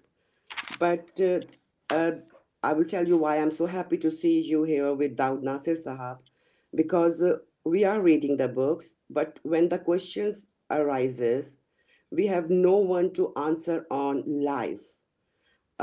We have contact with many murabbis. When Daud Nasir Sahab said that murabbis are busy in office work, it really hurts because we need murabbiyan in front of us to answer us. Like many MDs on TikTok have boycotted our study circle because it's totally new for MDs to read Mirza Sahab books on a platform, live platform. And then problem is like when I ask a question in private, I got the answer. And then I call to another Murabbi or another person, I got the different answer. But no one is ready to come on live and discuss. We are reading books live. So it doesn't make sense that we will get the answers in private. There is nothing to hide in Mirza Saab's books. Because right now, like we have just finished one Rouhani Khazain, which has 4 books, and we are in the starting, and already now we can see the contradictions. I should use a soft word, not a contradictions, but there should be 2 views. One is Mirza Saab's books and one is Caliph view. And whole our life, we just knew our Caliph's view. And we didn't know that Mirza Saab wrote this thing in the book. So Daud Nasir Saab is here, you are here. So if you can help us to resolve this problem. While we are reading the books, many MDs are angry that you are taking help from non-MDs. So even we don't take them up when we read the books. So just to be pure, we don't take any advices from non-MDs because they are our opponents, so they can disturb our studies. But you know, if we are reading, we are working so hard, but we are not getting an official reply from Jamaat on live. This is the problem. Sorry for the long speech. So, sister, just for the sake of the viewer, if we got your point and question right, you said that in your research, when you approach the Ahmadi Murabbis or the officials to answer any of your questions which you come across when you're reading the books of Mirza Ghulam Qadiani, they are willing to answer in private, but coming live in public, nobody is willing, right? No, that's right. Sorry. Yes, that's right. And the second thing is, in private, we have heard many different opinions. I can give examples if you will ask for that. Okay, thank you. So, Can I say a few words to the good lady? If you think any questions you have, you can talk to me on the telephone or whatever if you want to, and or if there are any questions. I mean, obviously, this is that each person gives a different answer. It happens. People have different angles and different ways, and we also sometimes give different answers to different people. It is simple as that. It happens. So the best thing is if you really want to, do you have something? I can answer those questions. And Jazakallah bhai. But the problem is like we need. Can you come on our lives where we are reading books, because we read books live. We read books on broads. Yeah, but please only if there's any questions, then I'll have the time to do it, because you can say, Yes, okay, of course, we will read books by you can ourselves. contact me.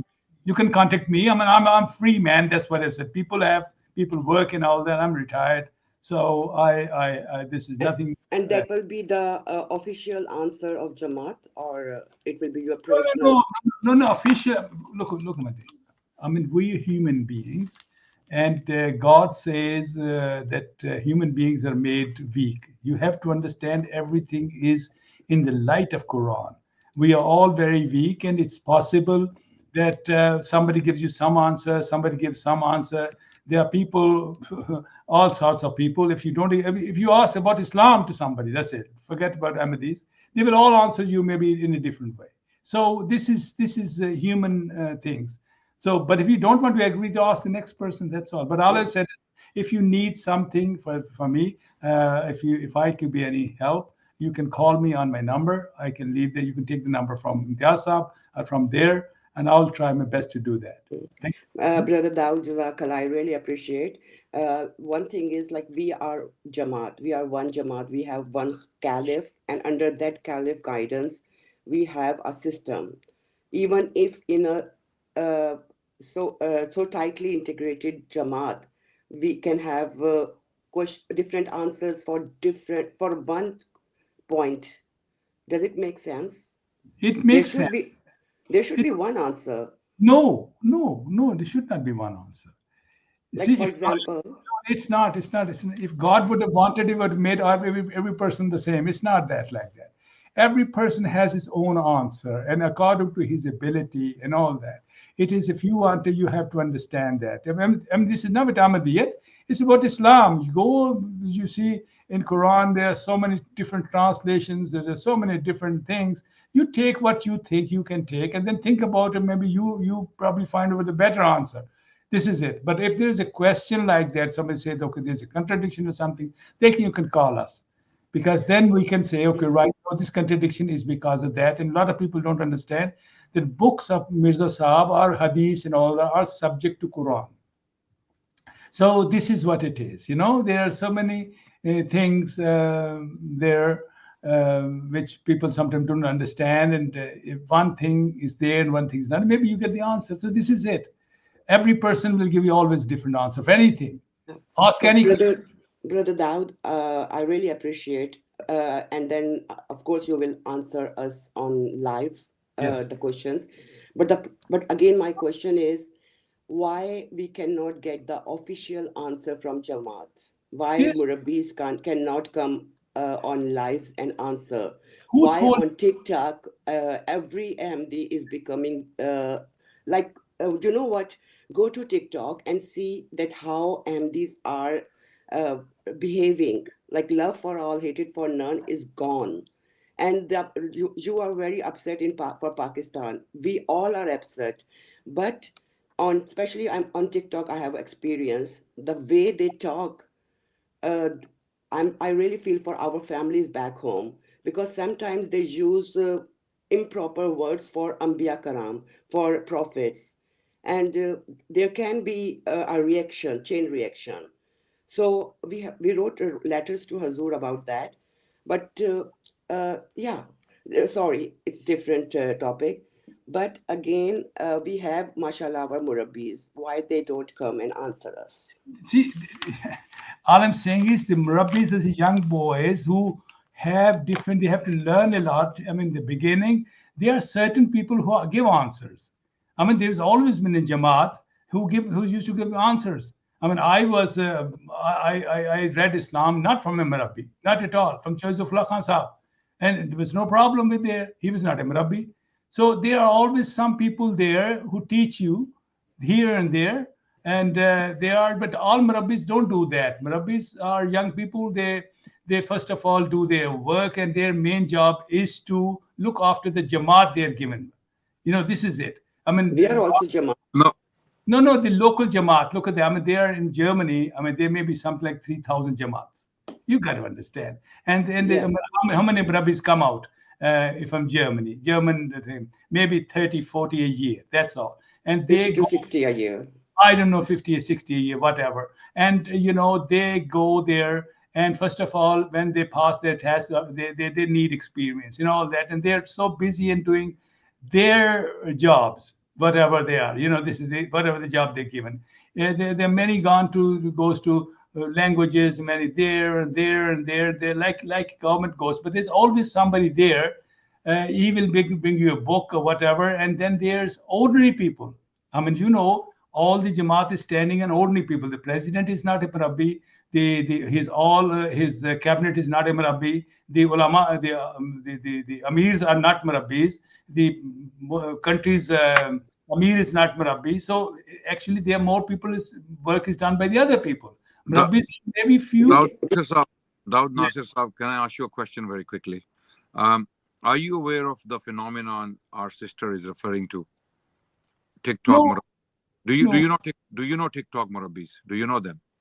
No.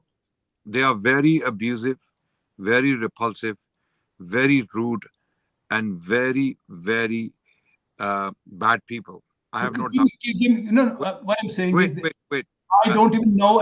This is new information for me. It's something like I call Murabbi and whatever. It's possible that somebody be like that, but I have no sense of that, because I know that in our Jamaat, there is a system. If this is the problem. Hold on a second. Let me say, if I do something against you at this time, abuse you, they'll throw me over the Jamaat. They have to be careful. Okay. There's a system. Dawud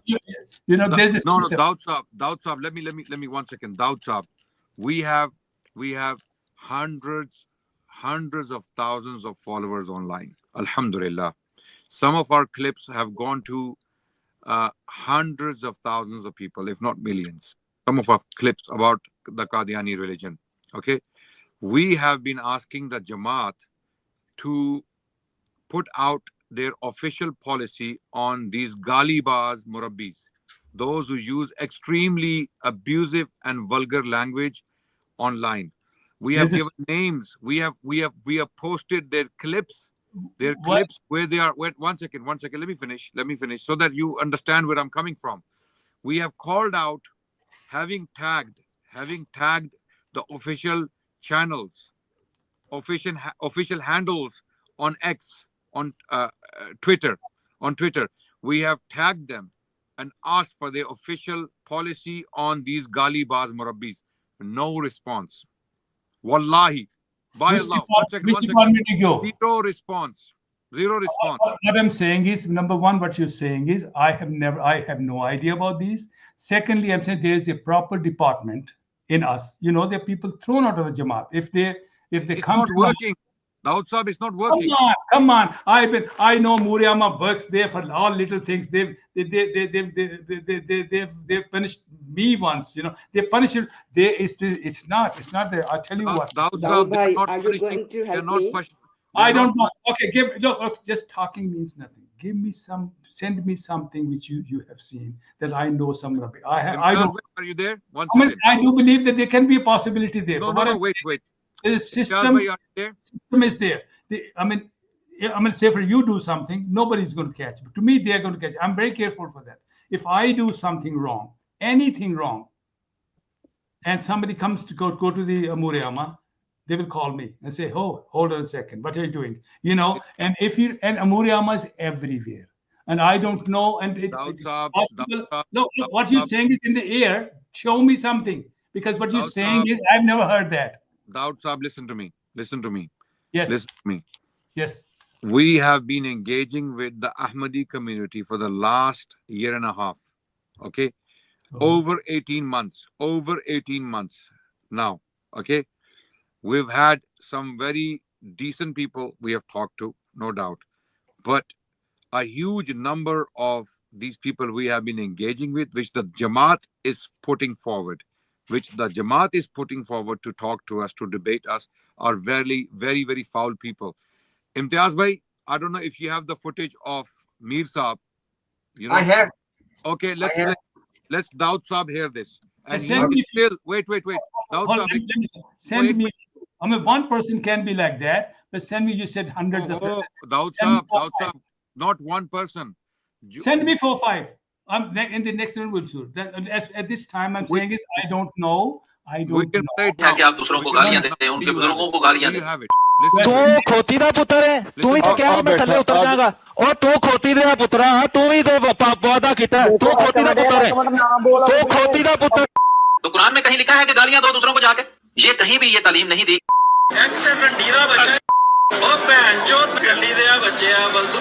तो कुरान में कहीं लिखा है कि गालियां दो दूसरों को जाके? ਇਹ ਐਸੇ ਹਰਾਮੀ ਖਬੀਸ ਸੂਰਾਂ ਦੇ ਸੂਰ ਸਨ ਉੱਥੇ ਬਕਵਾਸ ਵਿੱਚ ਇਹ ਬਾਂਦਰ ਤੇ ਸੂਰ ਮਲਵਾਣੇ ਕਰ ਰਹੇ ਹੁੰਦੇ ਨੇ ਕਿ ਜੀ तो कुरान में कहीं लिखा है कि गालियां दो दूसरों को जाके? ਮੁਹੰਮਦ ਸੱਲੱਲਾਹੁ ਅਲੈहि ਵਸੱਲਮ ਜਿਸ ਤਰ੍ਹਾਂ ਦੂਸਰੇ ਤੇ ਲਾਂਤਾਂ ਪਾਉਂਦੇ ਰਹੇ ਨੇ ਤੇ ਜੇ ਨਾ ਬੰਦਾ ਕਾਫਰ ਹੋ ਜਾਂਦਾ ਤੇ ਫਿਰ ਕੁਰਾਨ ਨੂੰ ਤੇ ਮੁਹੰਮਦ ਸੱਲੱਲਾਹੁ ਅਲੈहि ਵਸੱਲਮ ਨੂੰ ਵੀ ਕਾਫਰ ਲੈ ਦਿਓ ਪਾਕਿਸਤਾਨ ਦੀ ਆਇਨੇ 'ਚ ਉਹ ਮੁਫਤੀ ਮਹਿਮੂਦ ਨੂੰ ਪਤਾ ਸੀ ਤੇ ਇਹ ਤੇ ਸ਼ੀਆ ਨੇ ਇਹਨਾਂ ਦਾ ਕੰਮ ਹੀ ਕੰਜਰਖਾਨੇ ਬਣਾਉਣਾ ਹੈ ਤੇ ਕੰਜਰਖਾਨਿਆਂ ਦੇ ਵਿੱਚ ਆਪਣੀਆਂ ਧੀਆਂ ਭੈਣਾਂ ਮਾਵਾਂ ਪੁੱਪੀਆਂ ਤਾਈਆਂ ਨਾਨੀਆਂ ਦਾਦੀਆਂ ਭਤੀਜੀਆਂ ਸਾਰਿਆਂ ਨੂੰ ਨਚਾਉਣਾ ਹੈ ਤੇ ਉਹ ਕੰਜਰੀਆਂ ਦੀ ਔਲਾਦ ਆਪਣੇ ਆਪ ਨੂੰ ਕਹਿਣ ਕੰਜਰ ਕਹਿਣ ਉਹ ਤੇ ਹੈ ਹੀ ਪੇਟੈਂਟ ਕੰਜਰ ਨੇ। तो कुरान में कहीं लिखा है कि गालियां दो दूसरों को जाके? ਇਹ ਖੁਦ ਮੁਫਤੀ ਮਹਿਮੂਦ ਨੂੰ ਇਹਦੀ ਵਾਲਦਾ ਨੇ ਦੱਸਿਆ ਹੋਵੇਗਾ ਕਿ ਸ਼ਾਇਦ ਉਹ ਕਿਧਰੇ ਨੱਚਦੀ ਨੁੱਚਦੀ ਰਹੀ ਹੋਏ ਜਿਵੇਂ ਕਿ ਇਹਦੀ ਯਾਹਿਆ ਬਖਤਿਆਰ ਦੀ ਕੁੜੀ ਨੱਚਦੀ ਹੋਈ ਫਿਲਮਾਂ ਦੇ ਵਿੱਚ ਜ਼ੇਬਾ ਬਖਤਿਆਰ ਉਹਦਾ ਨਾਂ ਸੀ ਸਾਰੇ ਚੈੱਕ ਕਰ ਸਕਦੇ ਨੇ। कोई इसका जवाब नहीं है कि आप दूसरों को गालियां दें, उनके बुजुर्गों को गालियां दें। यानी गोलड़े जमीन लानती है पीर मेर अली शाह लानती दी वजह तो तो कुरान में कहीं लिखा है कि गालियां दो दूसरों को जाके? ये कहीं भी ये तालीम नहीं दी। ਉਹ ਹਰਾਮਜ਼ਦਗੀਆਂ ਜੋ ਮਰਜ਼ੀ ਕਰਦੇ ਰਹਿਣ ਉਹ ਤੁਹਾਨੂੰ ਵਲਦੋ ਜ਼ਨਾ ਤੇ ਜ਼ਨਾਕਾਰਾਂ ਦੀ ਔਲਾਦ ਕਹਿਣ ਤੇ ਉਹਨਾਂ ਨੂੰ ਮਲੂਨ ਕਹਿ ਦੇਣਾ ਗਲਤ ਹੋ ਗਿਆ ਕੋਈ ਗਲਤ ਨਹੀਂ ਹੈ। मोहम्मद देखने हो जिसने अकमल गुलाम अहमद को देखे कादियां में मोहम्मद फिर उतर आए हैं हमें और आगे से है बढ़कर अपनी शान में। Okay. Daud Saab. कौन लोग ने? Daud Saab. This is There's a number of reasons. no. Fighting. Listen, Daud Saab, listen. Listen. First, answer my question. Was this language vulgar, foul? Yes, this is foul. This is foul. Foul. This is Very foul. vulgar, If foul this was language. presented to my Jamaat, Okay, wait. I use it. Hold on a second. Okay, Daud Saab, now you have... they will- Listen to me. Now we will see what you can do. This is Salim Mir. He is active on TikTok. He represents your Jamaat. Okay. He claims the support of the Jamaat. He claims it. Okay. And no one has said anything about him from the Jamaat. No one has said anything. Okay. The Jamaat, wait 1 second. The Jamaat is silent on his crimes. The Jamaat is tacitly approving his actions by not removing him from the representation list. Okay, he's representing the Jamaat. The question now is, Daud Nasir Saab, you're claiming that your Umure Ama department will get rid of such people. Why is he still active? There is another Galibaz Murabbi called Nadir. Wait. Hold on a second. All I'm saying is that I'm not believing you. You see, just think that if you would have given it, You don't believe me? No, because at this time, you will not give. What I'm saying is there are people like that. That I believe that there can be people like that. But if he's a Murabbi and a representative, there's no such thing as representative of Jamaat. Maybe that to answer. The representative of Jamaat is sitting in there. You can call me a representative. I'm not a representative of Jamaat. No. You don't understand. Wait. But I'm saying is, if you Daud Nasir Saab, hold on a second. Let me explain. Let me explain what we have done for the Jamaat. We have tagged these recordings on Twitter, and we have tagged the Jamaat's official handles. You know, What UK Islam, what's a True Islam UK? 1 second, True Islam UK, ठीक है? और वो दूसरा जो MA कौन सा है? वो MAT है? MAT, इम्तियाज भाई, is that MAT? MTA. We have tagged them. We have asked them for the official policy. Department for that. Dawood साहब एक मिनट बात तो सुन लें. बात तो मैं सुन रहा हूँ, लेकिन मैं बात कर रहा हूँ, आप लोग उधर मेरी बात सुने. बात कर रहा हूँ. साहब मेरी बात तो खत्म हो लेने. तो आप कभी आप बातें जो कर रहे हैं वो मेरी बात सुन. पहली बात ये है, मैं I'm just saying. Dawud bhai, let him finish. Then you can respond. Let him finish his point. Dawud bhai, let him finish his point. Then you can respond. No problem. Let him finish his point, please. So, Dawud Nasir Saab, respectfully, we have reached the Jamaat. The Murabbis, the official Murabbis of the Jamaat are very well aware of this person and his actions and his language. They have not said anything to condemn him. Not once they have said that we condemn this behavior, or the Jamaat has issued an ultimatum, or the Jamaat has issued a warning against him that don't listen to this person, he doesn't represent us. Jamaat has not issued any warning against this person, or Nadir on TikTok, or there are other guys. There is a long list of these abusive guys using very evil language, vulgar language, and they work together. They work Adnan bhai, sorry to interrupt you, because Dawud Sahib is saying that there's a special depot. Adnan bhai, you remember that when the official delegate of Ahmadiyya, when we had a meeting with them in London, you raised the same issue with this official delegate as well. Absolutely. What did they do? Nothing. Nothing. They did not even condemn it there. When we were privately sitting with them with 4 bona fide Murabbis of the Jamaat who came from Bait al-Futuh. They came from Bait al-Futuh, London. Rahil was there. There was a Bhatt Saab there. Okay. And there were 2 more Murabbis. Sorry? These Murabbis were okay? They were the ones who came with you? They were fine. They were very fine. They were gentlemen. No. Look, we are very fair people. The question is now, Dawud Saab, our sister raised a question.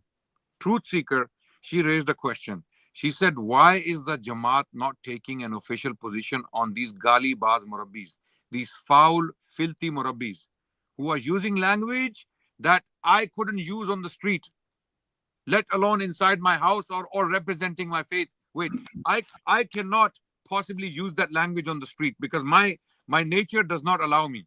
Okay? My nature doesn't allow me.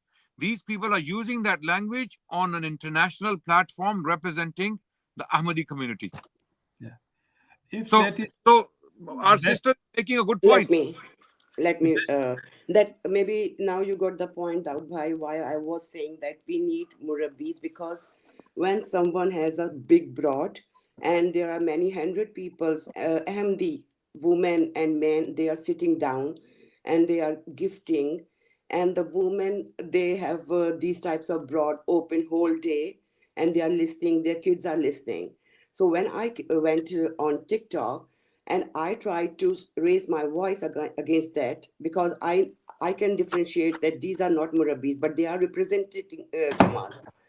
In return, I heard that that these boys will, I'm sorry, but these boys will inject mango pulp in my mouth. Can you Google it? Can you understand what kind of filthy language they told? Just because I raised my voice, that this is not Jamaat. This is wrong. We are not like this. So it's very important that Hazur will. We wrote letter to Hazur many times. So it's very important that we will take some action. Hazur will take some action. And replace, or these people are doing very good work, but they need tarbiyat. So Hazur will appoint professional, trained people upon them who can guide them, basic respects. Sorry, you can say. Yeah, sister, the thing is that as far as Jamaat is concerned, you know, we have departments over departments over departments. They're all working. And there is a Jamaat who does this and this and this and this. And I mean, it is possible if somebody has not known to these people, or they are different people, or maybe they are on Jamaat or not, we don't know. But what I'm saying is that normally there is an office who does their job. If you write to Hazur about this, then it is also that Hazur doesn't do these works. He just, the office of Hazur will send that letter to Amuriama, and then will ask them that what have they done. That's all. So the department is there. And you're saying that there are two people like that. There is possible there are there. No, not two people. Not two people. Okay, whatever they are. But I'm saying is that you understand that I know that Jamaat sometimes take very big actions because it's their good impression breaks. So this is a system, but it's possible that you have not given it there, or they have not, nobody's taken, or maybe they were alone when you call, and if they've called and if they've told, I don't know. We have to have understanding this. But there's some people. Just to help you, Dawah, just to help you, you and this person we have just played, both of you are in the same country under the same Nazam and under the same Jamaat, because this person, Salim Mir, is also from Germany. And I am surprised that if you say that you don't know Salim Mir and Latif Mir, they are Ahmadis for generations. They are very Mir Latif, did you say, has used that language? I said that Salim Mir and Latif. Listen, let me complete, brother. You don't need to, please. Salim Mir and Latif Mir, they sit on the same broad. It is not a different broad on TikTok. Okay. And all of that, what you have just heard, is in the knowledge of Latif Mir Sahib as well. All I'm saying is, it is not a secret. It's a public knowledge. This Salim Mir and the likes of him, they are doing this for almost on regular basis. Okay. And nothing is happening. We have raised the issue when the people came to visit myself and Adnan in London. They said, we have come to visit you officially, and we raised this complaint with them. They were the official representatives. They did not do anything at all. And by the way, if you go and do a bit of research, Salim Mir is not just ordinary person. He is one of the most active people in the Jamaat, and he is the one who's active on social media almost for 2 decades, for 20 years. He is the person who is active more than any one of the people who are active right now on the media. He's not some ordinary person. And his family, they are very well-rooted family in the Ahmadiyya Jamaat. I know if you could tell me something from Mir Latif, I'll be surprised, really surprised. I don't know if Mir Latif has done it. I don't know who's Salim Mir, but Mir Latif, if you send me really something, if you have something from Mir, send me. I'll be very surprised if he does that. Your surprise is appreciated, but surprise, we are all surprised. No. All I'm saying is I'll be surprised that if Jamaat came to know about that. I mean, obviously, this Jamaat, Germany has to do something about it, but I'll be very surprised if I come to know that Mir Latif has used that. This is all. Okay, there are two things. There are two things, because we just want to wrap up the topic, because there are many people waiting in the backstage. We cannot just go on and on. I just want to mention one thing. We want to see actually that what you will do now. You have watched, you have listened, is abusive language. But I can see this. Let me complete, brother. Yes, I will send you the same recording on your WhatsApp as well.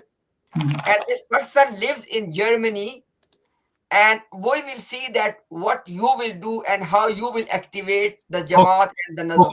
Okay, send it to me. Send it to me, and but I should see the face and the name of the person there. And we'll see that. And obviously the actual thing has gone in the background. There was very important question raised by the sister. She said that, first of all, you need to understand Dawah. You can't just give them, okay, I have given the answer. You did not give any answer, because Muslims have disputes. Mirza Ghulam Ahmad Qadiani came to solve all of those disputes and to give one right understanding. And right now, within that same Jamaat, they are full of disputes. Then what is the point of Mirza Ghulam Qadiani coming as Hakam? So, and you are saying and you are acknowledging that there are disagreements between the Jamaat. Why? Because they have believed Mirza Ghulam Qadiani as the Hakam, as the final judge. And according to Mirza Ghulam Qadiani, he has solved all the problems and all the disputes. Then why you still have disputes? And last but not the least, how come Daud Sahib, if your Jamaat is standing on strong arguments, how come that we do not see any official platform where they are inviting people to come and ask their questions? Myself and Adnan Rashid Bhai, we were invited once on MTA and we did go there. And everybody can see that video. It's available on our platform. We were not given the opportunity to interact with them. And when we went the second time, we were not taken at all. So this is the case with us. I would say that, as sister was saying, there has to be a platform, at least for the researching Ahmadis, where they can ask their questions publicly and they can get answer. Because she was saying, when she speaks to people offline, she gets different answers. And nobody is willing to come online to give one official response. And I will just add that. No, all I'm saying is this thing which you just mentioned, that people are like that.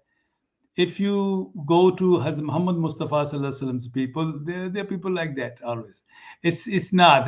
There was a person who he was a Sahabi standing in the mosque. He started urine in the mosque, and I said the people like this always. So this is not the case. People are always like that. Every person. It doesn't become whatever it is, but it's general. You should see generally people know it. We Ahmadis are. No, Dawah Sahab, let me correct you. 1 second. Sorry, I apologize. Adnan, let me talk. No, let me talk it. No, you just made a very Dawah Sahab, you just made a very It's none of your problem. It's none of. Let me answer his question first, because Dawah Sahab, I'll be 10 seconds. No, Rasulullah never tolerated bad behavior in his name. In fact, at the time of Fateh Makkah, when one of the Sahabi went forward with a flag saying, today we will slaughter, the Prophet ﷺ sent his companions to grab him, to reprimand him, to restrain him, and to bring him back, and he took the flag from him. He said, this person cannot carry my flag who is talking like this. And then he gave that. Wait. He gave that flag. Yaar, kasam se Allah. I don't know which world you live in. People are like that. There were people leaving Islam. There were people doing there. There were people going there. There were people from Nafas. There were munafiqs among the people. I don't know what the way you think. Among the people of Mecca, Medina, there were munafiqs. All sorts of people are there. I don't know what world you're living in. The Prophet comes and everybody becomes an angel. No. Generally speaking, is that they do their work, and this is how slowly they do. And they're doing their job according to their ability. That's it. They made a Jamaat. This is a very big thing. People are gathered and they're doing it. But what you picture, if you open that's not right. Read Quran. So I was telling that there are people like that, sir, but we have made departments, so we're working on that. As an Ahmadi, I'm telling you that I have to be very careful. If I do something wrong, I know that if I say something wrong here, I have one worry too. Maybe the Jamaat will probably never know, because they don't look at these things and all that. Who has time for that? All sorts of people. There are so many programs going on. Somebody watches, somebody don't watch. This is not. But there is a department there. That there are people, and then depends what kind of person is sitting there. He's helpful, he's not helpful, whatever it is. But we have a department there that if complaints come, complaints go there. And if you send a letter to Hazur, there's an office of Hazur which will redact those letters there. That's all that. And that's why a lot of people are told to leave the Jamaat. They throw them out. So always this is nation. People like that too. But I'm sorry if you've heard that. If you have something, send it to me, and I'll see what I can do. And you are going to help me also as an MD. Yes, ma'am. What I'm saying is that if there is, because I'm also learning. What do you think what I am? You know, so if you No, send me but you something, know someone in a special department. no, Because all I'm I'm saying, sure after this stream, I will get call again and they will say that "Hey, it's okay, just leave it." Because before that, it yes, happens many times. there are all sorts of people, ma'am. There Yeah, are but okay, come to the point. The main point is like one more thing I want to address, Daud Bhai, that we feel when we ask questions, we always get ilzami jawab. We feel that we are not trained to give answers to Ahmadis. For example, if I ask a question, in response, I will get the answer that all other sects are blah blah blah. They are not good. They say Chishti Rasulullah and etc etc. And then now I regularly get the links for the atheist life. That because I'm asking too many questions, go to the atheist life. Go there and see the Muslims are not answering the atheists. So is it a proper response? We are Ahmadis and we are asking the questions. So we have all rights to get the straightforward answer. okay, but let's see. As I said, if you, as far as I'm concerned, all I said, I don't know what kind of answers you do and what is there, and everything has to be seen. So if you need some questions, try me. Okay, that's all I said. That's all I can do. But it's not going to be perfect anyway. I mean, Actually, Daud Bhai, this is exactly what you said at the end. This is exactly the problem. If she wants to get a proper official response, where to go to? She should know one thing. Except my answer is that mankind is made imperfect. That's one thing. I'm not saying this is we are. That's the way we are made. If one person asks me a question, I will answer him in one way. The other person will ask in the other way. And people, this is always people are like that. This is not. One person is very good. One person. Daud Bhai, we got your point. We give you that much. All we ask, the question is, if I give you a simple example as well to make the point more clear. Now on the TikTok, in Surah As-Saf, when Isa alayhi salam is giving the good news of a prophet Ahmad coming after him. Now on the TikTok, we are receiving 3-4 responses. And she knows as well. For example, one response is that this prophet is Nauzubillah Mirza Ghulam Ahmad QADIANI. Yes. And the second response is no, actually it was Prophet Muhammad, but because Mirza Ghulam QADIANI was his reflection, his zil and gurus, so both of them are part of this. And then the third body would come. Oh no. When Khalifa II, Mirza Bashiruddin Mahmud, when he said that this prophecy is only about Mirza Ghulam QADIANI, he was at very young age at that time. He was doing his research, and when he came to later mature age, he changed his position, etc. So this is the confusion, my brother. We want somebody, for example, you give an answer and then you say at the end, okay, I don't know, this is my personal understanding. You did not solve any problem. She is interested to know the official response of the Jamaat on the crucial questions. That's the main thing. No, problem is that all people are like that. I mean, let's say when our beloved Prophet Sallallahu Alaihi Wasallam came, he didn't know everything. So slowly in 23 years to... Ilzami jawab again. No, it's not Ilzami. What I'm saying is, I mean, they asked him to go. I mean, to Haziyaya, they asked. It is called all I'm saying is, look. If you don't take even an example of Rasulullah Sallam, then what should I do with you? I'm saying this is called Ilzami jawab. All people like that. It is like that because you know, they are ordinary people and they are told. I mean, if you say, somebody said that when Rasulullah came home and said, I'm frightened, I think I can do that, and his wife took him to a Christian. Doesn't look nice. So what I'm saying is that there are times come into there, and slowly the information come. It didn't become a Khatam an-Nabi in one day, and at the end they said, well, our ayat is Quran is the best and all that, because it slowly comes. Their things change. Very good point. Very good point. Very good point. I'm giving an example of that. Daud Sahib, when you went to Speaker's Corner, and you had that discussion. I guess I can't remember if it was with Adnan Rashid Bhai or somebody else. And over there, you rejected the recitation Khatim. You rejected that. And after that, there came an official video from the Jamaat that this person is ignorant. He does not know. We own both recitation. Now that is the problem. In Speaker's Corner, you are representing your Jamaat, and after you finish from there, your Jamaat is making a video and refuting you. Let me answer you that question. Yes, please. Let me. No. Look. This is a very good point. Let me ask you. You asked me that question. You can answer. Let me answer that question, please. Okay. Please. Okay. Go ahead. In all matters, sometimes do we have differences? Okay, hold on a second. I tell you what. As far as Qiraat is concerned, I know there are more Qiraats. We like the Hijazi Qiraat normally, I tell you what, because that was the area. I am personally a professional Qiraat maker. Let me tell this. Everybody's not that. I can, if you give me a sentence now, I can make 4 Qiraats from that in Malkos and all that because I know. But I know that it doesn't make the change because in Punjabi we have 10 Punjabi languages there, but it does not, the meaning never changes. But because we can write Khatim.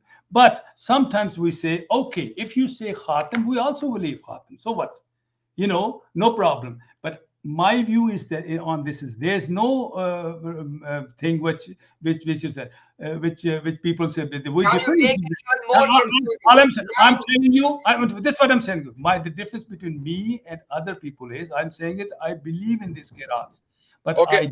I still do not believe. So wait. So you're changing now. If you give me sentence now, I will make 5 Qiraats from them here. In a second. Everybody doesn't know that. But are you now saying that Khatim? Wait, Daud Saab, 1 second. Are you now saying Khatim is also Quran? You're saying that? No. All I'm saying is that in other ways, look. You just said you accept the other Hold Quran. on. Let me talk myself because what I'm talking. No. Look. Wait. Look. Hold on a second. Daud Saab. You want to consume your time and other people's time as well. Yes. You are not taking my. All I'm saying is let's agree with we don't agree. Can we do that? Daud Saab, 1 minute.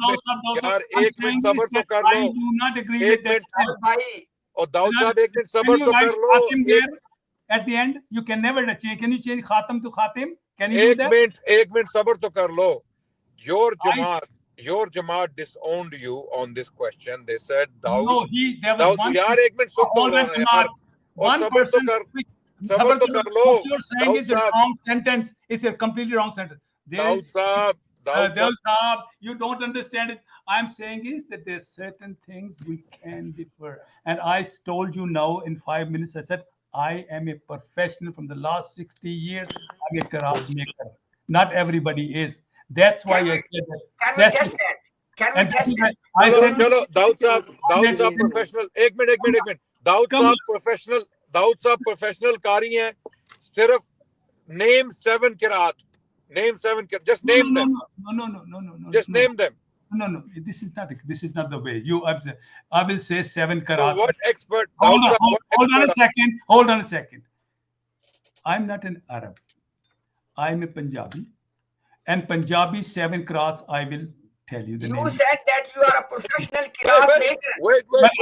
Hold on. Look, you didn't hear that. My Qiraat, there are 7 Punjabi Qiraats. We're not talking that. We're talking there are 7 Punjabi cannot Qiraats. change the word. Daud Saab. In Punjab, Punjabis. But if you read that in that Punjab, wait, this is a new one. Meaning that 1 minute sabr to kare na Daud Saab. This is a new one. Daud Saab is claiming there are 7 Punjabi Qiraat. Daud Saab just claimed that there are 7 Punjabi Qiraat. Yes, they are. Kedi. Which ones? Can you name them? We have Pahari, and in our area we have Pahari, and then we have Malkos. We're talking about. Come on, you have no idea about that. So that's Yes, what yes. all I'm saying is that Now, why the topic is the thing Quran I'm of saying, the the thing I'm Quran. saying is, no. You are ignorant about this. I said we sometimes say, okay, we accept it if you say that. It doesn't matter, but it doesn't mean that. Okay, Daud bhai, let's move on. Let's move on. Let's Okay. move on. Because Please, if please, you please. say that, meaning Our does sister, come our happen, sister, I'll still our catch sister. you from somewhere else. Okay, That's thank all. you, thank you. Because Okay, at that time, sister truth searcher, on your behalf, on if you you say allow we me, accept it, but it doesn't mean. let me put some proposal and let's see that if Daud Sahib, is I it just possible? want to. Daud Sahib, sister, 1 minute. Daud Aren't Sahib, you? Hey, what Daud time Sahib, is your? Daud Sahib, allow other people to speak, please. Okay, yeah, go on.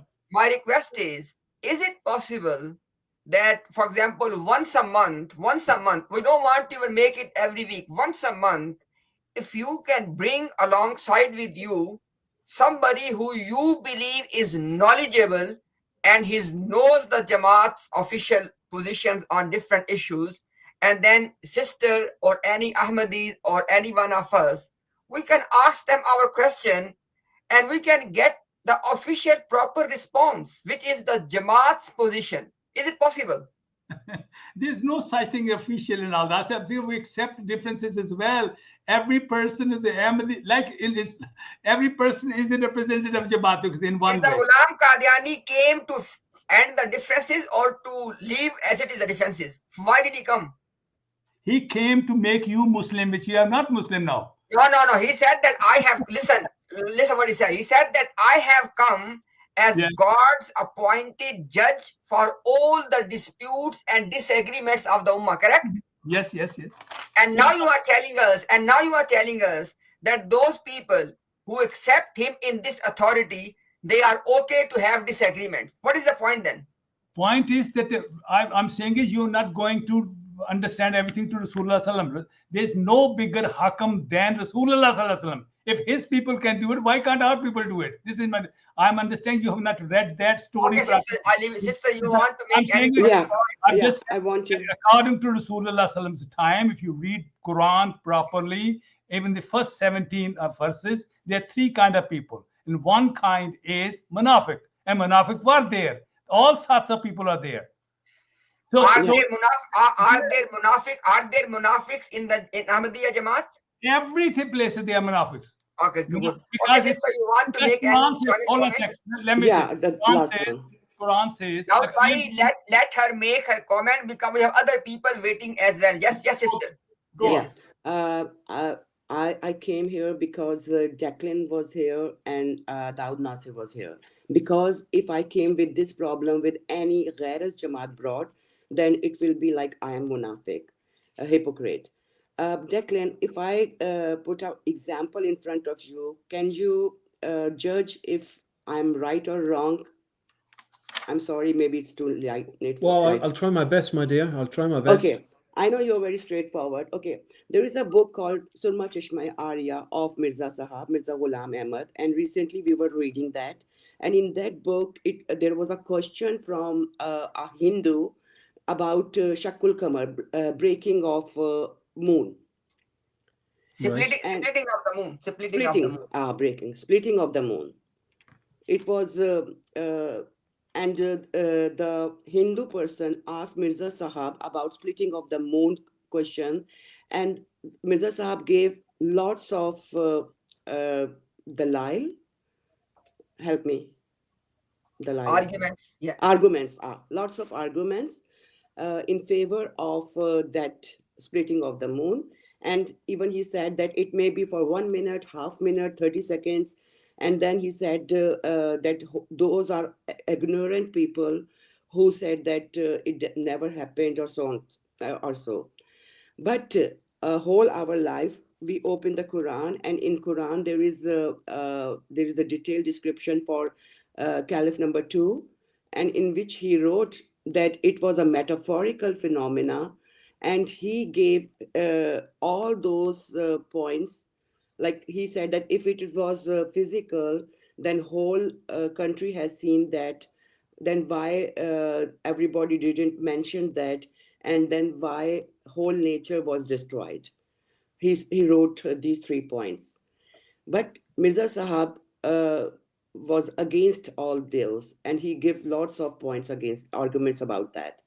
So now it's either it happened, either it didn't happen. So we cannot say that one person will say it happened, another say not happened. So this is one yes or no question. What you think about this? So Declan, just in case, just to summarize her point, she's telling us that there is a particular miracle of Prophet Muhammad, peace be upon him, which is regarding splitting of the moon. Mm-hmm. So she's saying right now, the question is not that, what a non-Muslim would say, no, the question is, what is the position of Ahmadiyya Jamaat? Was it a proper physical thing that happened, i.e. splitting of the moon, or it did not happen, it was just some sort of metaphor? But I can't answer that. But what did the Prophet Muhammad say? So as far as Mirza Ghulam Qadiani and his Jamaat is saying, and that is why sister is confused, we find both opinions in the book she was referring to, and this book was written, Declan. This book was written by Mirza Ghulam Qadiani to prove this one single point, i.e. splitting of the moon. He was proving to the Hindus that it was a real miracle and it did happen. And after that, Declan, he said that it was just an eclipse. Okay, so it's a clear contradiction. So she's telling her, and this is exactly she's trying to say right from the beginning. She's saying that now who can I go to? Because in the books of Mirza Ghulam Qadiani, I see both positions. Initially, Mirza Ghulam Qadiani dedicating the whole book to prove that it was a miracle and it did happen. And later on, he said it was just like eclipse. Yeah. Well, it's just a clear contradiction, but isn't that what you've been proven in these platforms for the last 18 months, Muhammad? Week in, week out, you've just been showing us, time and time again, the contradictions from one statement to another statement. He says one thing at this period, another. I'm not surprised the lady in question is confused. Anybody would be confused with. But then after that, a second caliph also contradict. So. We cannot believe, we cannot go and ask Imtiaz or Adnan Bhai because they are against Jamaat. So why Jamaat didn't give us some official answers so we will get satisfied? It just seems very odd. It's very odd what Dawah said, that there is absolutely nobody official that you can go to, because I think in any religion, there's always official people. There's always official sources that you go to. But again, Dawah says that there isn't. Everybody seems to be an expert in the Ahmadiyya community, but nobody is an expert in the Ahmadiyya community. So again, which one is it? It's incredibly confusing. I don't know whether it's deliberately confusing, but it is confusing. But the contradictions are very clear from my point of view. And Declan, sorry to interrupt. For example, Declan, you remember that Mr. Dawood Nasir said in the beginning, and he has told you off camera as well, that he has read all the books of Mirza Ghulam Qadiani. He is very well versed, etc., etc. Now we give a demonstration.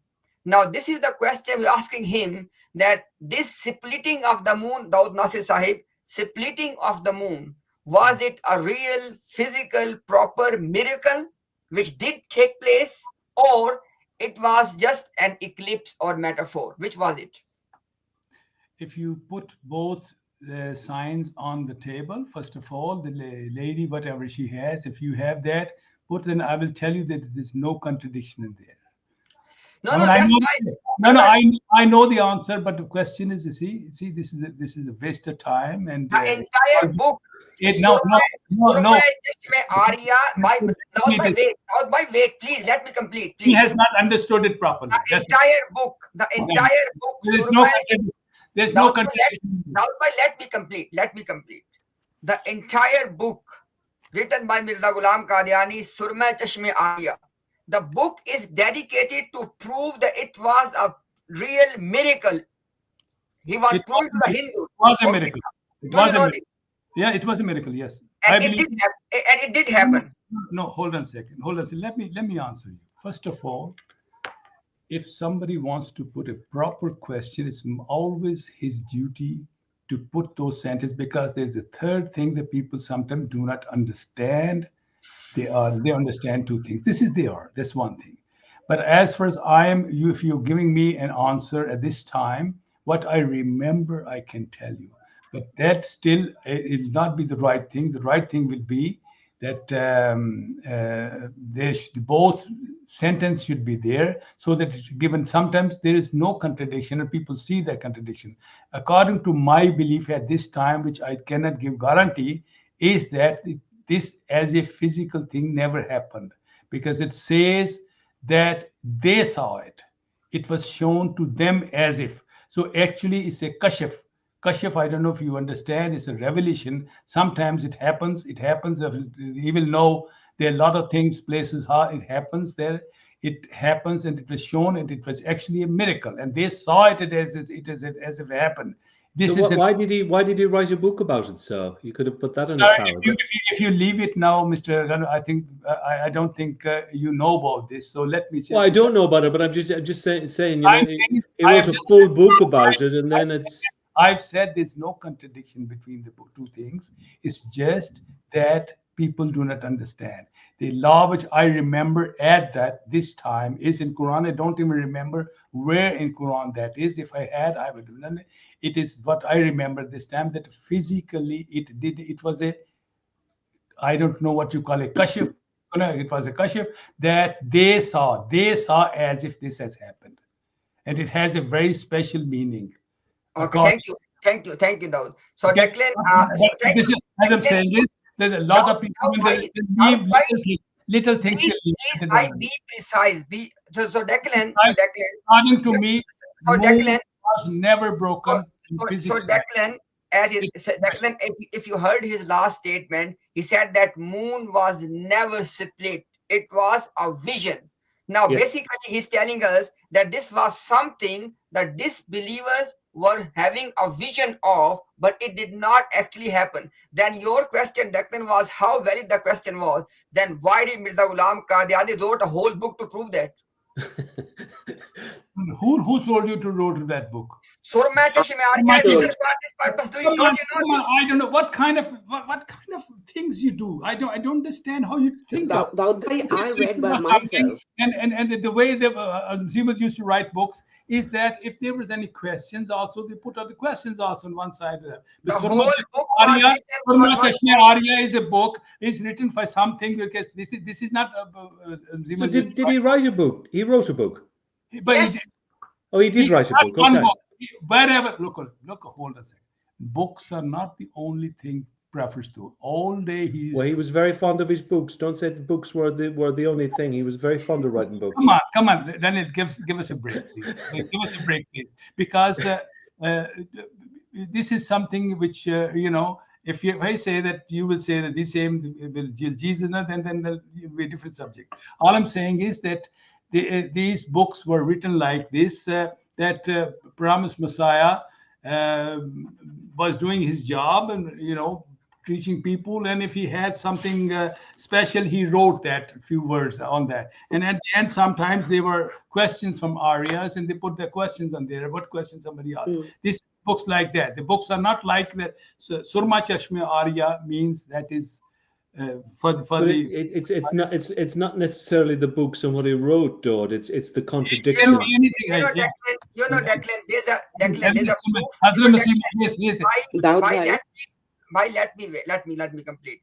So Declan, as you can see on the screen, yes, this is the Ruhani Khazain, which is the compilation of his books. It is second volume.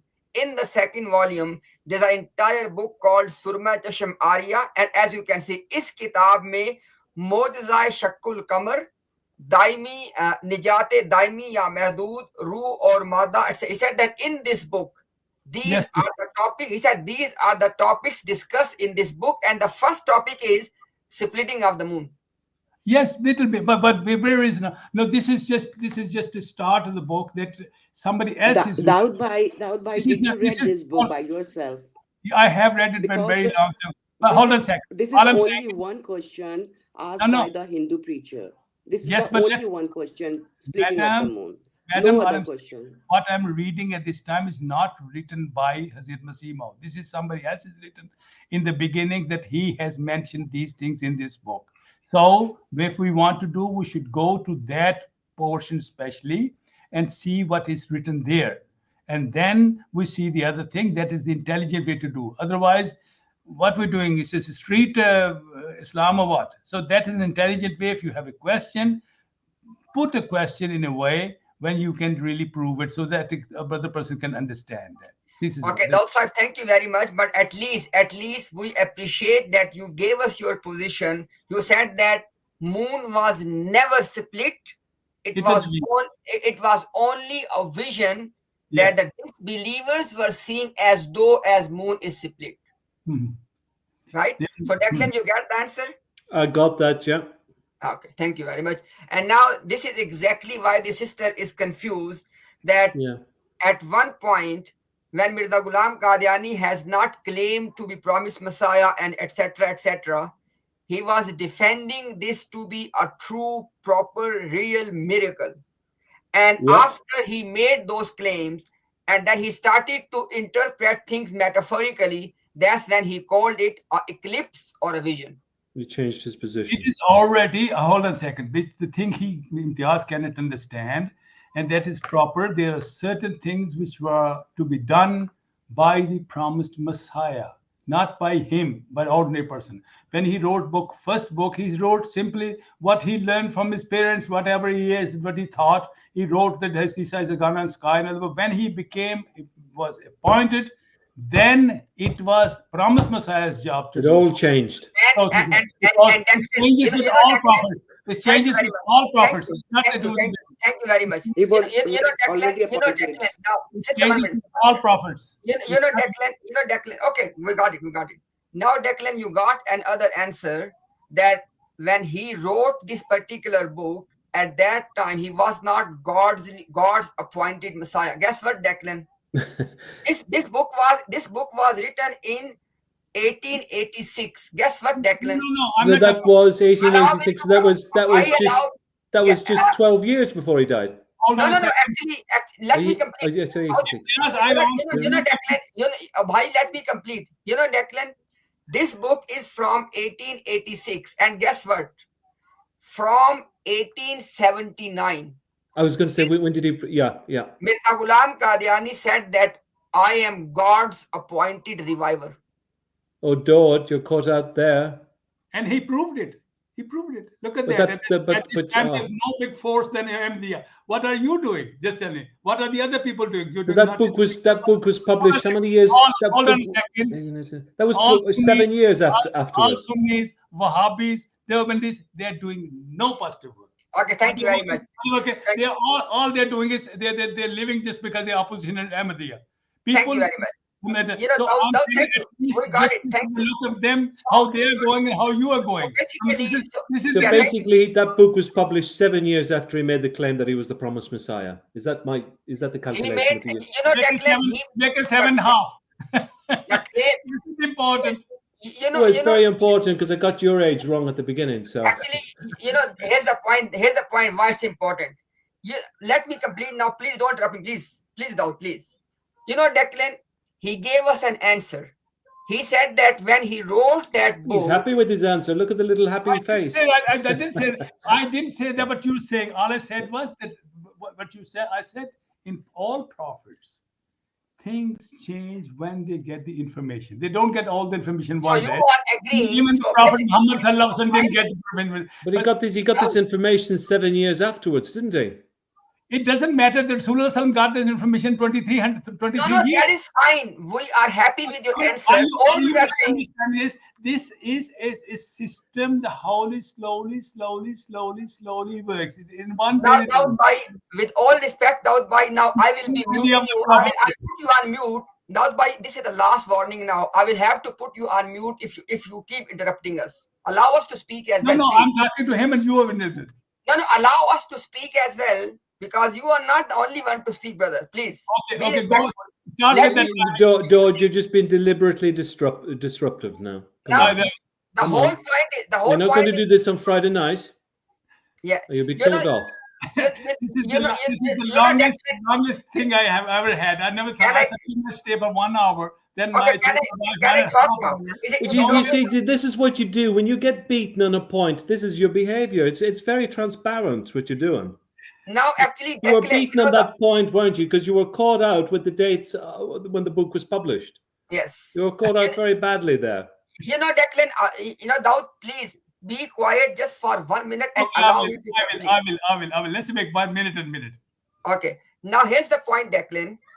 He's trying to shift the goalpost every time he's caught. For example, when we said that how come at one point Mirza Ghulam Qadiani is writing the entire book to defend that it was a miracle, and later on he's telling us it was a vision or an eclipse. Obviously, eclipses are normal; they keep happening. There's no miracle in the eclipse, to be honest. Everybody knows that. Now, the point is, from this thing, Daud Nasir took a cop out. He said, no. Actually, as all the prophets, they gradually learn from God. Same is the case with Mirza Ghulam Qadiani. And guess what? Mirza Ghulam Qadiani in 1892, name of the book is Nishane Asmani. Have you read that, Daud? Yes, I have read. And Declan, in 1892, name of the book is Heavenly Sign or Nishane Asmani. In this book, he said that I have been appointed and now I have completed 10 years of my appointment. When? In 1892. And this book was written in 1886, which means that when he wrote this book, he was already appointed. Oh dear. Yeah. So the entire cop out Daud took was that he was not appointed he said I was appointed at that time. So when he was writing and defending the miracle, he was claiming to be appointed by God at that time. Yeah. So you can't use this argument, Daud. Sir, I didn't say that. I said, I don't know. I remember that this was like that. I said, without guarantee, I said, because I don't have that in front of me. That's what I was saying. Well, you need to go away and do your research. And if you go away and do your research as carefully as Muhammad has done his, then you'll see that the dates, the years are out of place. We're not talking, that's not the subject. I said that, I told him, I said, I'm not talking about that's wrong. I said, actually, I was talking about something else. I said, when a person is ordinary person, he writes something else. He can make mistakes.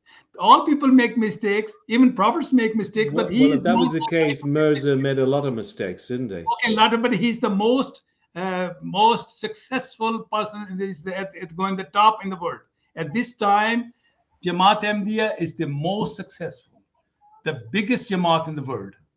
And he's going... Are you serious? Of course. Look at that. I've just told you. Doing nothing. I mean, look, we're making mosque, we're making Quran, we're making this, and we're making everything. The biggest generals of ours. During the lifetime of Mirza Ghulam Ahmad, was the biggest in the world. Of course. Oh my goodness. You can't be serious. At the time, we've been always the biggest. Even today, we are the biggest. Okay, thank you very much. Now, oh my God! Come on, I think it's gone past your bedtime, Daud. You can say this, but come on, I think you need a little sleep now. Come on, Muhammad. Let's not wear him out. Friday night is. You should go to your sects. You should go to Christians. Work for them. But nobody's working there. You're just there because of opposition. That's all. And Declan, do you remember, Declan, that when you interviewed Asif Basit? Oh yes. You're doing nothing. I mean, you should be doing something at least. He said there was 15 million Muslims. 15 million Ahmadis. I have to mute him, otherwise he won't allow us to speak. So, Declan, basically, do you remember when you asked this question to Asif Basit? You asked him, you said that, what is the number of the Jamaat? What did he say? What was the Why, first he response? surprised me because on that occasion I expected him to say less, because the official number that they were always giving me was 12 million, and But he went up to 15 million. Declan, the point is the point, Declan, is, did he give you any official number? He didn't. He said approximately. Exactly. Now the thing is, Declan, in their Jamaat, every single member of the Jamaat has a particular ID. And I found that out since, but I didn't know that at the time. I say this under oath, because if the sister, the truth searcher sister is here already, and she is in this community, and I put her under oath, and she can confirm or she can disprove this. Every single member of the Jamaat has a particular ID. They have been assigned an ID. So they know exactly in any city, in any country, what is the number of the Jamaat. Now the thing is, if they are trying to claim that their number is increasing, then they have to issue officially, publicly, which they used to do in the past, by the way, Declan, they used to do in the past, they used to give the official number of the Jamaat. But guess what? Then they were caught. They were caught because Mr. Tahir Ahmad, their fourth caliph, fourth one, he made a statement, I believe in 2001 or around this. Yes, I did it. He said that we have 40 million new converts just in India. Yes. In 1 year. And guess what? This was, and now they are telling us that the total number is 15 million. Are they increasing or decreasing? I know. That's a huge embarrassment what he said. I mean that's on tape as well, isn't it? So this is very difficult, to have this conversation, because if they want to make this claim that their number is increasing, then they have to issue a public official statement that this is our numbers in any particular city or country. I say this under oath, they are continuously decreasing. Yeah. Well, Dodd has already said there's around 60,000 in Why have you made such laws in Pakistan that don't let them preach? What's the problem? Because we take that as a defeat, mental defeat, because they know that they will increase. Why did the 45 years not issue what happened in the parliament? Because they know that these people will increase. And God knows, because in Pakistan at this time, how many people have become Ahmadis without... So are you saying there's in Pakistan, Sunni Muslims are converting to Ahmadiyya? We were all Sunni mostly. What do you think? Most of they will have Christians as well who are converted, but many are Sunnis. We were Sunnis, yes. Pakistanis, the Sunnis. There's only a tiny minority of Christians in Pakistan. What's it? There's only a small minority of Christians in Pakistan. But there are quite a few. Christians you're talking about? Or you're talking about I don't know off the top of my head. Would you know, Mohammed, what would the percentage be? I don't know the percentage. It's a small minority. It would be a small number. 2.5 million. 2.5 million. The number is 2.5 million. Yeah. 2.5. I don't know, but there are plenty in Sialkot. I can tell you this. And Dawud, I'm not giving you, by the way, this is my comment. I'm talking to Declan right now. Declan, look at this one. Declan, in Islam, there is no such concept that when Messiah, Jesus Christ, Jesus, son of Mary, peace be upon them both, when he will come, he will convert the Muslims to his sect. There's no such thing. No, in Islam. No. He will come. What is he coming here for? What is he coming? He has. Hold on a second. Hold on. Let me answer you. Now, the simple way, I have put you on mute. Nobody is listening to you. No one is listening to you. You are mute. Yes, you are mute now. Because I am requesting you for last 5 hours, but you don't allow anybody to speak. So with all due respect, I have to put you on mute so we can have a good, fruitful discussion. So now, Declan, what I said before, there is no such thing in Islam that Jesus Christ is coming back to convert the Muslims. Yes. Okay. Obviously, Christians can disagree with us, but our understanding is... Imtiaz Bhai is still speaking. He's still speaking. Dawud Sahib, you are muted because we have no other option left. You don't allow anybody to talk. Dawud Sahib, you're muted. Dawud Sahib. He's not here to listen to us. So basically, Declan, what I was saying is it's again an Islamic theological position. According to Muslims and according to our sources, Jesus Christ, because we obviously you can disagree with us, but we believe that he is coming and after he will clarify the matter for the people of the book, i.e. to the Jews and the Christians. Yeah. They will understand that yes, he was not a deity and he was not killed on the cross and he was a prophet of God as Islam is telling. So they will enter into the fold of Islam. So basically Christianity is going to enter into the fold of Islam through this second coming of Jesus in Islamic understanding. There is no such thing. This Daud Nasir cannot produce a single tradition from Prophet Muhammad, peace be upon him, that Jesus is coming back to convert the Muslims. Well, yeah, no, you're right. Otherwise, it wouldn't make sense. Hold on a second. Do you agree that Jesus did die on the cross? Yes or no? Oh, please. Oh, no, please. If you are taking him side, then I'm saying is he does not believe that. First of all, Daud Nasir Sahib, you have to have respect. There's no debate between us and Declan at this stage. And he's never been asking to debate us, okay? So if you want to debate this issue, you can debate with us. You can debate with any of the Christians. I don't need to debate them, Daud, for the simple reason I've listened to what Adnan says and I've always listened to what Muhammad says. And to be quite honest with you, I find very little that I would disagree with them. You know, because the Christian, obviously the Christian viewpoint is different, but it's not so enormously different. To what the Ahmadis has presented is completely off the scales. There's absolutely no ways that I would be able to reconcile with some of your beliefs around Isa. Well, all of your beliefs around Isa, but with what Muhammad says and Adnan says, I can sleep very comfortably at night because it feels very real to me when they speak. I don't feel uncomfortable in the slightest with what they say. And I really mean that. And you know, Declan, in your presence, you are the witness. I want to publicly apologize that for last 2 turns, after requesting for more than 5 hours, you are the witness, Declan, because he doesn't allow anybody to speak. So when I was speaking in this these 2 turns, I have to mute him. I'm not happy with that. Okay, I say sorry for that. But that's all right. But just to finish off, from a Christian point of view, this Kashmir story, and let's not go into it now. But the Kashmir story is just off the scale. Because you are talking and answering self. This is problem. I must answer your questions.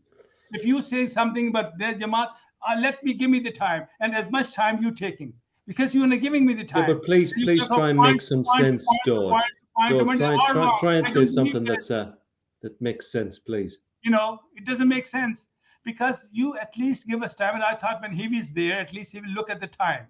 I mean, you take it. We're not in the debate now. We will be looking at the times on Friday night, and we'll be keeping very, very rigidly to the times. But this isn't a debate. This is just a general. Yes, because this is mop up of the evening. I had a problem with them with this. Why nobody asked you any question? Nobody asking you any question right now. Comment in front of me, I must answer that because people are. I am saying that, my brother, no one is asking you any question. When we are talking to each other, you interrupt us as well. Oh, okay. I'm sorry. Go on. So why that's all I'm saying. I mean, when I was look now, Nasir. When we were talking about for the last 5 hours, whenever we were talking to you, yes, you were always given the full opportunity, despite the fact that you were interrupting every single one of us, but we still gave you the full opportunity to respond. Right now, you did not. You are doing at this time. But I don't want to debate you. I don't think you can leave it because if I said I'm saying it at this time. No, I don't want to. That's it. Can you force me? Okay, right. Go on. But I'm saying is that this. No, I'm saying that I am not going to debate you. I've had problem with Adnan also My there. brother Dawud, I don't look. Dodd, you're playing a game now, aren't you? You're being deliberately provocative, and it's not necessary. And making statements, and I'm sitting here. I should answer. You should have one. You know We did exactly not what ask you're you any doing. question. We did not ask you any. Can't we speak to each other? Okay, go on. Go on. So basically, Declan, I'm saying in your presence, either he need to take his statement back, which he said that he is not given the time to explain his point. Either he need to take that statement back, or I don't want to debate him. Because that is unfair that we have been tolerating all of that for 5 hours, and now at the end he said the same thing, which is a stereotypical. There is a sign at this time. These people are writing me that they are doing you mute. I said to you already that I muted you twice, not now. Somebody else. No, this is complete defeat. You know this. You shouldn't do that. Okay, I'm defeated. Oh my God. No problem. I am defeated. People are writing this. I have no problem except my defeat, but I am not debating you. Is it okay? Are you calling me? Daud Saab, ek minute, Daud Saab, 1 second. Things are getting. Daud Saab, yaar, Daud Saab, ek minute, aapka masla, there is a problem with you, Daud Saab. Yes, aapka problem is Daud Saab, let people speak. Let people speak. You cut them in the middle. Let them speak. When someone's talking, this is basic human courtesy. Let them finish. Unless they're talking, unless they accuse you of heinous crimes. Wait, Daud Saab. Did you get good time to okay, so do you want to talk to each other and I can leave? The problem is, Daud Saab, the problem is you have to have a conversation. There are 4 people on the stream. You're the only one cutting. Okay, we want this to be a conversation. Daud Saab, first question is, did you get good, fair time to represent your view or not? No. Because in the first part, Daud. No, thought is I'm saying this maybe next time you do it, but I've seen that. No, there's no next time. We cannot be any fair than this one. If we are not fair today, we can never be fair to you. Look, we nearly did at least over 3 hours setting out what the debate would be. We did all the times and everything. All I'm saying is he has pointed one point and he should then stop and listen to me. And then the second, then he talked about how much Ahmadis there are, then should stop. And he answered himself and never to me. And then the third thing, and never to me. This is not the way. Okay, can I talk now? Let me talk now. Let's see. This is not. Can you allow us to talk without interruption? Mr. Daud Nasir, can you allow us to talk without interruption? Is it possible for you, brother? Now listen at this one. I'll let you talk, but talk with the telephone the way you like. Listen. Please, brother, right now, there's no discussion happening between us. Understand the point, brother. Okay. When the discussion, please let me. Okay, you discuss that. I take a couple. Can you allow us? No, just stay there. Stay there. We want to say things in your presence. Listen, we don't want to say things behind your back. Stay there. Listen to this point. May the curse of Allah be upon the person who muted you even once for first 5 hours. First 5 hours. That's point number 1. Point number 2 is, when I had to mute you, this was after 5 hours. At that time, there's no discussion happening between us. Rather, we are trying to discuss things mutually, and you are over talking every single one of us. You are not allowing to complete any one of us, any of our point. Then before I muted you for the first time, listen this point very carefully, Brother Daud. When I muted you for the first time after the 5th hour, for the first time, I first made a disclaimer. I said, Mr. Daud, I'm going to put you on mute because you are not allowing us to complete our point. And this was after the 5th hour, when there was no discussion happening between us.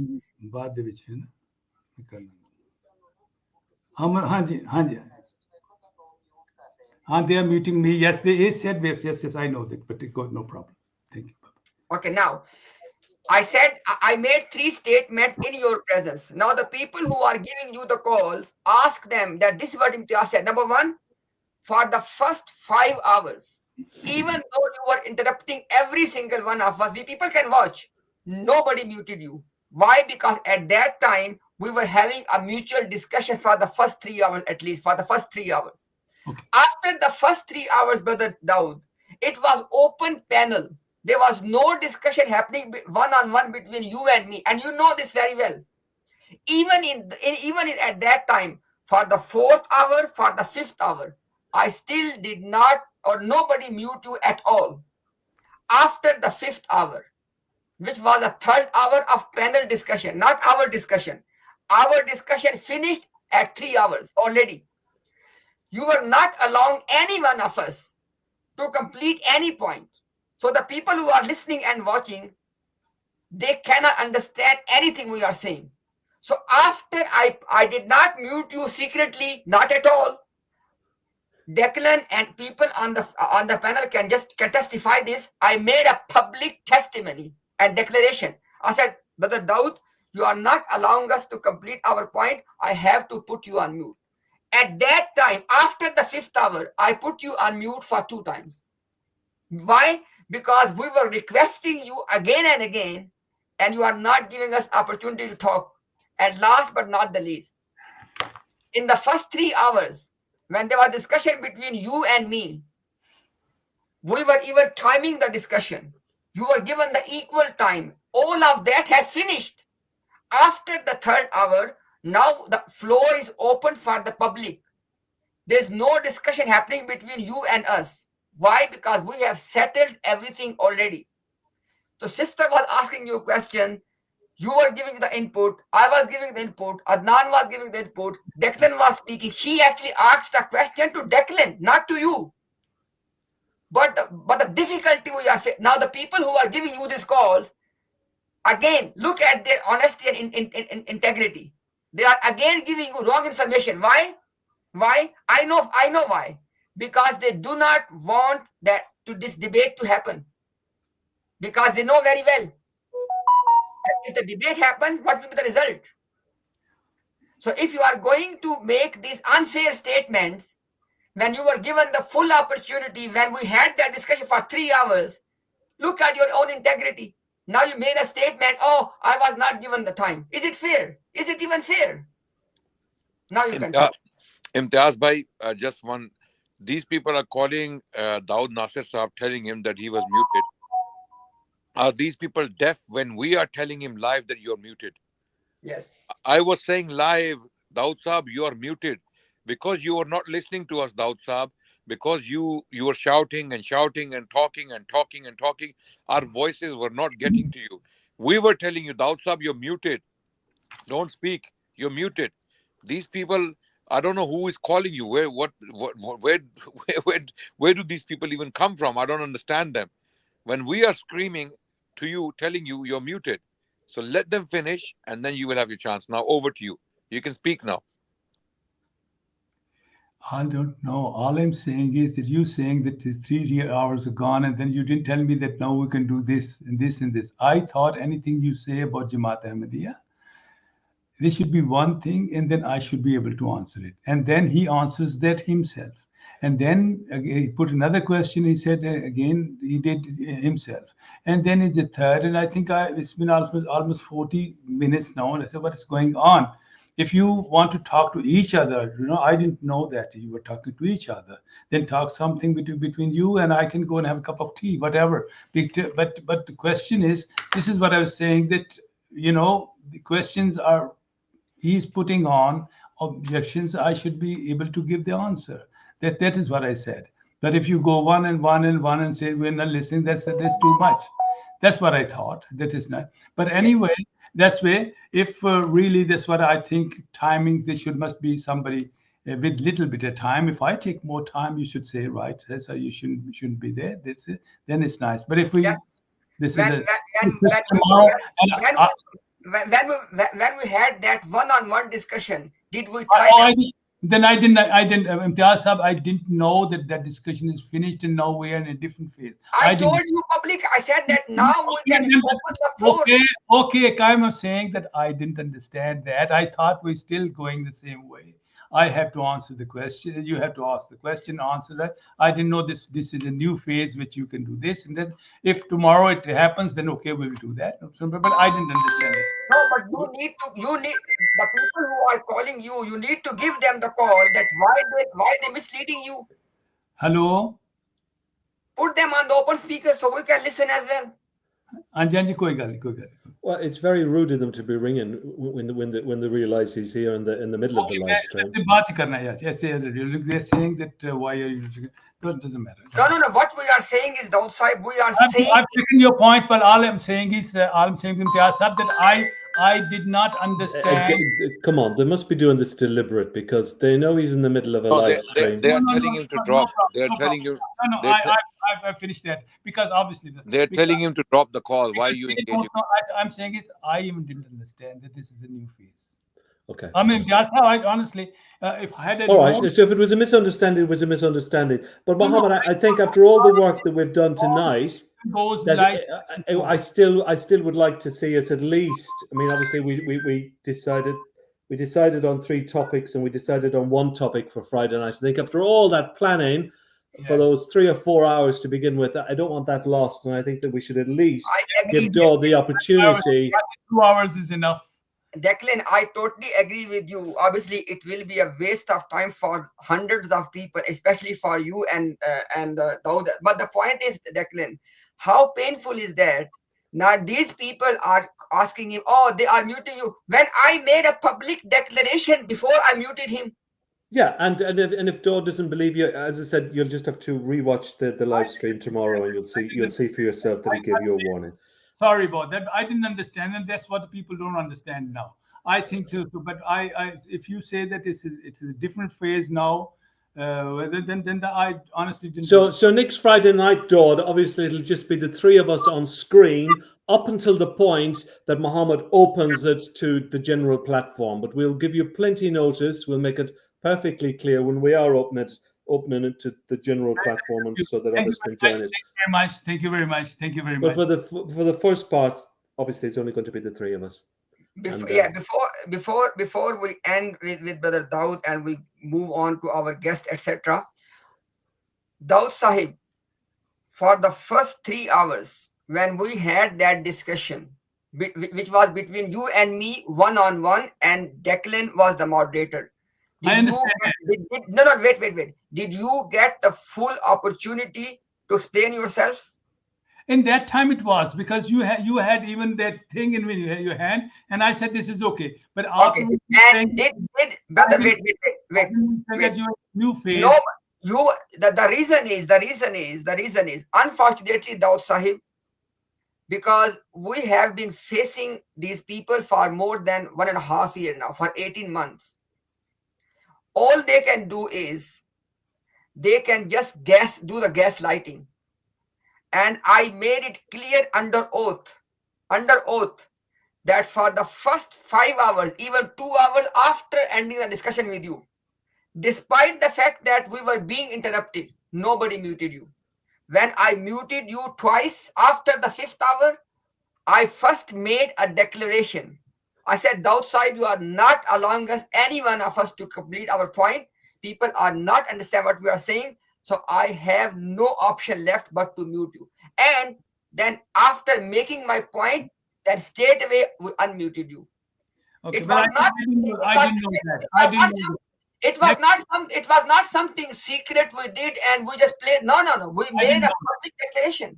I didn't know that. I didn't realize. I thought maybe it's the same system again. I didn't know that it is a new phase now. So next time, when you finish that thing, you can tell us that now it's a different thing. Then I will do that, because I was waiting for question over question not coming, and I was saying that. So I didn't really understand. Honestly, I didn't really understand that it's. But now you understood it, right? No, I know that you have another system that for some time you have one program, 2 hours or 3 hours, and afterwards then it switches over. Yes. For other people, and then you know, then it's different. I don't know. And that's the whole reason. That's the whole reason. The truth searcher sister is here. That's the whole reason, because we opened the floor for a panel discussion where people can come, ask things. We can all share our point. This was the whole purpose. Okay. Next time I know. But to be awfully honest with you, Dawd, obviously, you know, these live streams are very spontaneous. You know, they're not always meticulously. You know, we don't keep to a certain. You know, for example, you know, when we came on, I didn't know whether it was just going to be 1 hour with you. It turned out to be several hours. So you never know what direction it goes. If we only did 1 hour, well, obviously Mohammed would have to have done some other type of presentation and brought more guests on. Okay, so that means that I can maybe next time when my questions are finished, I can go and other people can take over. This is also like that? Not questions. Once our entire debate, which we have both agreed on the format and everything, once the entire debate is finished, then after the final statements have been concluded, you'll be quite welcome to leave at that, or you'll be quite welcome to stay for the open platform. I didn't understand that. Sorry, I didn't understand that. It's okay if that is the rule. That's a different thing, because now you're telling us that you were talking to each other, but we're talking about Ahmadiyat, so I thought, well, you're talking to me. So, but anyway, right, there was a mistake. So and even if you remember, Brother Dawud, even if you remember that the last question was not even directed at you. Sister is still there. She asked a question to DECLAN. But is it right, DECLAN? Somebody asked me too something that what you think. That was about the moon and Mirza's book. About the moon, exactly. And I said that I don't remember that the verse at this time. It's not in front of me, but I think this is this. And there are sometimes very little things which people cannot understand, because what I remember at this time, which I don't have the Quran's verse that they were shown that. So for shown to mean it didn't really break, they were shown that part. So if they were shown that, it's still a miracle. But physically, from there, as I believe, you know, that actually moon never broke. It's just that a Vian had a message for that for the Arabs, that their sign was the moon, and it is going to break, and it's a new system, a new moon is going to come. So this Smile to camera. But anyway, thank you very much. Okay, okay. Dawud Sahib, again, and Brother DECLAN as well. Obviously, we always want to end things on a good note. So, despite all of those heated moments, I would say that we have to appreciate that Dawud Ahmad Nasir Sahib, he took a step and he decided to come live on a public platform. He did. And to engage in a discussion at a time when the trained murabbis are not even willing to defend. Now, having said that, we are thankful to you, Brother Dawud. We are really thankful to you, Brother DECLAN, as well. And now it's entirely up to you, because we still have few people sitting for a long time, you know, backstage. But it's entirely up to you if you want to entertain them, if you want to respond or comment what they have to say, or if you want to leave. It's entirely up to both of you. If somebody wants me, I'm here. I think I want to leave and let you bring on other guests, and you haven't this distraction. Let me thank Mr. Henry. Very nice. You can call me Declan, because I'm calling you by your first name. Okay, it doesn't matter, but still, you still are. We're warm and friendly and informal here. Okay, Declan. Thank you very much. Actually, he brought me here. I didn't know that I could, come here, but because who brought you here? You brought me here. You asked to be. Okay, no, because you mentioned that. Actually, I wanted in the beginning to talk to you, but this is how it is. You did absolutely. You're absolutely. That is correct. Yeah, and I don't have a platform. I don't have a YouTube channel. And Declan. This is the platform to be on. This is the number one platform to be on to discuss anything with regarding the Ahmadiyya community. He told me that Adnan Rashid is a historian, something like that. He is a fine historian. He is a writer, whatever. He is. Very, he said very good words for you, Adnan. Oh, there you go. Glad I didn't say anything bad about you, Adnan. No. The world would have You said it. You know, and I'd have been badly caught out. yes, you said it. And but he said very good words. And I said, I know two people who are really doing that work. Would you like to talk to him? I said, well, yeah, okay, right. Adnan I saw once because I want to see the Speaker's Corner. He was there. I was talking to somebody else and he came in there. I think Adnan remembers that. And so whatever, I just went to see what happens in the Speaker's Corner at that time. And we spoke a little bit. And Imtiaz Sahab I've just seen today, but I've heard about him from somebody else. He's a legend. He was also Imtiaz Sahab. He praised you very much as well. I'm just saying it. And so thank you very much that you brought me here. I've enjoyed it today. You know, I'm free man. Good, and I hope you enjoy it equally on Friday night. I'm sure things will go well. And we look forward to seeing you, and I look forward to being back on Friday night. And I'm not an experienced moderator, but I will do my best to make sure that everybody is treated as fairly as possible. Thank you very much. Thank you very much. All right, and I'd like to say good night to you all. Good night. Yeah, thank you very much. I would like to say thank you very much. Thank you very much. Much appreciated, brother. Thank you so much, Declan. Thank you very much. Take care. Thank you, All the best to Declan. you all. Thank you. I was here only for Declan anyway. Oh, were you? Oh, well. Yes, absolutely. No, I am just here to praise your patience. MashaAllah. Oh. Brother, you have patience.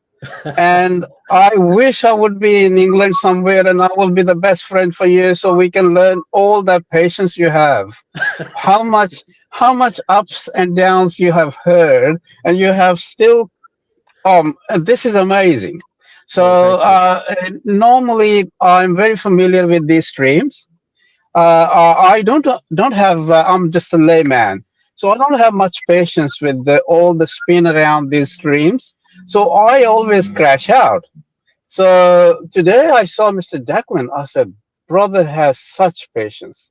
You can see through everything, but you still has to be so polite, and you still have to respect each other. That's amazing. Oh, I mean, good. it is amazing that Adnan might give me a job. I know, brother Declan. It's very difficult to find. You can find a lot of scholars, but in these streams, very difficult to find manners of communication. So it is very difficult for everybody sometimes when we forget that we have to adhere some sort of mannerism that we should not. It doesn't matter what I believe, or doesn't matter what Mr. Declan believes. We should not interrupt each other, and it makes very discomfort for everybody around the streams to watch these things. But I hope we learn with the time pass. 18 months passed in this stream anyway. But I have learned one thing. Anyone from brothers from the Ahmadiyya group comes in, for some reason they have this professional type of manners that they won't let you say your say, but they say is always has to be voiced over your say. So brother, you put up with all that stuff for so many hours, 7 hours. I survived only because I was here to say, Declan, thank you very much. Oh, thank you. Thank you. Nice of you. It's very nice of you. Nice of you guys. Brothers, any other people may have some questions. I would not take any more time. I was going to talk about the split moon issue and other things, but brother Imtiaz, brother Ustad over there in our corner, Well, Mr. if you've Adnan. got time on Friday, maybe come back to the open platform at the end. Be nice to hear from Inshallah. you. And you can give your views on the debate. Brother, I respect yourself so much because you have your own views as a different believer. But I, as a Muslim, would not drag you into the debate for any other reasons where we differ, because you are just the moderator.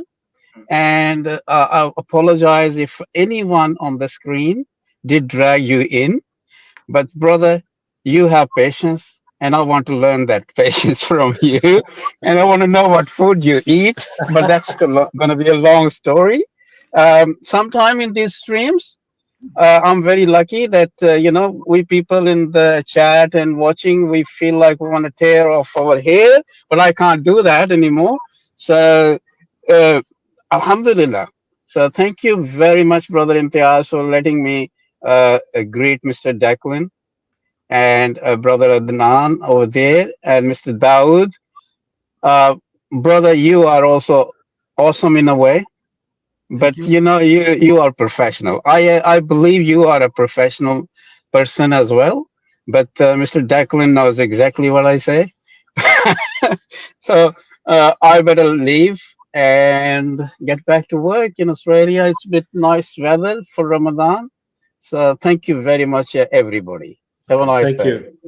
Thank you, Brother Bye, Declan. everybody. See you all next week. See you Friday. Thank you, Brother Thank you, Declan. Take care. Take care. Bye-bye. So we just take a couple of more people outside, and then inshallah, because I just want to make sure if somebody wants to talk to you, so we give them opportunity one by one. So let's begin with Brother Naveed Ahmed. Assalamu alaikum. Imtiaz bhai, can you hear me? Yes, we can hear you loud and clear. Thank you, thank you. There is a question, a little small question from Mr. Daud Sahib. As he looks like Zil of Mirza Ghulam Ahmad Qadiani. The way that person was speaking before, he is very honest, and I feel Mirza Daud Sahib, can I ask you two questions? One, As many. yes. Yes, Is there any possibility? Because ask the first one first, and then we can move on. okay. Mr. Daud, would you like to tell me, because you are very honest and you are very humble and intelligent person, so can I feel that okay, you are going to have you are, because of your deeds, there is a possibility that you can become focus on especially can you become Ummati Nabi? There is a possibility. So outside the question is, he said that is it a possibility that you can also become a Ummati Nabi? No, I don't know. I don't think appointment is necessary, but every person, according to Quran, can get the status of a Nabi, just ordinary Nabi. I'm not talking about Nabi. There's an ayat, as soon as you, this is my way of thinking now, as soon as you decide that you have become, Naveed, let him complete, please. Don't interrupt. Naveed, Okay, sir. Okay. As soon as you decide that you are going on Sirat-e-Mustaqim, that's a very big place thinking. Then no matter how much mistakes you make, start when you say La ilaha Muhammad Rasulullah and I am going to join this. I think God gives you a spiritual rank of a Saleh, and after that, you, like other ranks, you go up and you become a Shahid, and then you become Siddiq, and then you can be a Nabi too. I mean, Nabi means only that God speaks with them, and that's all it is. But if it's not needed a prophet at that time, but every Muslim can raise himself to that status. That's all I'm saying. So just to just for the sake of viewers, so your answer, Mr. Daud, is that yes, there is a possibility that you may become a subordinate prophet or Ummati Nabi. What I'm saying is no Ummati Nabi has to be, if he's appointed, is another department that if it's needed. But every Muslim, starting, if you just look at the, let me do my own sort of thing. He's Khatamun Nabi'in, that he is the biggest Nabi. Actually, the meaning I take from it, this is my meanings, that Muhammad Rasulullah is not father of any of your men, but he is your spiritual father, and his wives are your mother's. So this such state, and after that all ayat says, now you just start,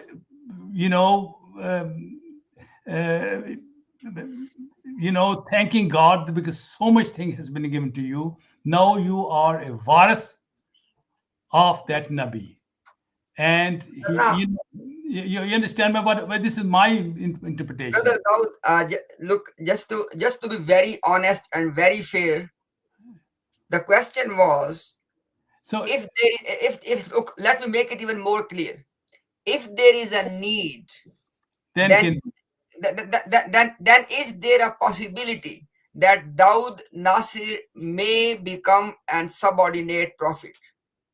No, if it's not, like you see, like Rasulullah has said that ulama ummati will be as good as the prophets of Bani Israel. So there is no possibility for you to be a prophet, right? No. I'm saying is that every Muslim can spiritually, there's a possibility, there's one verse is there, can become can get a rank of a prophet. So basically, can you Can I say something? No, wait, one minute. So basically, Daud Sahib, just to understand it. So initially, first of all, nobody's still clear. So what is it? Can you be a prophet? Is it possible, or you cannot be a prophet? You as Daud Ahmad. I will not like to use my personality into it, but I'm saying is every Muslim, when he becomes real Muslim and starts a journey on Sirat-e-Mustaqim towards God. So basically you can. It's possible. Basically every Muslim.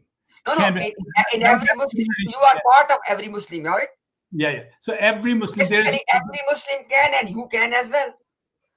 Yes, you people can as well. So let's put it this way, because okay, no problem. No problem. Can I ask that?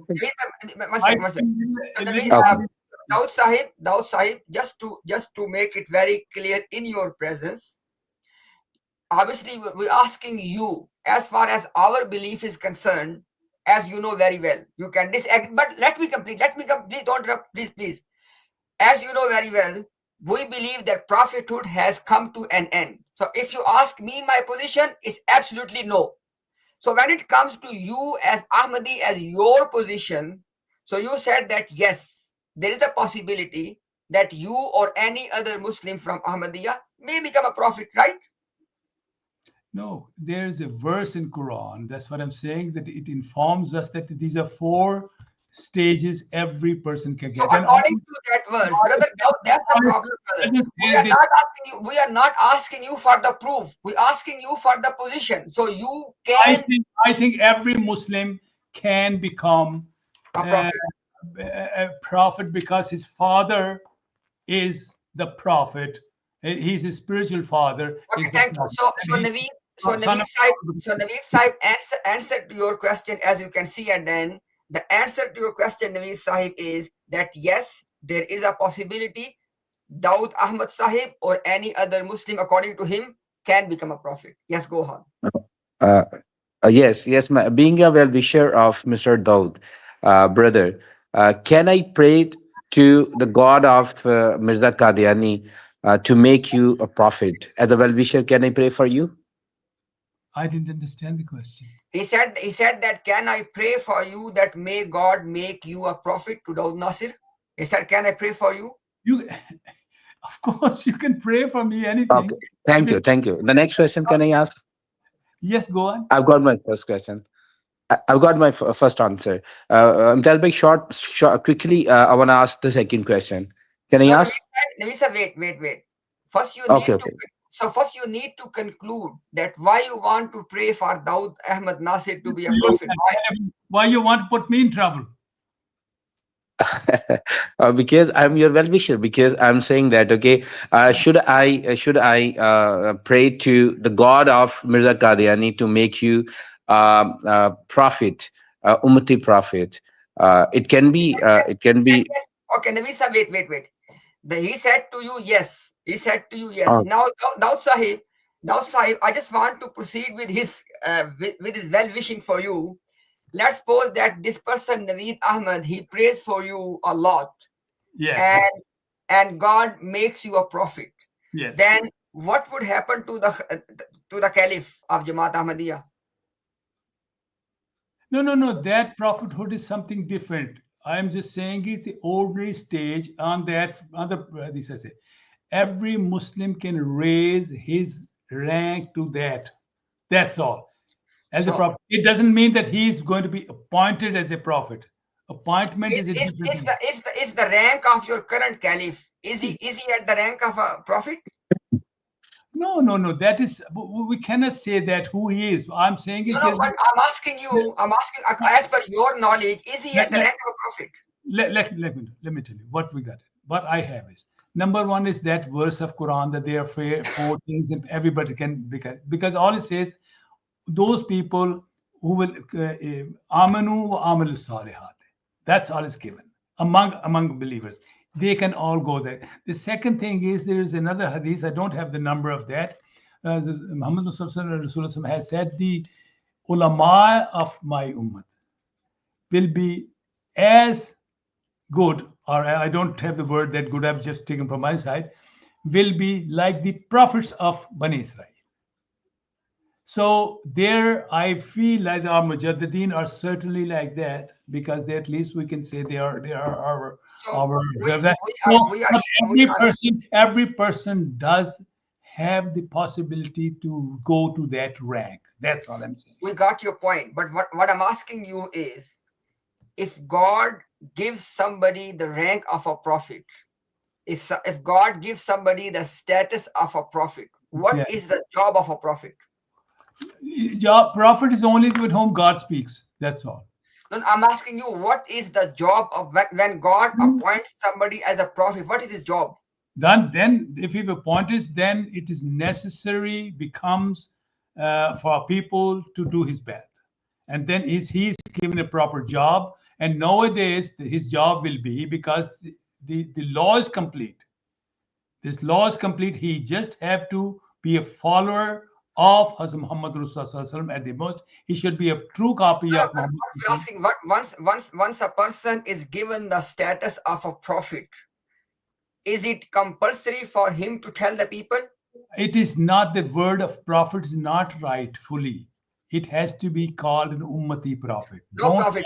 That's the whole discussion about the subordinate prophet. I'm asking you. Okay, let me rephrase my question. No problem. If somebody gives someone the status of ummati or subordinate prophet, as according to you believe, as God gave to Mirza Ghulam Qadiani, likewise, if God gives somebody else this same status of a subordinate or ummati prophet, is it responsibility of that person to tell the people or not? No, I don't think so. I think that's just a rank of a general. They can reach the general, but whether he becomes the commander-in-chief, I don't know. It's not. I'm not. No. So basically, I'm saying is that. Wait. You told us that you understand everything from the Quran.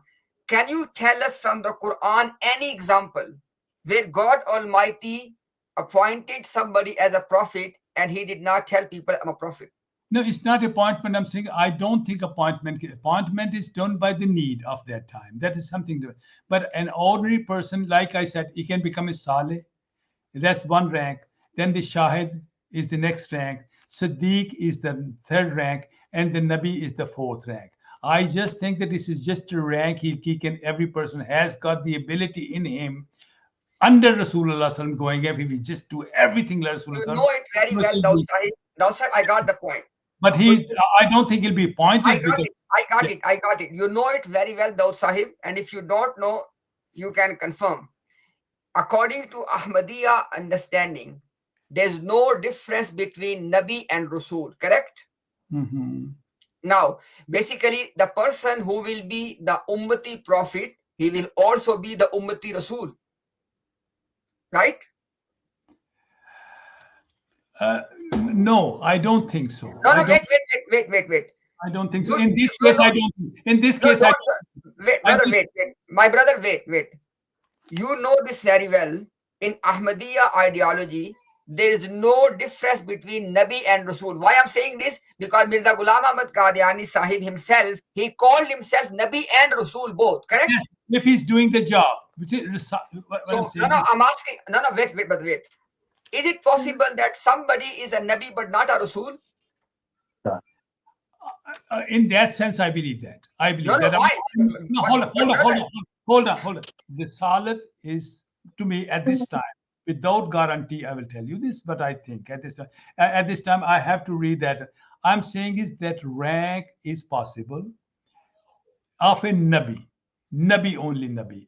And if the job is given to tell others, then it becomes a salat. This is at this time I'm thinking. I don't think he'll be appointed. No, wait a second. Wait a second. The problem here is not every person, but if he's appointed, then he's both. We got the point.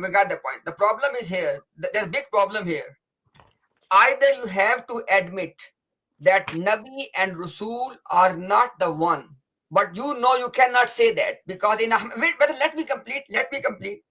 In Ahmadiyya, Nabi and Rasul are equivalent. They can be used alternatively, as Mirza Ghulam Qadiani was calling himself both Nabi and Rasul. Now the point is this: once it is established from your ideology that there is no difference between a Nabi and a Rasul, after that, you cannot say that Allah has made somebody a Nabi but not a Rasul. That's impossible. You can't say that. All I'm saying is at this time, I'm saying is that God says that in Quran, that these ranks are there. And the reason God has said that people who will believe and act. That's the right. So from there, my interpretation, that if you have a better interpretation, because as far as Quran is concerned, I did not say that. I did not say that. Neither mine. Okay, listen. It would be much better if you could also, because Quran is yours too. You can also tell me the reasons of this. What's the meaning of this? He says, the Quran says that he can be made of Nabis. So you tell me if maybe you have something different, and I will take that. But I personally think in that way that if he's not given the job, because those Nabis can be thousands. Because that's rank. Now, sir, let me tell you. Not every. I think if it's appointed, we got the point. But not every. Sir, look at this one, sir. If I ask you a question that sir, what is 2 plus 2, and you tell me it is 4, and then I ask you what is 4 plus 2, you have to say 6, correct? Yes, but in this case, I don't believe this. I tell you. In your ideology, you cannot distinguish between a Nabi. Every Nabi has to be a Rasul in your ideology. No. It is not. In that case, if he's appointed, yes, every Nabi has to be there. But I think personally, this is at this time, that this ayat tells me, and that hadith of Hazrat Muhammad Mustafa, that our ulama will be like their prophets. So that gives a nice idea. Let me tell you those sides. Let me tell you, there's no such a hadith. Okay, there is no such a hadith, and go and do your research. In which Prophet has said that the ulama of my ummah are the prophets. There is no such hadith. No, there is one. I will bring that on that day. I'm telling you, there's no such hadith. Okay, let's wait. I'm saying that I will try to bring that when the day next time. I've read it. That's out of the discussion now. Wait. When you do not know, you said you will verify. No problem. We put that on the side table. Now, the thing is, this is my last statement. You are holding on to two contradictory positions. On the one hand, in Ahmadiyya ideology, there is no difference between a Nabi and a Rasul. Every Rasul is a Nabi, every Nabi is a Rasul in Ahmadiyya ideology. But at the same time, you are telling us that there are going to be people, they will be Nabi but not Rasul. So wait. You are holding on to... Let me complete. Then you can respond. You are holding on to two positions which are contradictory to each other. That's all I'm saying.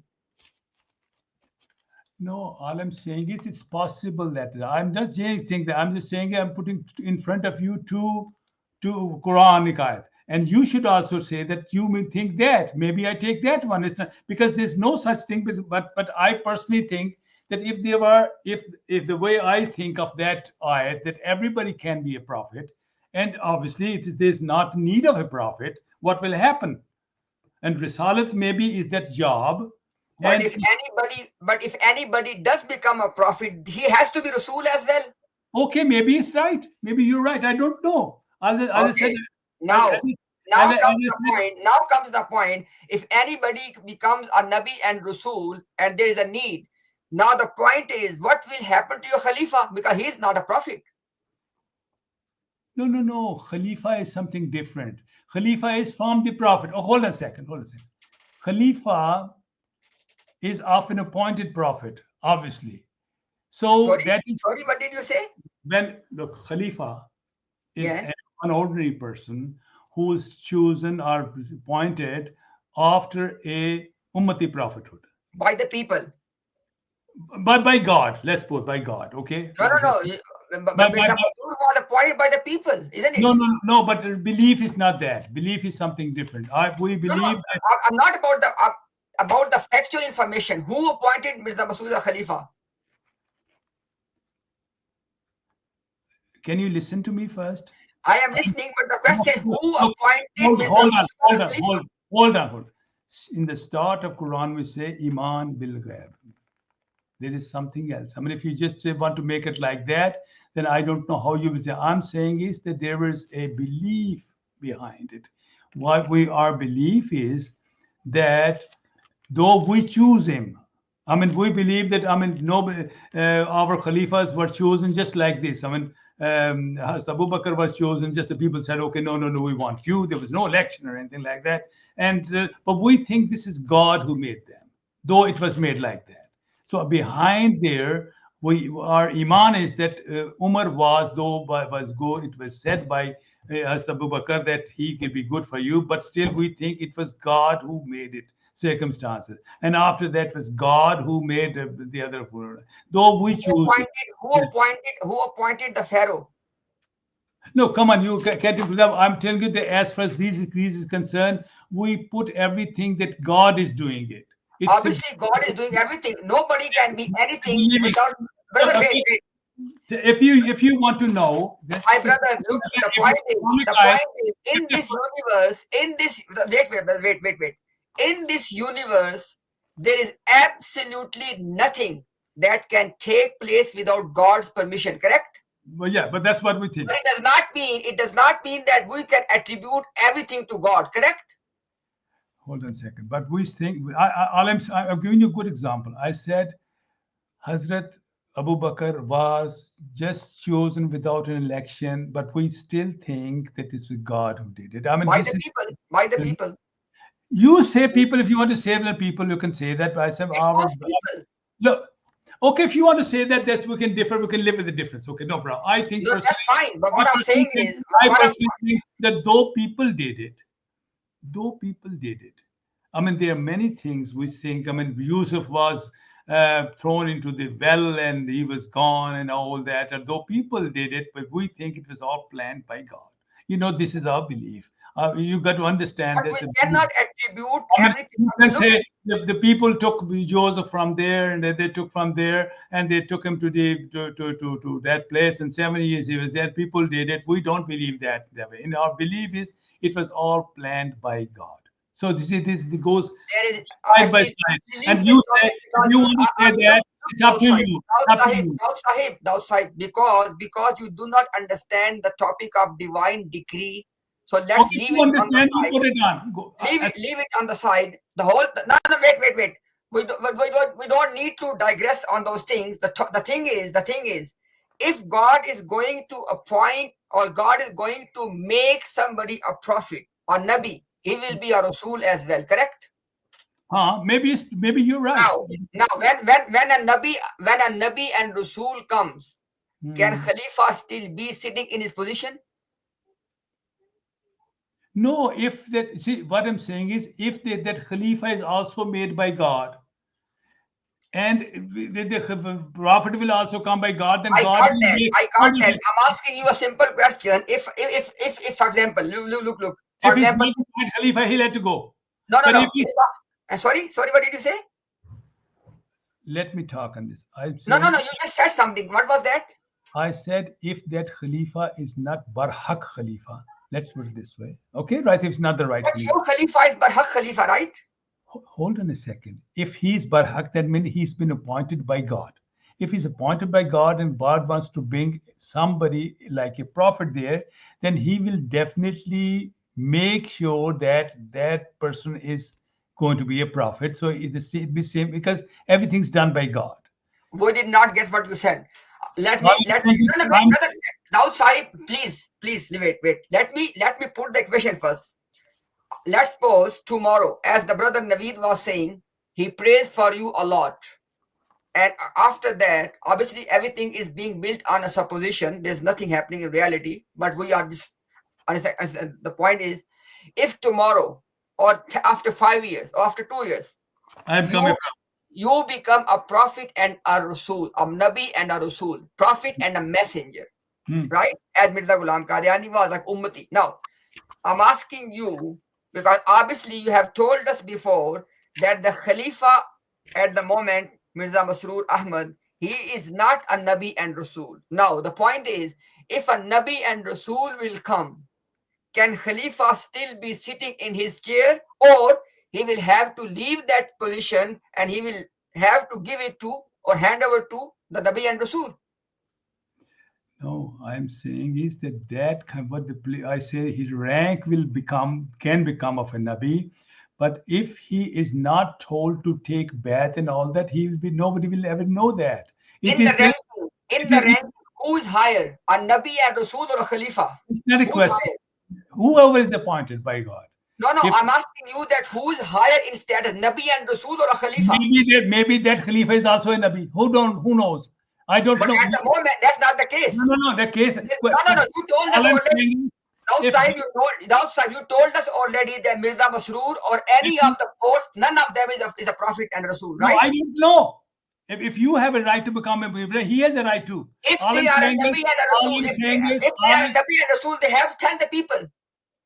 All I'm saying is, if have they as Mirza Masroor told the people, I'm Nabi and Rasul, has he ever told people? No. It means that he's not yet. Nobody has come to tell him that he is a Nabi. I'm saying it means that he's not yet.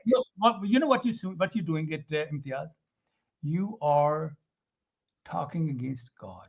I'm saying if he plans. I am talking. Hold on. If he plans, if he plans something, like he planned that Abu Bakr will be the Khalifa, and if a prophet is needed, he would have made, obviously, if the Abu Bakr the Khalifa. Okay, Naveed, by your second question. What you are saying is, yes. I mean, this is my view. In my view, is that the rank is there, and God knows if somebody has. Let's end it here. Okay, Naveed, second question. But this is something Quran. Okay, right. So go on, sir. Brother Daud, there is a second question which is quite simple. As you said in the beginning that, okay, you people claim definitely that you people are 73 sect, the sect which is chosen, and you people are going to paradise, whatever you say.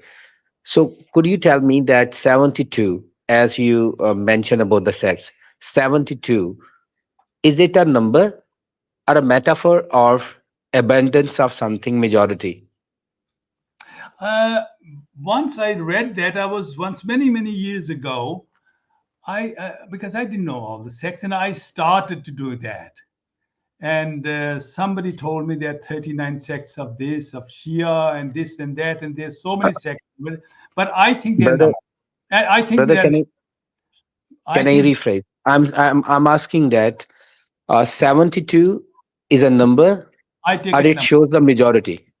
No. I take it. Abundance, something like that. Yes. Choose one. Like Brailvis is one, Hanfis, Shafis is others, and Wahhabis are one, and then Deobandis are one. According to you. No. Is it a number? Or it is a metaphorically, whatever you say, abundance of something? I think that is, at one time there must be numbers 72. 72 there and one Jamaat there. Yes, I think it's number. It's Because, number. and they, Okay. Can you further, Imtiaz Bhai is going to ask a question. If you think that it is a number, it means that, okay, right now there are 72 firqas, whatever you call there. And can you identify all the firqas properly? there is a How they are different from each other? no. I think somebody has written a book on this, though we don't give any importance to that how many firqas are there, where are the 72 firqas, and they have their numbers in there. These are the names. These are them. We don't even know all the names, but there is a book that. How can we differentiate from each other now? I don't know. I think there are people have names. We just don't have that information sometimes. I mean, when I started many years ago, and I was told 39 are just Shias, firqas, and this is this, Yes. and this and this and this and this and this and this and this. I don't even know more than maybe 10. It is more than 72, maybe more than 700.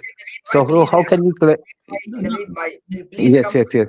I mean, come to the final. Please come to the you final. can take it. I mean, I don't know what time, what is what, but in that time where when the Jamaat is going to be there, it is said that there will be 72.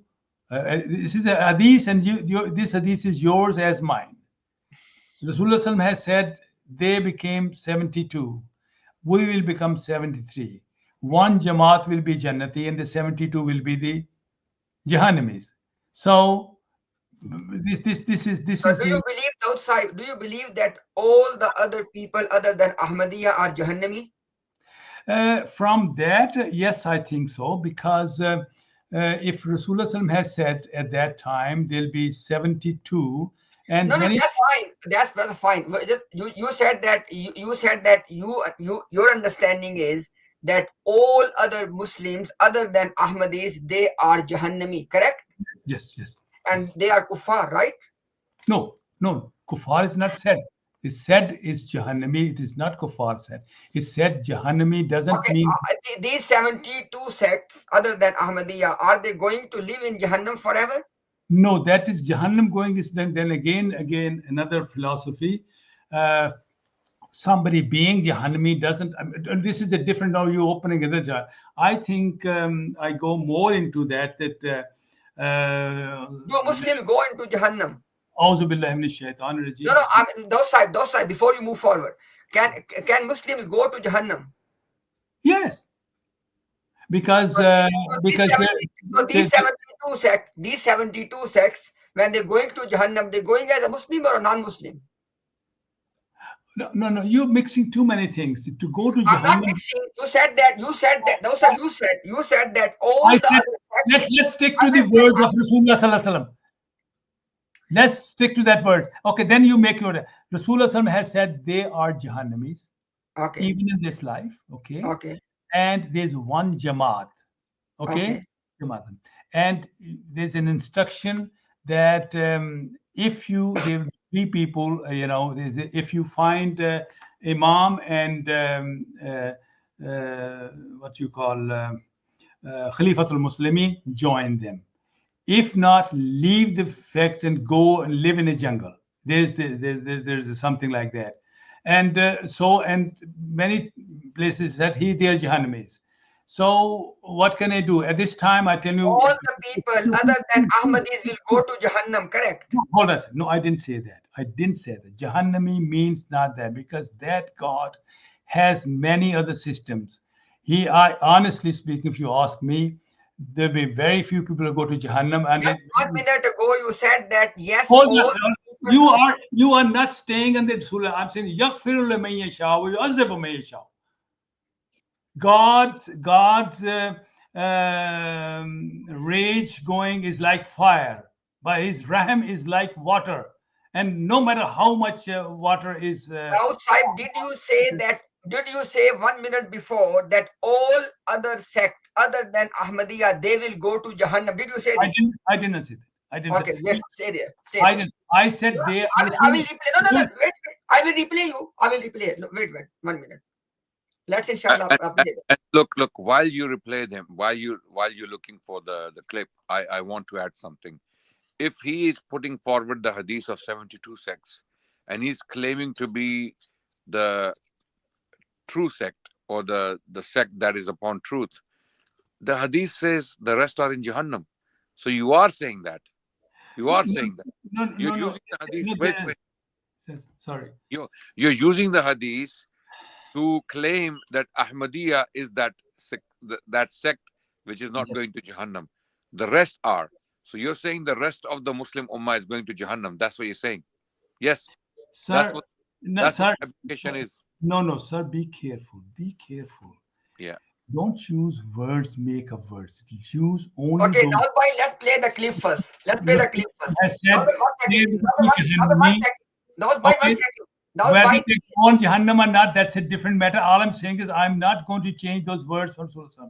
At this time, just 1 second. Let me play. You said that your understanding is that all other Muslims other than Ahmadis, they are Jahannami, correct? Yes. And they are kuffar, right? No.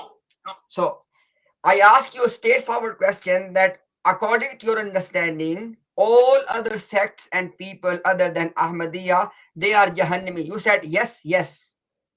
Because wait. Then what did you deny before? I didn't deny. Hold on a second. Let me just explain. Let me play the deny as well. I play the deny as well. So if you let me speak, this is another. What I'm saying is I'm not going to use other words than Rasulullah Sallam. Going to Jahannam is something else. His forgiveness is something else. This is no, that's fine. We understand. I'm saying is that at this time there's one place in the heavens, and that heavenly place is with that Jamaat. And Jamaat Ahmadiyya, hold on a second, let me just claims that we are those people, up to an extent that they say that there is nobody who's claiming that place. Only Jamaat Ahmadiyya has claimed that place, and Promised Messiah has also said in Urdu, "Hum to rehte hain falak par, is zami ko kya kare?" आसमां पर रहने वालों को हमें से क्या करा? That he means that we are those people. Now the problem is that at this time nobody is claiming it. The Ahmadi is only what claims that. We got it. Adnan bhai, can I play his refusal as well? Yes. The Sunnis are not claiming it. The Wahhabis are not claiming it. Dawud Sahib, before I have to play the clip where you said that all other sects other than Ahmadiyya are Jahannamis. Okay, wait. Why I have to play that? Because you said that you did not say that. No, I say that. Wait. Now I'm going to play in which you are saying that you did not say that. Listen this one. Hold on a second. I'm saying it's Jahannami. This time I tell you, all the people other than Ahmadis will go to Jahannam, correct? Hold on. No, I didn't say that. I didn't say that. They will go to Jahannam is something different. A person can be very Jahannami, 100%, but God can let him. That's a completely different word. I don't believe that. I don't. No. There will people. If a person was killed 1 minute सबर कर लें, 1 minute खुदा का वास्ता है, 1 minute सबर कर लें, वो अल्लाह दा वास्ता जी. हाँ जी सर. Please खुदा दा वास्ता है, 1 मिनट अगले दूए बंदे दी भी गल सुन लिया करो. Listen to the other person as well, please, because this turns into noise. Okay. What Imtiaz Bhai is saying, and he has shown the evidence, and I am a witness to this myself. Dawud Saab, you said something in the park in a discussion with me that you didn't say it, but you did say it. You did say it. Here again, you said that these Muslims will go to Jahannam, and then you denied it. Look, it's very clear. Wait. अरे यार गलत कर रहे हो यार तुसी जवाब दे दियो ना. In your turn you'll get time. The thing is, our concern is not if you change your statement or not. You can change your statement, no problem. Okay, you can say one thing and you can say the opposite next minute, no issue. Our issue is with one question. When you claim that only the Ahmadis are in Jannah and the rest are going to Jahannam, as per the hadith of Rasulullah. When you use the hadith for yourselves, when you try to apply that hadith to yourself, but in that very hadith, there is something else. There is a big problem for you guys. Imtiaz Bhai, I want you to come in on this as well, yeah? Okay. In that hadith, the Prophet was asked, Ya Rasulullah, who are those successful people? The Prophet said, Ma ana alayhi wa ashabi. Yeah. Theek ho gaya? Bilkul. So that's the group of companions who are the successful people. So this is an old firqa. This is the original firqa, which is the Jamaat of Rasulullah and his companions. We don't call them firqa, call them Jamaat. The original Jamaat, which is upon the way of the Prophet and his companions. This is the group the Prophet identified as the successful one. But Mirza Sahib later on said, I am inventing a naya firqa. I am initiating a new firqa. So this is not that original firqa. Mirza Sahib claimed that I am initiating a new group. And if this is a new group, clearly this is not the same group as the group of Prophet Muhammad sallallahu alaihi wasallam and his companions. Mirza Ghulam Ahmad Qadiani himself wrote that I am initiating a new group. So again, Mirza Ghulam Ahmad Qadiani, by saying this, separated himself. He separated himself from the original Jamaat that is going to be in Jannah. Ma ana alayhi wa ashabi. Okay. So because Mirza Ghulam Ahmad Qadiani started a new firqa, because that's what he called it, कि ये नया फिरका जिसका बानी मैं हूं, ये नया फिरका. Okay, new means something other than the original one that is going to be in Jannah. Over to you, Imtiaz Bhai. जी दाऊद साहब, did you get the point Adnan bhai make? Did you get the... मैं जवाब दे सकता हूं उनको. जवाब दे, मेरे पास सामने हदीस है, बिल्कुल बात ही कोई नहीं. Okay, please in English, please give the answer. I'm sorry, I forgot that I have to speak in English. What I'm saying is that if that is... Can you please repeat his question before you answer? He says that there is something else when he was asked that, okay, that's the Jama'ah. One will go into the... Not go into, one will be Jannati and the rest will be Jahannami. Okay? 72 will be Jahannami. Here it says the Qala ya Rasulullah minhum qala. No. Repeat my question. My question. If I'm saying is that if you think you are that firqa. No. Hold on. I'm asking what are you Imtiaz doing it? Then why don't you explain? Adnan bhai ask you a question. We requested you to repeat the question. But if you let me answer it, please. I'm saying is that but can you please repeat the question before you answer? His question was, he said that he thinks that if he said it was a question asked and Rasulullah answered that question. And I say that there are three... Allah, he did not say, Daud Sahib, he did not. Adnan bhai, please repeat your question, please. Yeah, I am very surprised. Daud Sahib, you're about to answer my question without even knowing what my question is. Listen, my question is, you presented, Daud Sahib, you presented a hadith of the Prophet and claimed it for yourself. Yes. You said in this hadith, the Prophet is saying 72 firqas will be in hellfire and only one will be in Jannah. One Jamaat. Wait. That one firqa that will be in Jannah is Ahmadi Jamaat. That's what you said. Yeah, Al-Jamaat. Yeah, okay. Ahmadi Jamaat. The rest are in Jahannam. Okay. 72 as per the hadith, because that's what the hadith says. Okay. There is no other conclusion. Okay. If Ahmadi Jamaat is the successful one, then the 72 firqas are in Jahannam. Now the problem is, in that very hadith, in that same hadith, the Prophet was asked which Jamaat is the successful one. The Prophet responded, Ma ana alayhi wa ashabi. Basically, the successful Jamaat is what I am upon and what my companions are upon. So this is the original Jamaat. This is the original Jamaat. I don't... Wait, yaar, ek minute sabar. Okay, go on. Okay, this is the original Jamaat which will be in Jannah. Now, Mirza Sahib, 1,300 years later, he claimed a new Jamaat, a new firqa, not Jamaat, firqa. He called it firqa. He said, Naya firqa. I am initiating a naya firqa. So clearly Mirza Sahib is not from that ma ana alayhi wa ashabi, because this is a naya firqa. Because that one is the old Jamaat.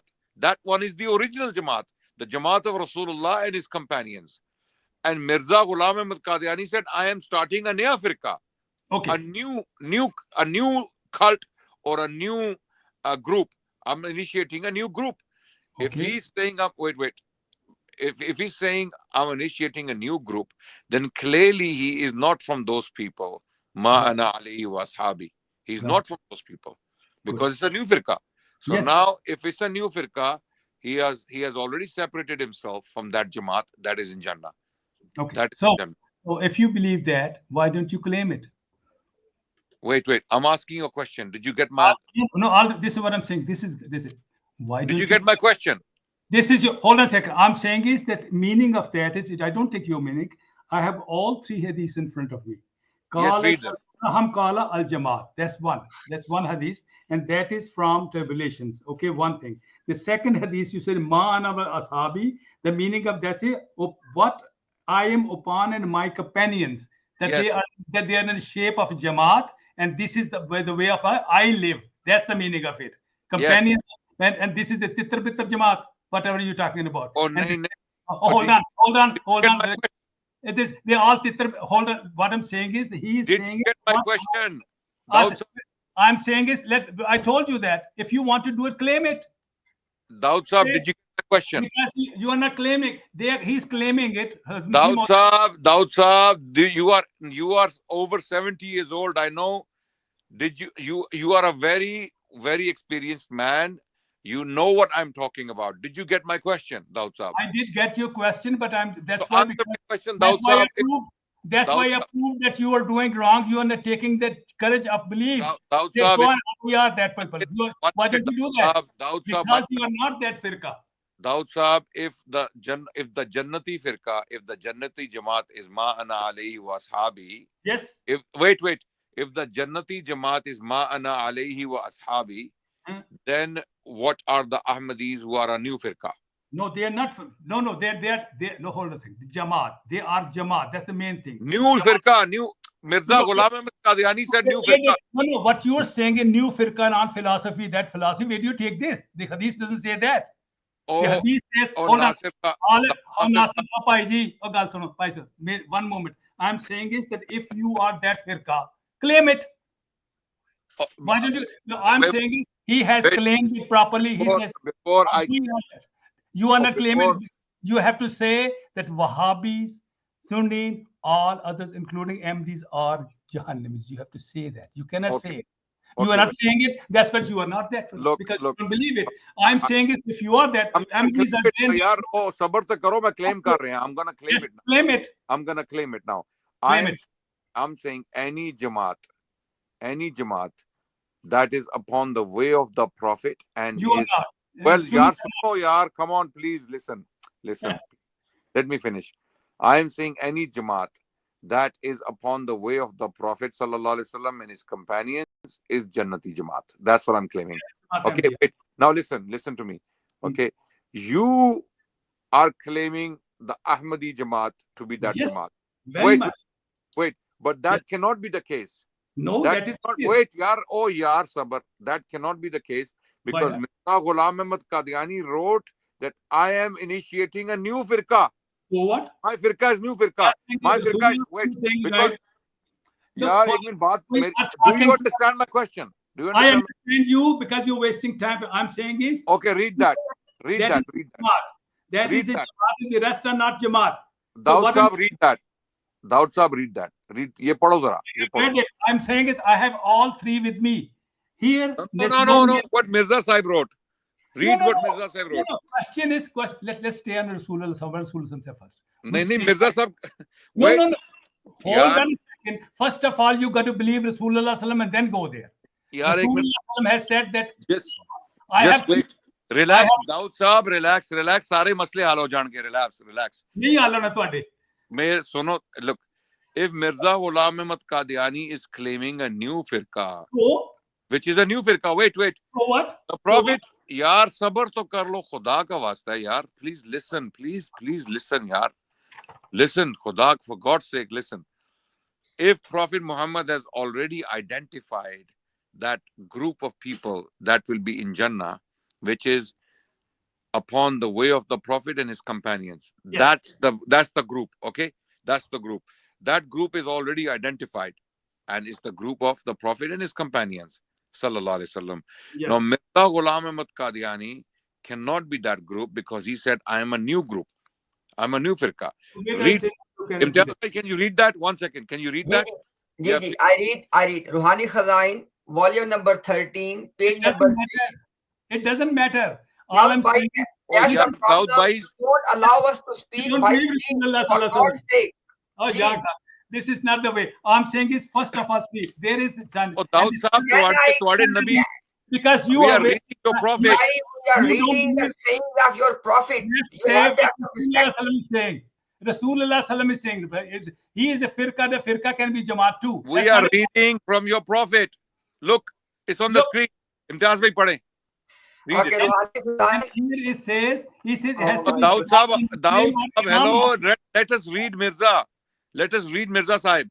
No, here is Rasulullah saying. First you got to believe Rasulullah. Daud Sahab, why are you so terrified of your own prophet? I am not terrified. You are nonsense. I'm saying you have to claim it. Daud, why do you want us to mute? You are not allow us to speak, please. Okay, go on. Begin. I don't think Ruhani Khazain can be Ruhani Khazain, volume number 13, page number 337. We are firqa. Mirza Sahib said, Bahadur Nawab, Lieutenant Governor Bahadur Dam Iqbaluhu. He says that चूंकि मुसलमानों का एक नया फिरका जिसका पेशवा इमाम और पीर ये राकिम है, पंजाब और हिंदुस्तान के अक्सर शहरों में जोर से फैलता जाता है. He said that this new sect of Muslims, of which I am the leader and the Murabbi, and this new sect is spreading at a very fast pace in the cities of India. Now, do you agree? Do you agree what Mirza Sahib said, that his Jamaat is a new sect? Do you agree? Yes. No problem. Okay. Adnan Sahib is, let me complete. Adnan Sahib is saying Sahaba are not the new sect. Prophet and his companions, they are going to be in the Jannah. Now the point is, Sahaba, they are not a new sect. They are the old one. And Mirza Ghulam Qadiani says that they are a new sect. Wait. If you agree, which sect is going to go into Jannah, old or new? There's no information there. Who told you new or new? There is the only one which will be Jamaat. Is Sahaba old or new? Sahaba is old or new? It's nothing to do with old and new. Sahaba is the original. Sahaba is the original. No, you are not original. Wait. You are not original. Okay. Where is यार एक minute cover करो यार एक minute और यार इनको mute करो mute him Imtiaz भाई mute him now you muted Dawud Sahib, you muted let me put the timer. You are making him to speak. Dawud Sahib, let me put the timer. I will give 1 minute to each one of you so people can understand each one's point. Okay, good. Go on. Yeah, Adnan bhai, go ahead. Your time starts now. No. Okay. According to the hadith, the original Jamaat is the Jamaat of the Prophet and his companions. That's the original model. When a new model is launched, that is a new model. That's not the original model. So this is the point now. The Prophet is saying, my original Jamaat is the one in Jannati, in Jannat. My original Jamaat. This is the model. Okay. Mirza Ghulam Ahmad Qadiani is saying, my Jamaat is a new firqa. I'm launching a new firqa which is spreading in the cities of India. So clearly, he confessed to launching a new firqa. That means he is that Jahannami Jamaat. because the Prophet is saying, I and my companions are the original Jamaat, the Jannati Jamaat. But if Mirza Ghulam Ahmad Qadiani launched a new model, a new firqa, that means by default, according to the hadith, he is the Jahannami Jamaat. He is one of the Jahannami Jamaat. Definitely. That's my point. My time is up. Yes. Okay, Dawah, your time starts now. I'm saying is that if you think, number one, you are not a Jamaat. Here is a question, and that is a new and old didn't come there. It is not written. I can run it. It said, what I am upon and my companions. This is what he said. And here in the Arabic, I've said, everything, Kala wa ana wa lehe wa ashabi, on the way which they are. There's no new and old written here. Rasulullah Sallam has said that firqa will be like that, and it will be a Jamaat. And it all the thing, I can read you the second hadith on this. It says, Jamaat al-Muslimin wa imamahum. They will have an imam. This is the third hadith for there. Because that is proper, has been given, the others will have no imam. If you don't have an imam, you are not a Jamaat. So plus I've said, if that you think that is that the way, then claim it. Hazrat Masih Maud has claimed it. I've just read a very nice poetry that hum to rehte hain falak par, that we are those people. Is jahan ko kya kare? And we claim that we are those people. The 72 others are Jahannamis. We claim that. If you want to do it, then you claim it. Just claim. Let us make a statement that we Sunnis are that, and all the rest others are not. Make a claim here. I want to see that. Time is up. Time is up. Thank you. So again, Daud Nasir Saab is ignoring my question. Rasulullah said in the hadith that the Jannati Jamaat, the Jamaat of paradise, is basically my Jamaat and my companions, those who follow them. No, what I am upon and my companions. Don't interrupt, bhai. Please let him. It is his time. It is his time. What is the point to smile? It's his time. So, look, I got all three hadiths in front of me. It is his time. Allow him None to of them speak. goes on you. It is his time. Allow him to speak. This is my minute. Whose time is this? Whose time is this? This is my minute. Start again. Adnan, your time is finished a long time ago. It's Adnan's time now. No, give him time then. Give him time. Give him time. No, give him time again. Give him. My 1 minute starts now. My 1 minute starts now. Okay. So in the hadith, the Prophet ﷺ saying the Jannati Jamaat is ma ana alayhi wa ashabi, because he was asked who are those people who will be in Jannah, and his response was ma ana alayhi wa ashabi, the original Jamaat, people who will be with us. And which original Jamaat? Who is the model? Who is the model? Me and my companions. This is the original Jamaat. Mirza Ghulam Ahmad Qadiani comes 1,300 years later. He says, I have initiated a new firqa, Janab. I have initiated a new firqa which is spreading in the cities of India. So it's a new firqa. Baqol Mirza Sahib. According to his own words, this is a new sect that he initiated. It cannot be the original. It broke away from the original Jamaat. It broke away from the original Ma'ana alayhi wa ashabi. So there is the old model, the original model, and there is a new model which Mirza launched, and by that virtue, his Jamaat and himself, they are Jahannamis. Yes. Over to you. Let's give me time, sir. Let me quickly. I'm sorry now. Yes. 1 minute. One minute for you. Okay, I have got all hadiths there in front of me. Okay, now first one, Revolution Bad Times, Sunnah, main number 3992. Keen. Ya Rasulullah, manhum, who are they? He said, Al Jamaat, only that word. No, the second one, you say, Ya Rasulullah Kala ma ana alayhi wa ashabi. Ya Rasulullah Kala, he said, ma ana alayhi wa ashabi. Meaning of that is, what I am upon and my companions in the way of life. This is what he's saying. The third hadith on this one says, again, this is the third hadith was Bukhari 7084. Go to Jamaat al-Muslimin wa imamahum. They have many signs. Here, you are not that people. You have left Islam. You are not even a Jamaati version. How can you do that? And it's new firqa, and firqa can be a Jamaat too. Every prophet makes a firqa and Jamaat. So here it goes on. The second thing is that there is a place there and we claim it. And you don't claim it. None of them claims it because they have to say the other 71 are Jahannamis. You see, the situation is this. If you want to claim it, then at least we'll see. Then we'll ask you whether Jamaat or not. But here, Okay, all three hadith says it's no new and old. He said people who are on my way of life. That's it. And that's Adnan Bhai, you also have 1 minute and 20 seconds. No, we've done it. Okay, my time starts now. The hadith is in basically Abu Dawud, wa Tirmizi, wa Ibn Majah, wal Hakim. Yeah. Or hadith is sahih. What is the wording of hadith? أن النبي صلى الله عليه وسلم قال افترقت اليهود على 71 فرقة وافترقت النصارى على 72 فرقة وستفترق هذه الأمة على 73 فرقة كلها في النار إلا واحدة قيل من هي يا رسول الله قيل من هي يا رسول الله قال من كان على مثل ما أنا وعليه وأصحابي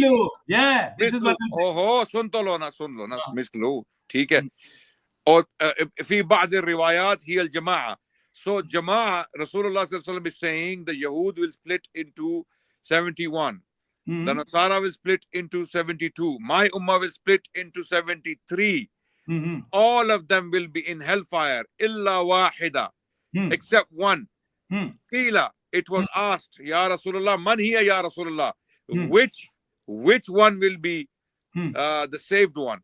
Qala man kana ala mithlu ma ana alayhi wa ashabi. Basically, the Prophet said, the one that will be like me and my Sahaba. Like me and my Sahaba. Okay. So Mirza Sahib was a new firqa. Mirza Sahib did not follow this model. He said, this is a new firqa. Yes. But it's not a question. It's no question of new firqa. Question start his time. Start my time. Yes.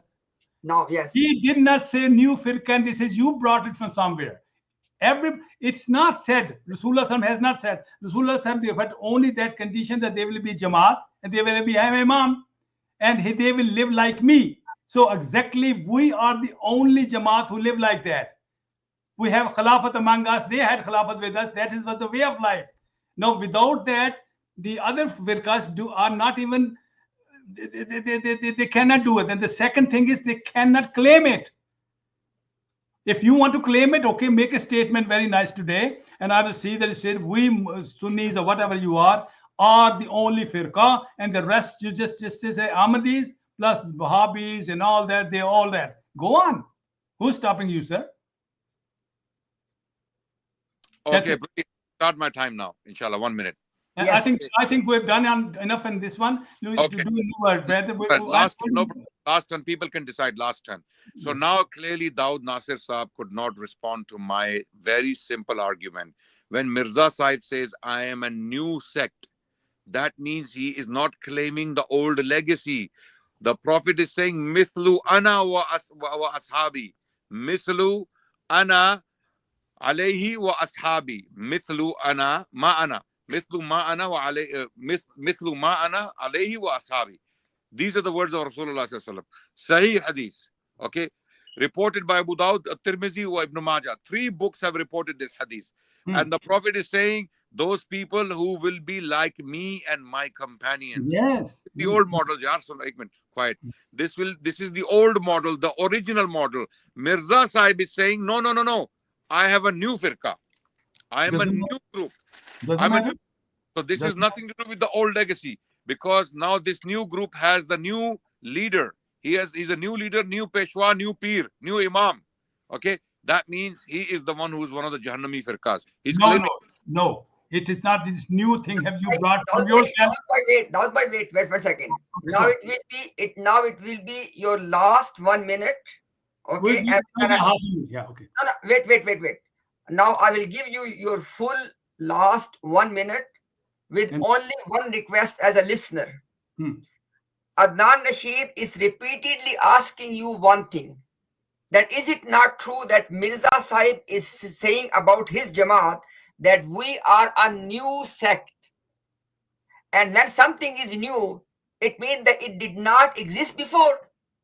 So, and the path of the companions cannot be called a new sect.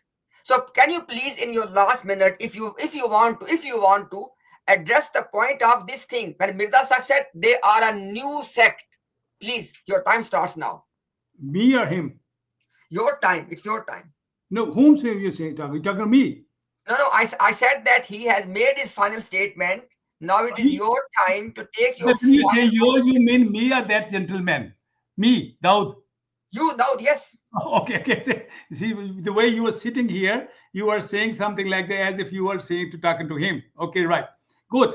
All I'm saying is this is everything new. All the firqas are new, as a matter of fact. I didn't know people. There were no firqas quite some time because they're all new names, Brailwis and things and all that. It's nothing to do with new and old. It is not mentioned there.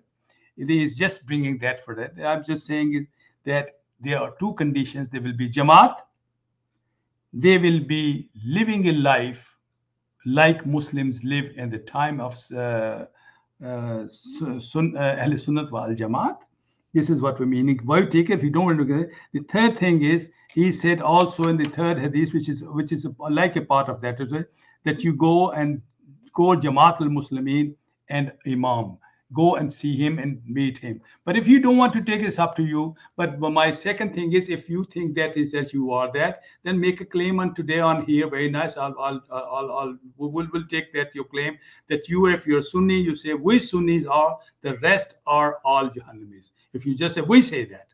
If you want to say it, okay, your time is over. Your time is over. Daud Sahib, did you address in your conscious? Did you address the point was Mirza Sahib said that my Jamaat is the new sect. What does that mean?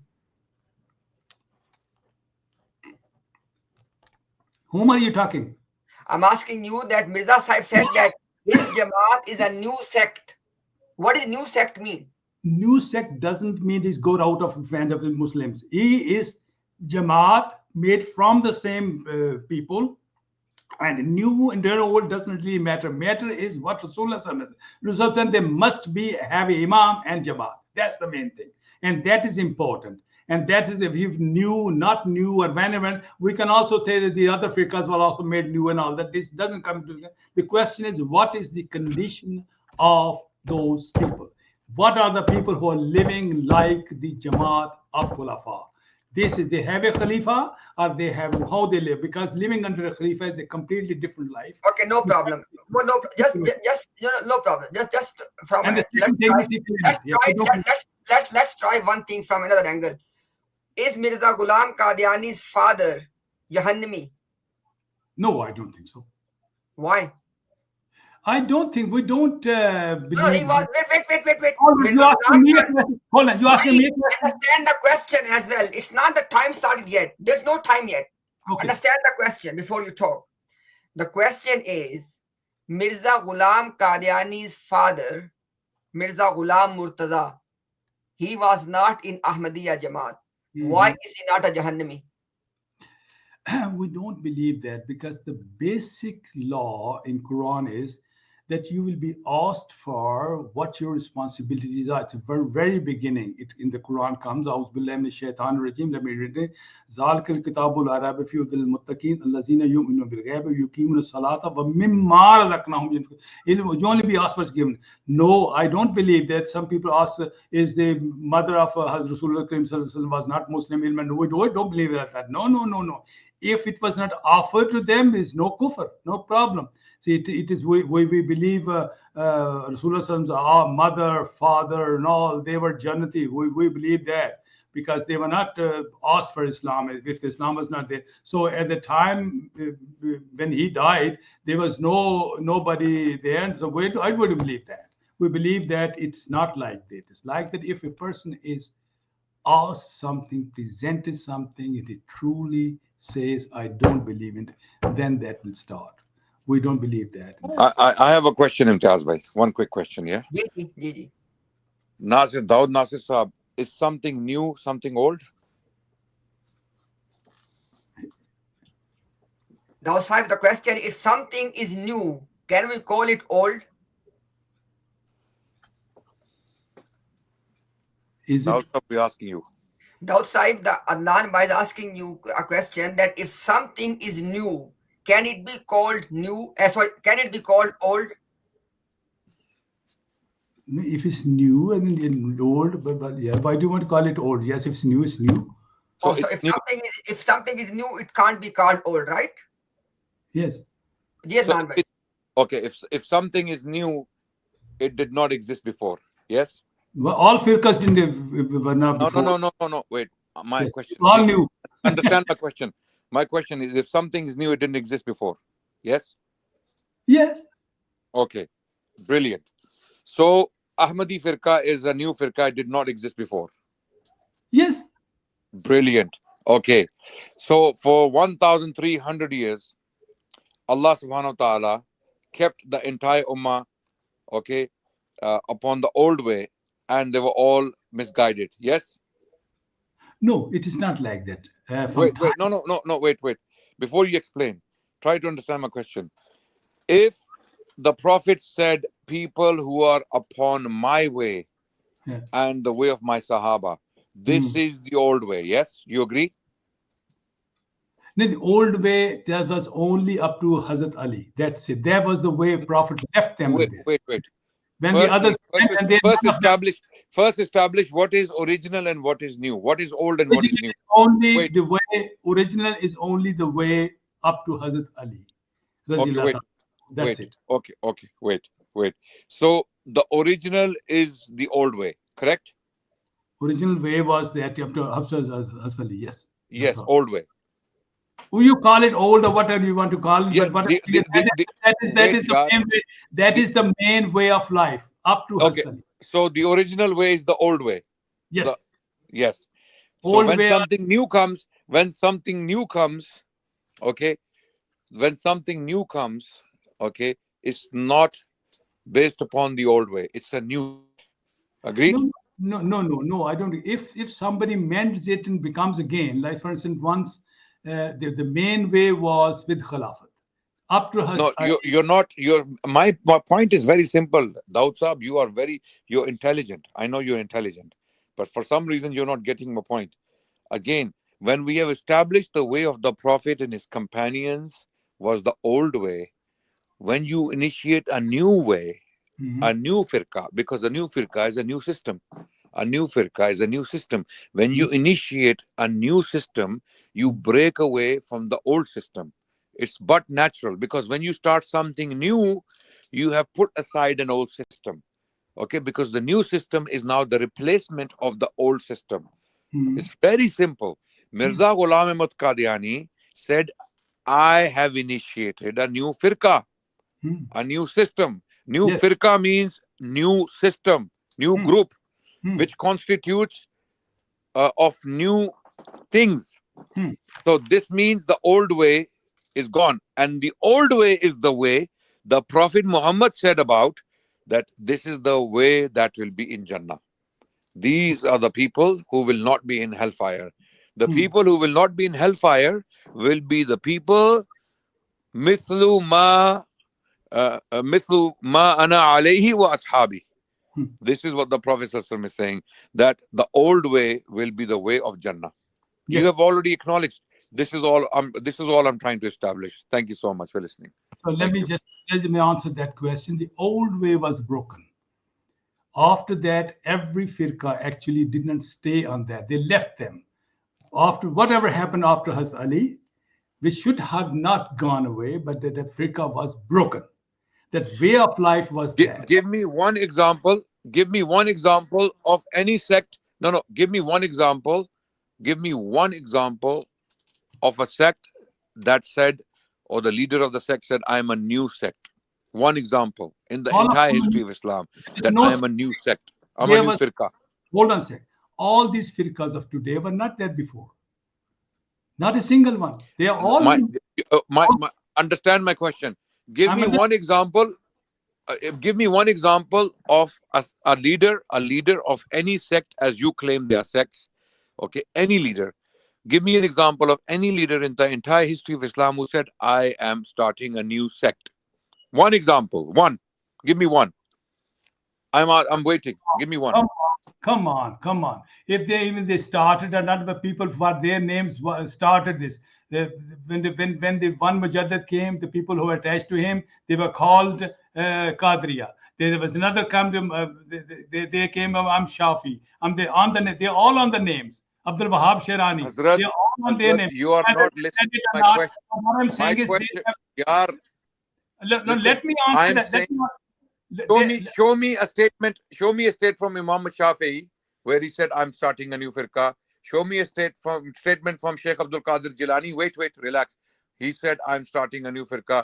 Show me a state from Imam Ahmad bin Hanbal, Imam Abu Hanifa, any of them who said. In fact, amazingly, Allahu Akbar, Allahu Akbar. In fact, all four Imams, they said, إذا صح الحديث فهو مذهبي. إذا صح الحديث فهو مذهبي. Every time there is an authentic hadith that reaches you, that is my madhab. Leave my fatwa, follow the hadith, follow the Prophet. Follow the Prophet. None of them said we are a new firqa. Mirza Ghulam Ahmad Qadiani saying the opposite. He's saying there is no Quran without me. If you don't have my injunction, if you don't have my stamp on the understanding of the Quran, that understanding is rotten. That understanding is rotten. This is the problem. Daud Saab, this is the problem. Can you give me the time now, please? Yes, please go ahead. Finished? Yes, you can make your point. Yes. Okay. What I'm saying is that you people have nothing to do with that way of life, which was actually called Ahl Sunnat wa Al Jamaat. That was broken. There's a mistake or whatever. After that, you were just left. Everybody was singing. From there was a prophecies that somebody will come who will make that Jamaat again. And that is all under that. If you see, look at Surah Jummah, there is a prophecy. Imam al-Mahdi prophecy is there. The Isa alayhi salam's coming prophecy is there that somebody will come and Nishate Saniya of Rasulullah sallam will always start. Somebody has to come, and that has to come the way. Everything was broken. From there, one Jamaat was made. We call it firqa or whatever you want to call it. Firqa has many meanings, as a matter of fact. And we can make a firqa, but these people, other peoples don't have a Jamaat. The condition Rasulullah sallam has said at that time that there will be a Jamaat. And a Jamaat will have an Imam. And if you have that is the main criteria. New or old, the old is all broken. Nothing. Nobody's in the world is Ahl Sunnah wal Jamaat now. They're all firqas. So you have to see these firqas, Brelvis and all that these things, or you have to take Ahmadiyya. Everything goes on the side of Ahmadiyya. Plus, I've said, if it's yours, go and claim it. You're not either claiming it. All I'm saying is, we are so quickly. I'm saying the Jamaat is claiming that all the rest are Jahannami. We have that place. So why don't you do that? You cannot do it because the others will kill you. Because the reason is that people who do not fear from God, they worry from the public. You are worried from the other people that they will kill you. That's why you don't claim it. Otherwise, it is going now not claimed. Any place which is not claimed, whoever has taken it, he claims it is his. It's Brother Daud, do you believe that companions are from that Jamaat who are in Jannah? Companions of who? The companions or the Sahaba, they are the Jamaat who will go to Jannah. Do you believe that? Companions of the Prophet? Yes. Yes, of course. Okay. Did they claim that we are that sect? No. They claim. Wait, brother, wait. Don't wait. Understand the question. Okay, you call it another name. Let me complete my point, and you listen the point first. Take a step back, and then give the answer. You don't need to reply everything without even thinking. I'm asking you. You are saying it again and again that if you are from that saved sect, then you have to make the claim. At the same time, you believe that Sahaba are in the saved sect, but they never made this claim. So Prophet is not asking us that if you are from that one, you have to make the claim. No. He said that you have to make sure that you are upon the path of myself and my companions. But you're in not. That way, let me complete. In that way, you will be in that saved sect. Now listen the point. You remember there was a reason I asked you the question about Mirza Ghulam Murtaza. Because either you have to put Mirza Ghulam Murtaza into 72 or you have to put him in Jamaat Ahmadiyya. There's no other option. But you know for sure there was no such a thing as 73rd or Jamaat Ahmadiyya. Then you have only one option. You have to place Mirza Ghulam Murtaza, the father of Mirza Ghulam Qadiani, into 72. Yes. But you said that he is not Jahannami. It means that you are not putting him into 72. Wait a second. In the time of Ghulam Murtaza, before Mirza Ghulam Qadiani made Jamaat Ahmadiyya, who was the leader of the Jamaat of Muslimin? I didn't understand you. Before Mirza Ghulam Qadiani, was there a Jamaat of Muslimin? No. Okay. Then how can Mirza Ghulam Murtaza be in the saved sect? Because you said there has to be a Jamaat, there has to be a Amir, only then you can be in the saved sect, right? This thing on this criteria, wait, last point. Then I'll give you time then. On this criteria, which you have given to us, you have to show to us from the history that before Jamaat Ahmadiyya, in the time of Mirza Ghulam Murtaza, where was that Jamaat? Who was the Amir? If there was no Jamaat, as you said, no Jamaat, and there was no Amir, as you said, then how he can be in the saved sect? Because Rasulullah is advising us of the time when there be another Jamaat. He is talking that time when the Jamaat will be there. I can read it to you, and the 72 sects will be there. Before that, there are no. There is not. This is not how they were divided. He's saying is that there will be one Jamaat, and there'll be 72. So we're talking about that time. We're not talking before that. Before that, nobody. There was nothing to no person who can say, you can ask him, why didn't you believe the promised Messiah, or what are you don't know Jamaat? Because there was no Jamaat. And in that sense, it has said there is another hadith for that. Rasulullah has said, do not join this and go to live in jungle. So no, you said outside. Are you saying that this hadith cannot be? But wait. You are telling us that this hadith can only be implemented from 1889 onwards, right? When there was a Jamaat, there was a Jamaat. When there was brother, when the my Jamaat, brother Ahmad, Dawud Ahmad, are you saying that before Mirza Ghulam Qadiani established Jamaat Ahmadiyya in 1889? No. Brother, let me complete the point. In 1889, he took the bay'ah, the first bay'ah. Yeah, but that doesn't make the Jamaat. Jamaat was bathed in very early. Okay, when? So as soon as the first time he said, I'm from God. Okay, no problem. In 1880, no problem. I agree. So Mirza Ghulam Qadiani established, according to you, the Jamaat Ahmadiyya in 1880, correct? Something like that. Okay, no problem. So this hadith of 73 cannot be implemented before 1880. Is that what you're saying? Yeah, something like that. Show from the hadith this point. No, it's not hadith. What I'm saying is the Rasulullah's words say that. Rasulullah never said that this hadith is not. I'm saying is, you are, hold on, don't show me this. Rasulullah's words are saying that, what saying is that there will be 72 sects and there will be a Jamaat. This is what it is saying. So in that, their Jamaat will be this and this and this and this is when Jamaat will be there.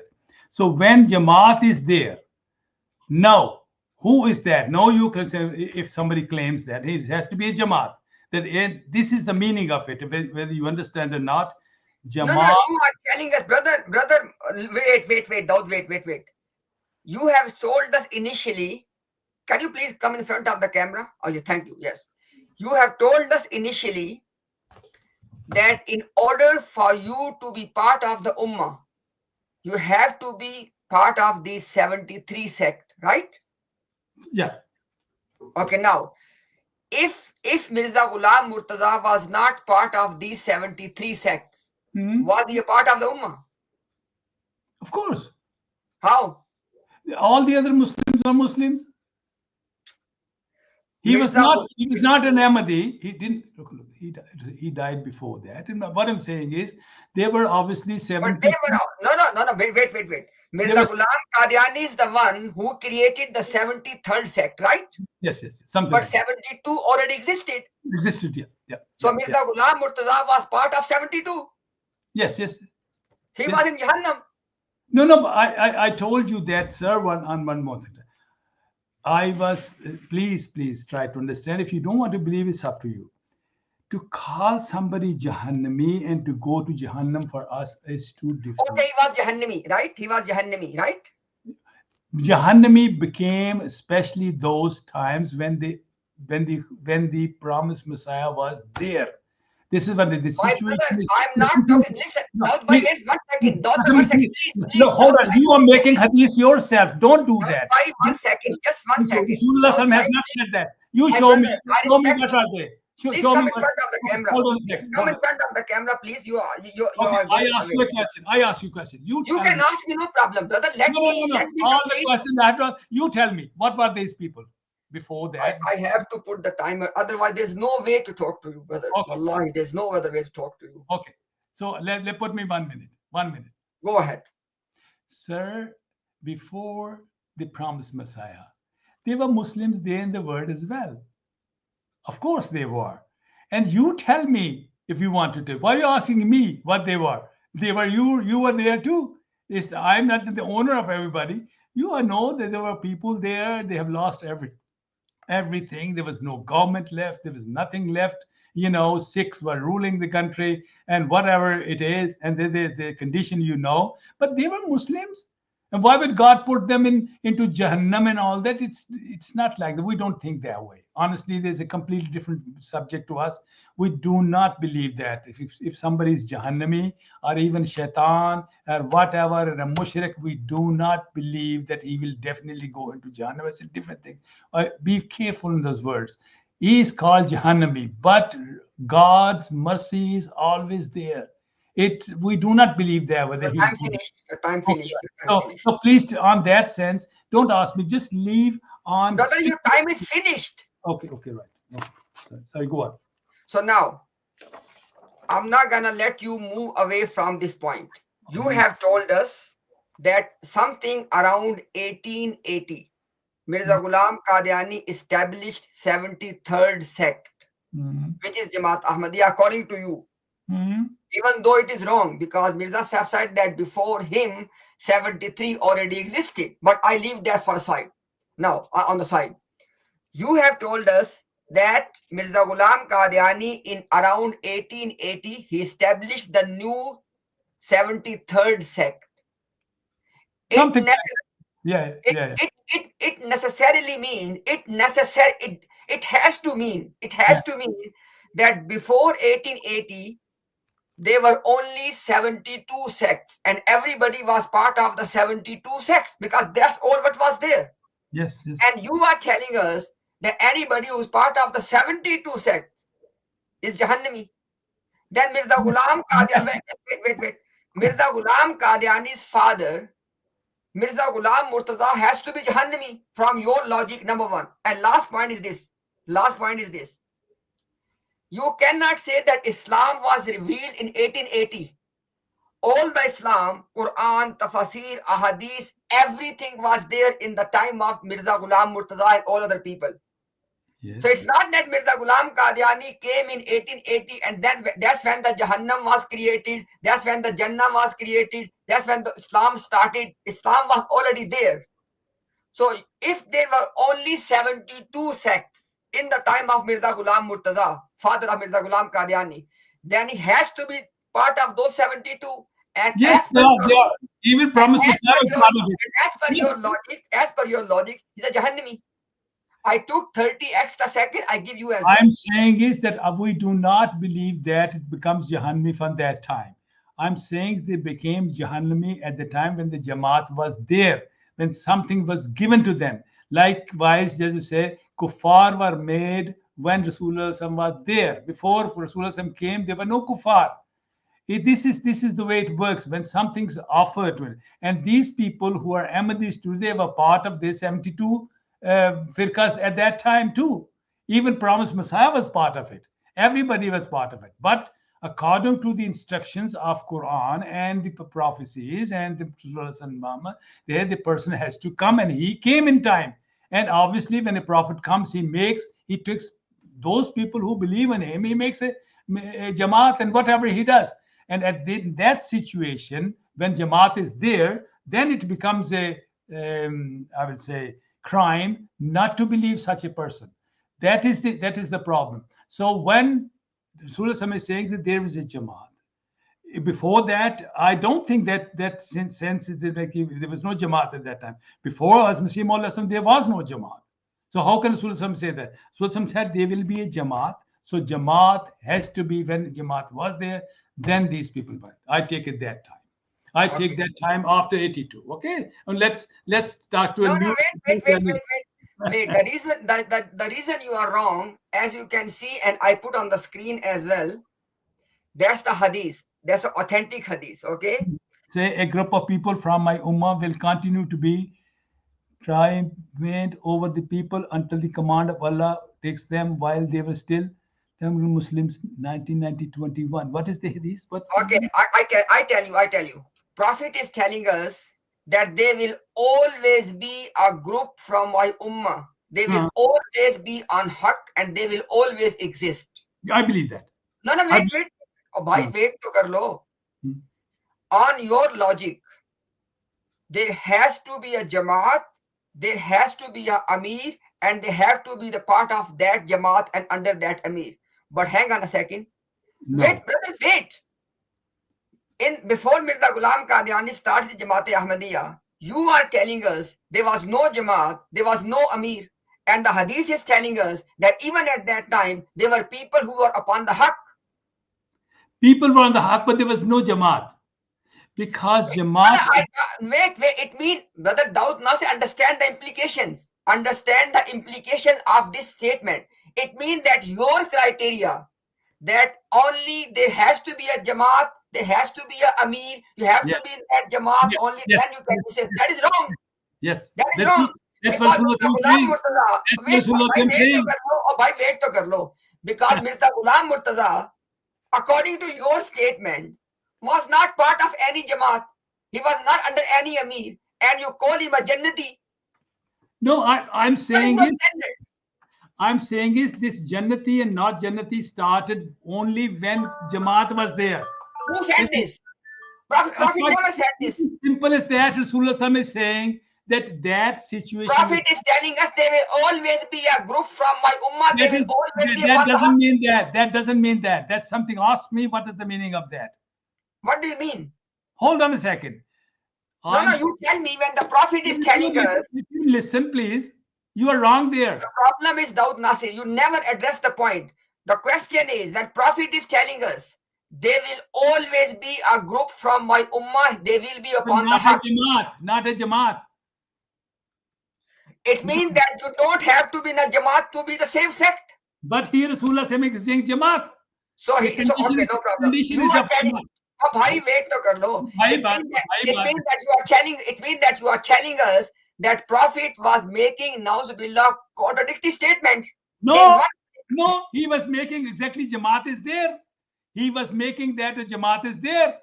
And before there were no Jamaat, there were people on haqq. I believe that. So before Mirza Ghulam Qadiani came, all the people are in Jannah? What is this Jannah? Jannah has a completely different setup. Hold on a second.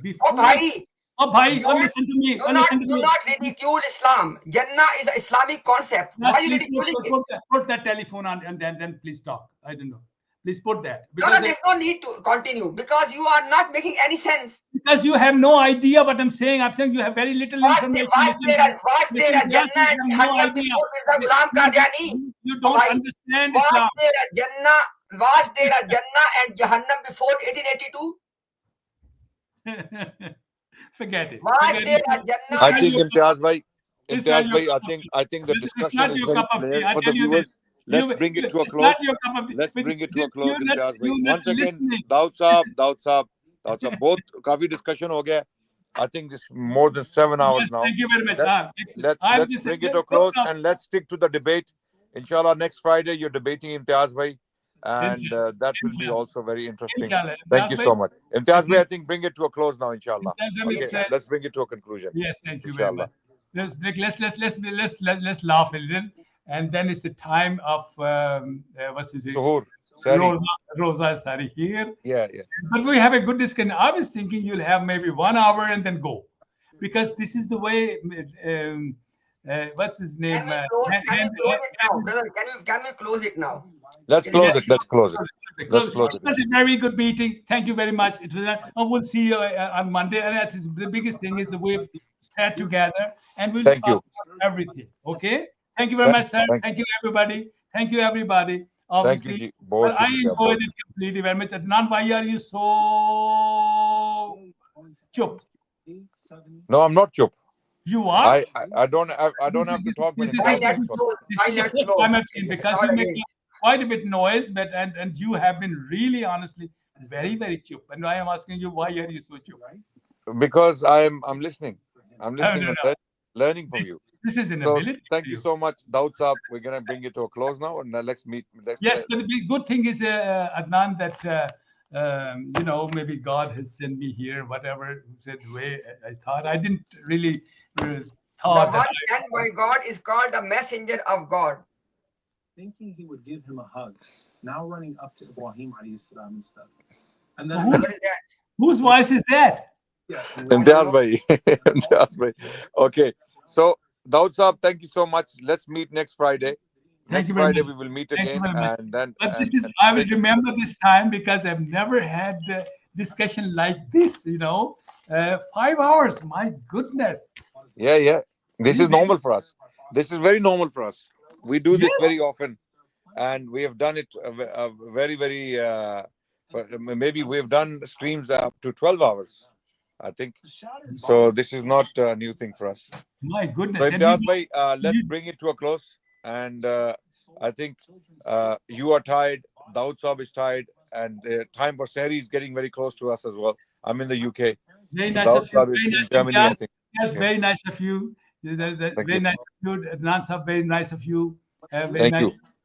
But that gentleman, what was his name, who was asking me questions? Declan Henry. Declan. And the sister is also with us, whatever. Because it's coming NEM, this went to reach the confirmatory. I think this is from our sister.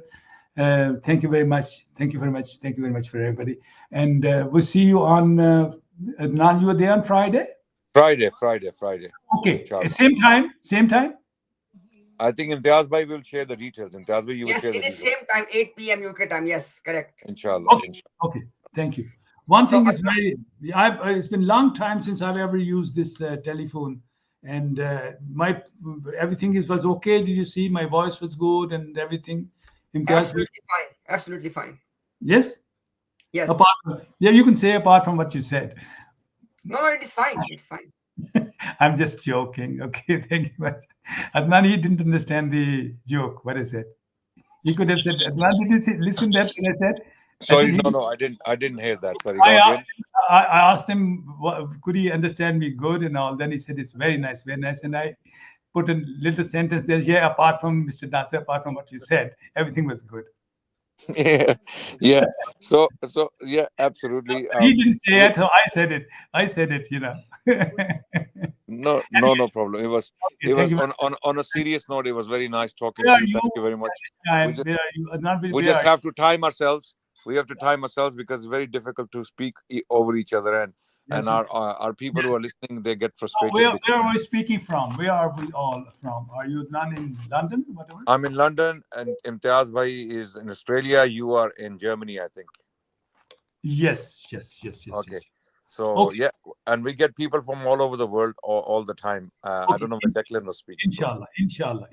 So thank you. So let's meet next Friday. Any last remarks? Thank you very much. Thank you very much. Adnan Bhai, I will just Adnan Bhai, you want to make any final statement? You and thank you very much. Thank you very much. Ramadan Mubarak to everyone. Laylatul Qadr might be upon us. It was the 23rd night And Nice. inshallah, we have another 7 days to go. Make the best of it, inshallah, everyone. Thank you so much. Allah bless you.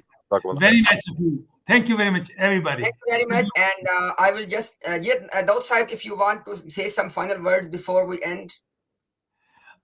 But one, I think what I've seen today here, because I think this is nice. You have you're doing some work, and God will give you reward of that, inshallah. Because you know, little bit goes this way, and it happens, Nora. But I think your channel does have an ability to do a very better work than this. Yes, but it's nice still. Thank you very much. So I will just say something in Urdu because it's Urdu announcement. अच्छा अभी English पे हमने चूंकि इसको अभी and किया है, लेकिन जैसे कि मैंने लिंक शेयर भी कर दिया है और मैं इसको यहाँ पे दोबारा भी शेयर कर रहा हूँ कमेंट्स में, लाइव चैट के अंदर मैं लिंक शेयर कर दिया है। तो अभी इंशाल्लाह अदनान रशीद भाई का जो उर्दू का चैनल है, इसी तरह जो the dialogue with Imtiaz Urdu पे इंशाल्लाह, चूंकि हमारे लोग काफी तादाद में मौजूद है टिकटॉक पे, तो इंशाल्लाह वहां से हम उसको ना यूट्यूब के उर्दू के प्लेटफॉर्म पे मजीद कुछ टाइम लाइव करेंगे। तो आप सब everybody is more than welcome. तो यहाँ से इसको इंग्लिश में हम एंड कर रहे हैं, लेकिन स्ट्रीम कंटिन्यू रहेगी और इसके बाद इंशाल्लाह हम उर्दू में बातचीत करेंगे। और अगर कोई भी उसमें इंटरेस्टेड हो उसको देखने के हवाले से, तो मैंने लाइव चैट में लिंक शेयर कर दिया, उस लिंक पे आप क्लिक कर लें और इंशाल्लाह इसको हम कंटिन्यू कर लेंगे। Having said that, I want to thank Daud Nasir Sahib as well for coming and for having this discussion. Obviously, we are all passionate about our faith, and it's but natural to having those emotions, and sometimes things are said in the heat of emotion, but there's nothing personal here. Everything is just between, with regard to the ideologies we are discussing. And I am really thankful to Adnan Rashid Bhai as well for being with us, and to Ahmad Bhai, to Umar Bhai, to all the moderators, and to all the viewers as well for being with us so long. It's 7 hours and 33 minutes already. My goodness. Yeah, and we are still going to be sitting here maybe for another couple of hours for What? the Urdu. Yes, Gigi, wo aap, if you want to go, you can go, but we will be sitting here and it will be the Urdu. If you want to stay, it's up to you. It will be the Urdu. Yeah, it will be the Urdu live stream after this one. We are ending it on the English platform after this minute. So Without a break. Yeah, without a break. It will go without a break because we have many people are waiting on the TikTok as well. We want to give them the opportunity because they want to come, they want to say so. Even the people from the YouTube as well, not everyone is English speaking from background. So if they want to come and make some sort of comment or feedback on the discussion, or if they want to say something, they can come and they say. Having said that, once again, thanks to all of you. But remember, the stream is continued on our Urdu platform. So stay with us, and inshallah we will stay with you as well. Having said that, Assalamu alaikum wa rahmatullahi wa barakatuhu. Ahmad Bhai, are you there? I am here, brother. Yes. Okay. Adnan भाई, क्योंकि इस वक्त हम इसको English पे and कर रहे हैं, तो अगर आप उर्दू में कुछ कहना चाहें, इंशाल्लाह मुझे सिर्फ 2 मिनट चाहिए इसको ना लिंक को शेयर करने के लिए। जी, अस्सलाम वालेकुम व रहमतुल्लाहि व बरकातहू। I'll stay with you for a few minutes, Imtiaz bhai, on Urdu, and then I'll drop out, inshallah. जी, अदनान भाई, अगर